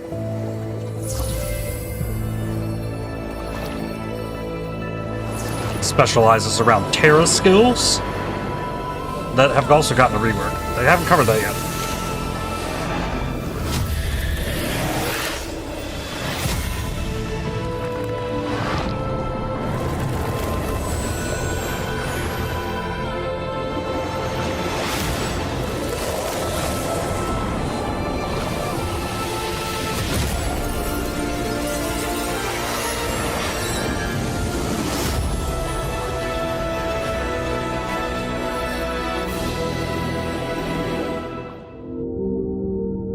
Tide Whisper Selena.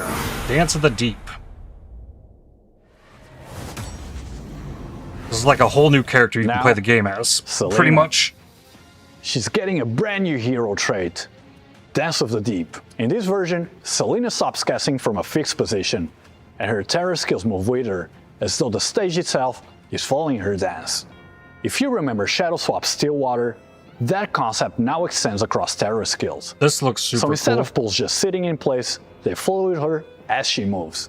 So the terror skills follow her. The more dangerous it becomes.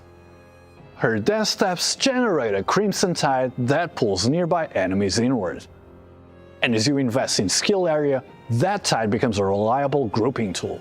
Further in, the solo performance becomes a group act. Crimson shades appear at her side, dancing with her and releasing devastating terror skills. And multiple terror skills can overlap and stack until the floor itself becomes a kill zone. If your terror skills seal mana or life like an aura, Selena enters a flow state. I want to play this. When charge reaches its cap, terror fires automatically, so every step carries damage with it. Different dance steps can also provide different buffs. Movement speed, strong recovery and control effects that leave enemies unable to act. Now, with all of this, Selena's overall trait layout is actually changing as well. So instead of the rigid two-choice structure at every level, Dance of the Deep uses a tree with more routing options. Huh, now, that's different looking. Tree is built around Terra, the Terra system itself is actually getting a full overhaul. In the past, Terra builds used to be limited by scarce affixes tied to Terra quantity caps. So, this season we're removing every affix tied to that cap. To compensate, we're buffing Terra skills directly. Base area increases from 3 meters to at least 6 meters. Wow. Alongside, the base duration is increasing from 3 seconds to 6 seconds. Wow. All of that means wider coverage and longer uptime, both for clearing and for boss fights. Terra charge is getting attention as well. Now, in late game setups, high Terra charge stacks often meant waiting for skills to come back up. The issue is that doesn't really fit TLI's current pace.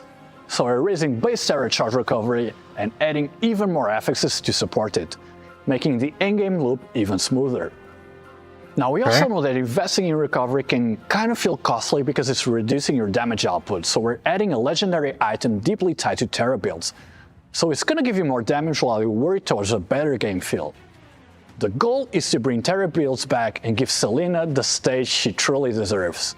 With the new Selena coming and the Terra system rebuilt, we needed more skills to carry this entire playstyle. So this season is adding a series of new Terror skills. First, Nether Grasp. The outer ring pulls enemies in, and the inner ring finishes them. Chains drag them to the center, dealing heavy erosion damage and executing at low HP. With a noble support skill, that single chain becomes a fan-shaped group pull with a higher execute threshold and significantly better It's all trapped in there. The execute threshold actually also works really well with last season's Ill Omen. Stack Ill Omen with Dot, burst a chunk of HP, and if the target drops into Nether Grasp's execute range, the skill finishes the job. Then some new on-hit Terror skills. Stormfield pulses on your cast frequency. When it hits multiple targets at once, it forms a closed circuit and calls down extra thunder strikes. More targets mean a larger bonus per hit. You and your minions count as circuit nodes without taking damage. And a larger modular minion like Medium Ember Automaton or a Chalk Boss works as a mobile power source for steady, high-frequency thunder strikes. Wow. Next, Fallen Star.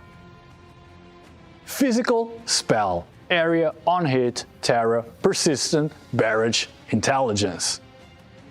And yeah, we're aware that's quite a significant tag list. Fallen Star rains precise strikes on its targets. Against a single target though, those extra barrages scatter across the area, so damage is not wasted. One noble support build stacks on hit, then releases a 3-hit burst, scaling dozens of times above base. And Spell Burst is finally opening up to Terra. It used to be limited to no cooldown on hit skills, but now with a magnificent support skill, on-hit Terra can now trigger Spell Burst. But all of that is just a part of the new lineup. Tidewell, Thornfield, Their exclusive supports and so much more are all waiting for you to discover in the new season. Okay, cool.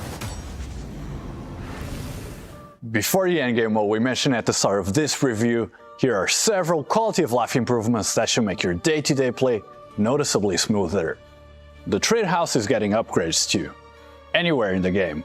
Whether it be the nether realm, pack page, crafting, opening an item tooltip, just use the new check price button and jump straight to the trade house.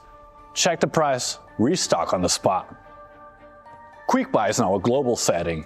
Enable it once and it covers every item. Once enabled, selecting a listing can complete the purchase immediately. There's a safety lock included. Quick buy only activates after you set a price filter. Claim All now shows a settlement panel with a full total after use. No more counting your inventory. The Netherrealm plane now shows your star shard count beneath the Plane Watcher button, with a highlighted reminder at cap. Now here's the highly demanded one, a one-tap level up on the skill screen. Just click once and every eligible skill levels up. That's nice. For PC players, mouse cursor size settings from small to extra large. Yes! Yes! Body effects and skill effects can now be adjusted separately for brightness and transparency. You can clean the ground effects and keep your character model looking great. Okay. Next, onto more visual upgrades. Ember's Rest Hideout, our main city hub since Season 1, is receiving a full renovation. That means better architecture, richer lighting, and a stronger sense of scale. The Netherrealm device is now its own independent enclave, meaning steampunk gears, steam vents, platforms, bridges, and fully reworked lighting. 3 heroes are also getting full visual glow-ups. Spacetime Witness Yoga, Commander Model, and the Forsaken Iris. Refined models and much more polished presentation across all 3. Okay. And here it is, the endgame challenge you need to see enemies your build's not doing enough damage. This review, Divine Ascent. Once your build is online and normal mapping no longer challenges you, this is the mode where it gets to prove itself. City Defense is rotating out this season, and Divine Ascent is taking its place. Every floor operates on a strict 3-minute timer. You run multiple maps in sequence, building challenge process by defeating monsters quickly or completing random events.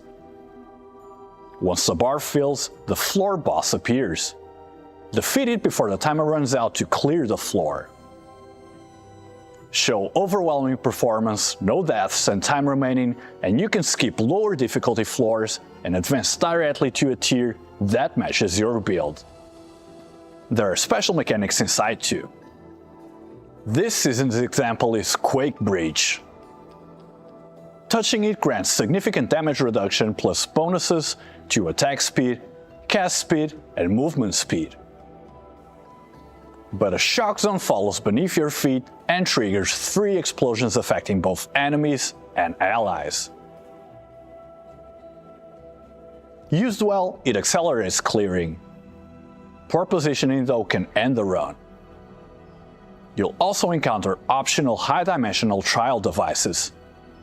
Now, activating one is never required, but completing it provides a large amount of challenge process at the cost of I wonder a if more they difficult fix fight.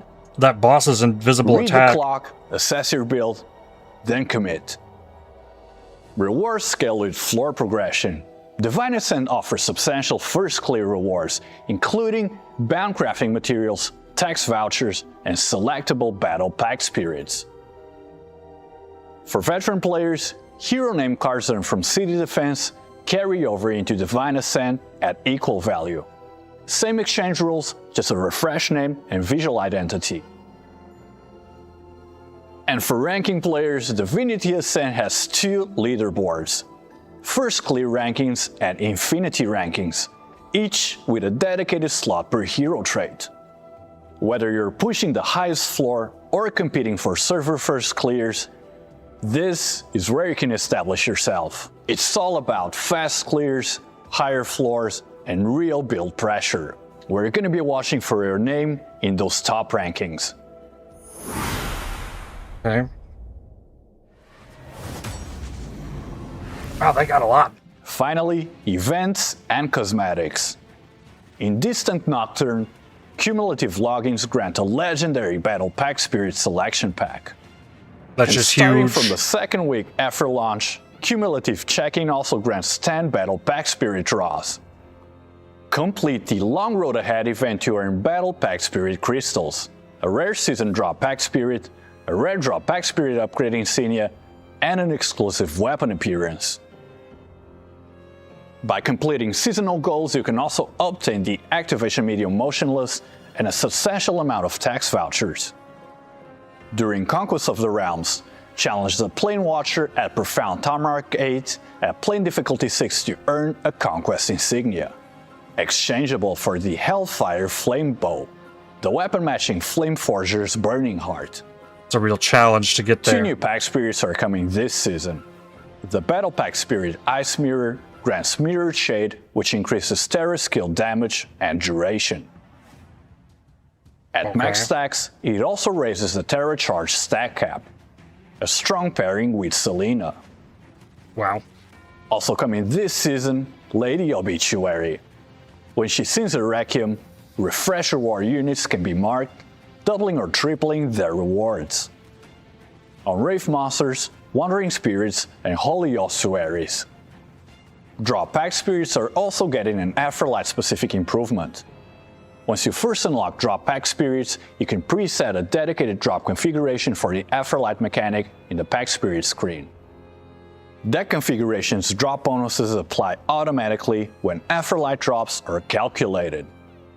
Now to clarify, you are not equipping 2 Pet Spirit sets at once. Your combat and farming setup remains whatever you currently have equipped. The preset is only going to be applying during Afterlight drop calculations. So just set it once and then focus on the fight. Next up, cosmetics. The Phantom Tide Gleam Pack gives Selena a complete new look. Hero outfit, Frost Terra skill skin, weapon appearance, body effect, hero trait effects, and an exclusive portrait.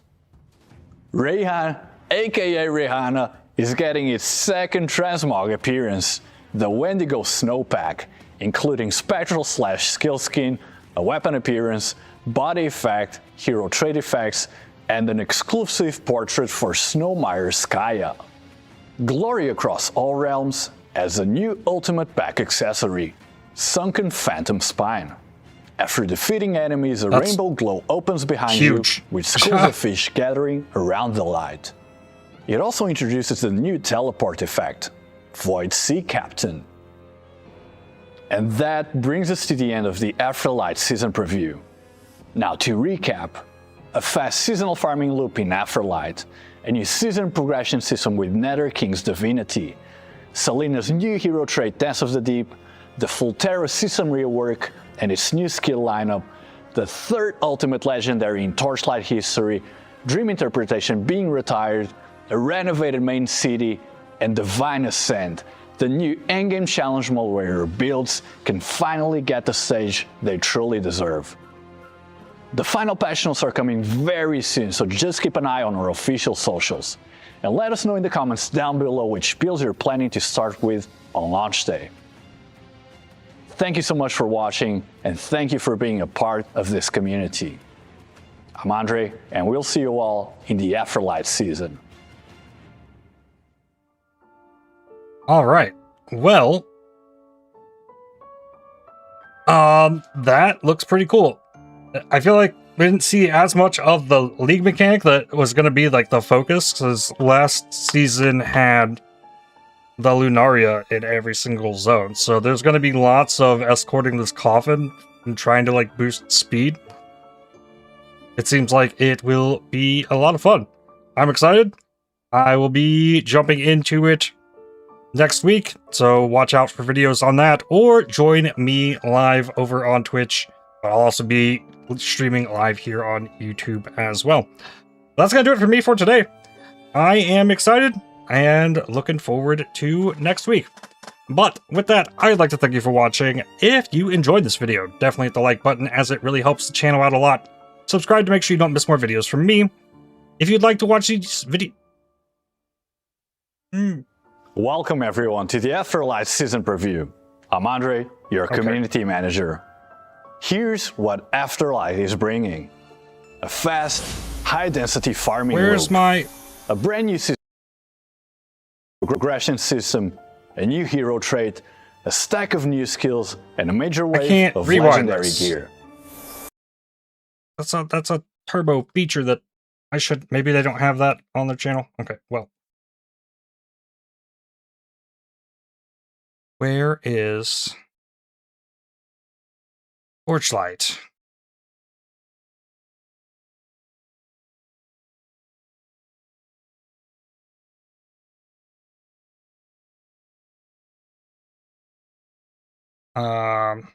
They truly deserve.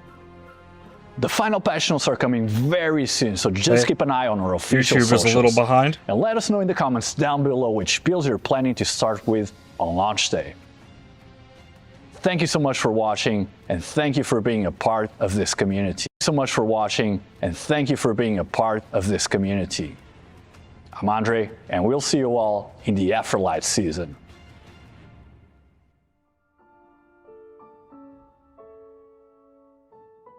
But with that, I'd like to thank you for watching. If you enjoyed this video, definitely hit the like button as it really helps the channel out a lot. Subscribe to make sure you don't miss more videos from me. If you'd like to watch me live, catch me on twitch.tv/ItFightsBack or right here on YouTube. And I'll see you all in the next one. Cheers. Okay. There we go. They restarted it as I was trying to do the outro. Okay. So, next step. Recording ended. I want to get this going as quickly as possible. So, going to start working on that. We need... Oh, sorry. The desktop audio back off. We need Torchlight, Afterlight. Torchlight, Afterlight. Preview. Make this.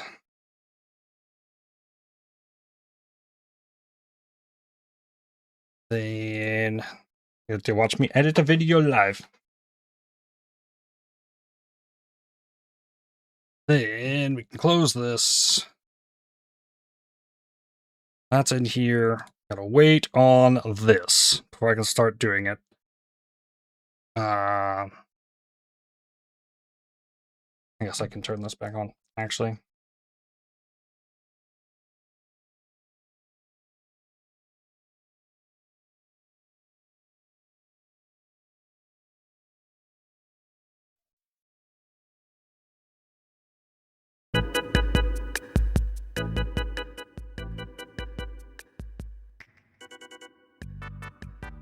No, don't go full screen. Okay.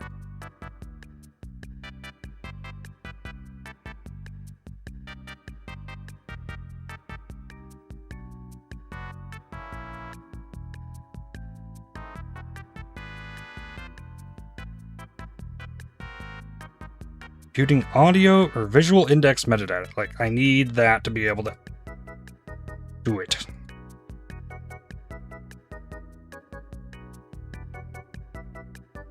I think.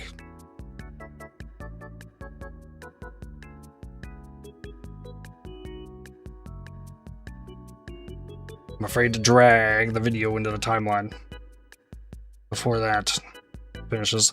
I recently switched to Premiere 2025, upgraded from 2022, and I'm still getting used to how all this is functioning. This is a much shorter video. Like, maybe whatever it's doing there, I don't need to wait on. Let's see. Yeah, we're good. All right.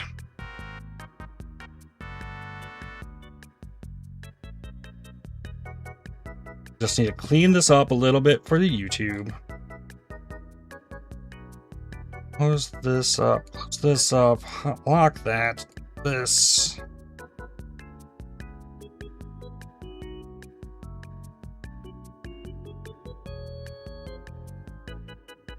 All right. Go for it. Greetings, ladies and gentlemen. Today, I'm going to be watching the season preview for Torchlight Infinite Afterlight. New season launching on the 16th.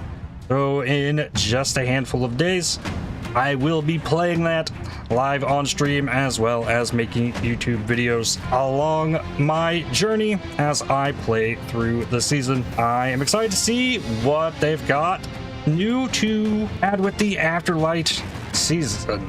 I really enjoyed the Lunaria season, being my first season that I played Torchlight Infinite. I had a lot of fun with the game. There were some issues that I had with it, mostly with drops and solo self-found not being viable. So maybe we'll get to see some information about that here. I'm hopeful, but I don't know. I'm hopeful, but I don't know. We've got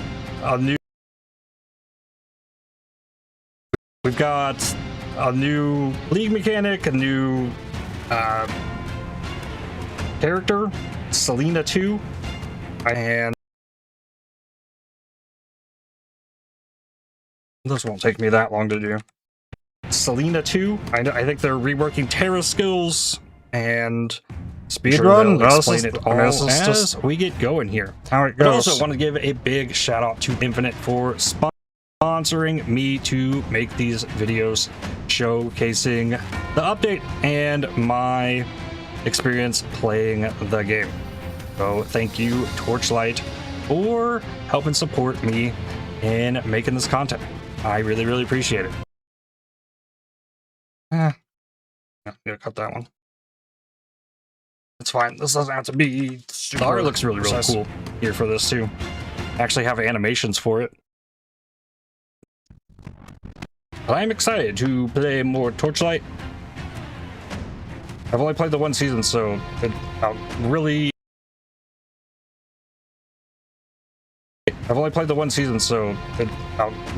interested to see how the things.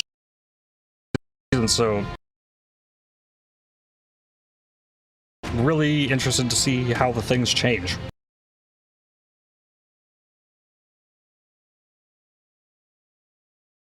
Alright, probably raise the volume back up here.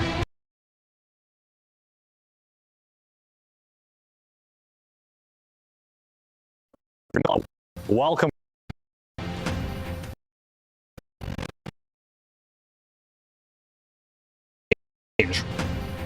Welcome everyone to the Afterlight. Alright, we just watch that. That all stays in. I'm Andre, and we'll see you all in the Afterlight season.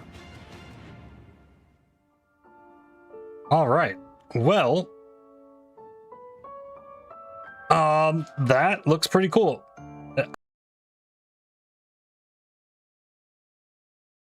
Cool.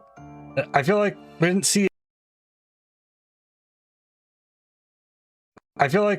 see as much of the league mechanic that was going to be like the focus, because last season had the Lunaria in every single zone. So there's going to be lots of escorting this coffin and trying to like boost speed.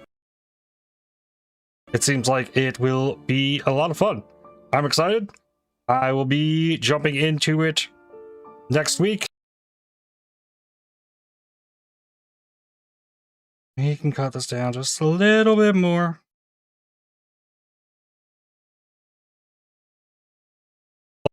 A lot of fun. I'm excited. I will be jumping into it next week, so watch out for videos on that, or join me live over on Twitch. I'll also be streaming live here on YouTube as well. That's gonna do it for me for today. I am excited and looking forward to next week. But with that, I'd like to thank you for watching.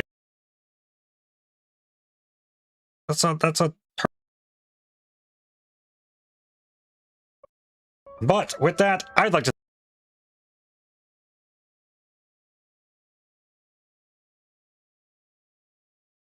and looking forward to next week. But with that, I'd like to thank you for watching. If you enjoyed this video, definitely hit the like button,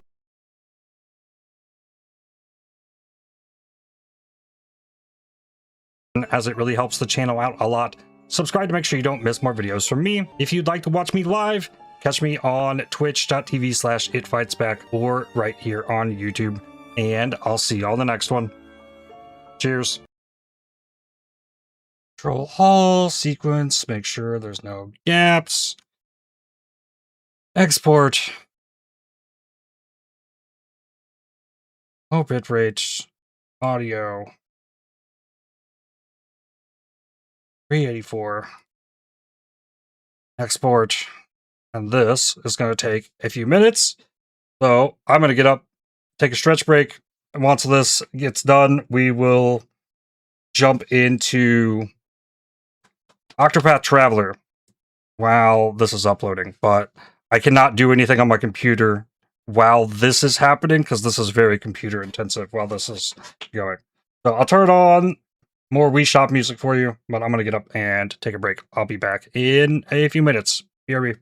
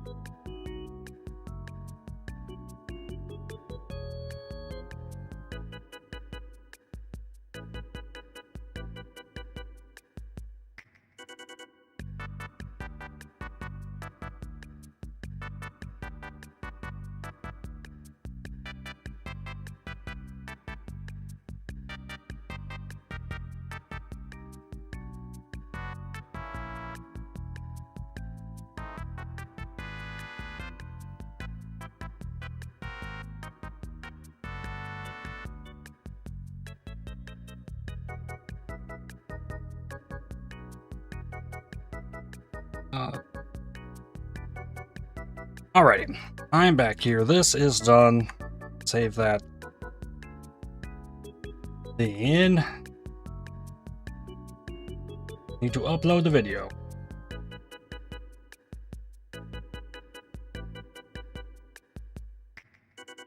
And they upload so fast, it'll be quick.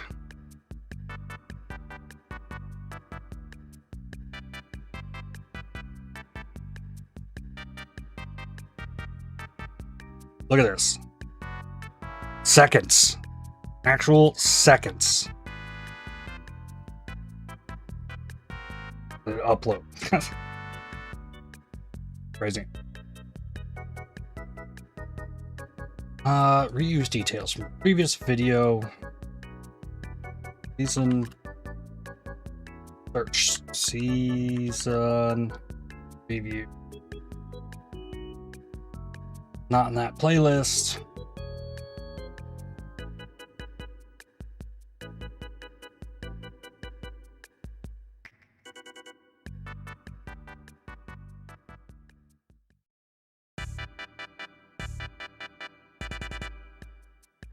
And in screen, I was in the top right.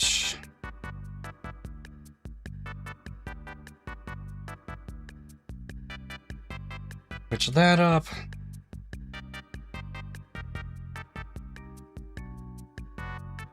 Alright, so whenever that allows me to tinker with that stuff, I can get that going. But for those of you watching on YouTube, I'm going to end the YouTube stream and then start a new stream for the Octopath Traveler that we're going to jump into here in just a few minutes. I will get that going and be back live there in just a few minutes. So on YouTube, cheers for now.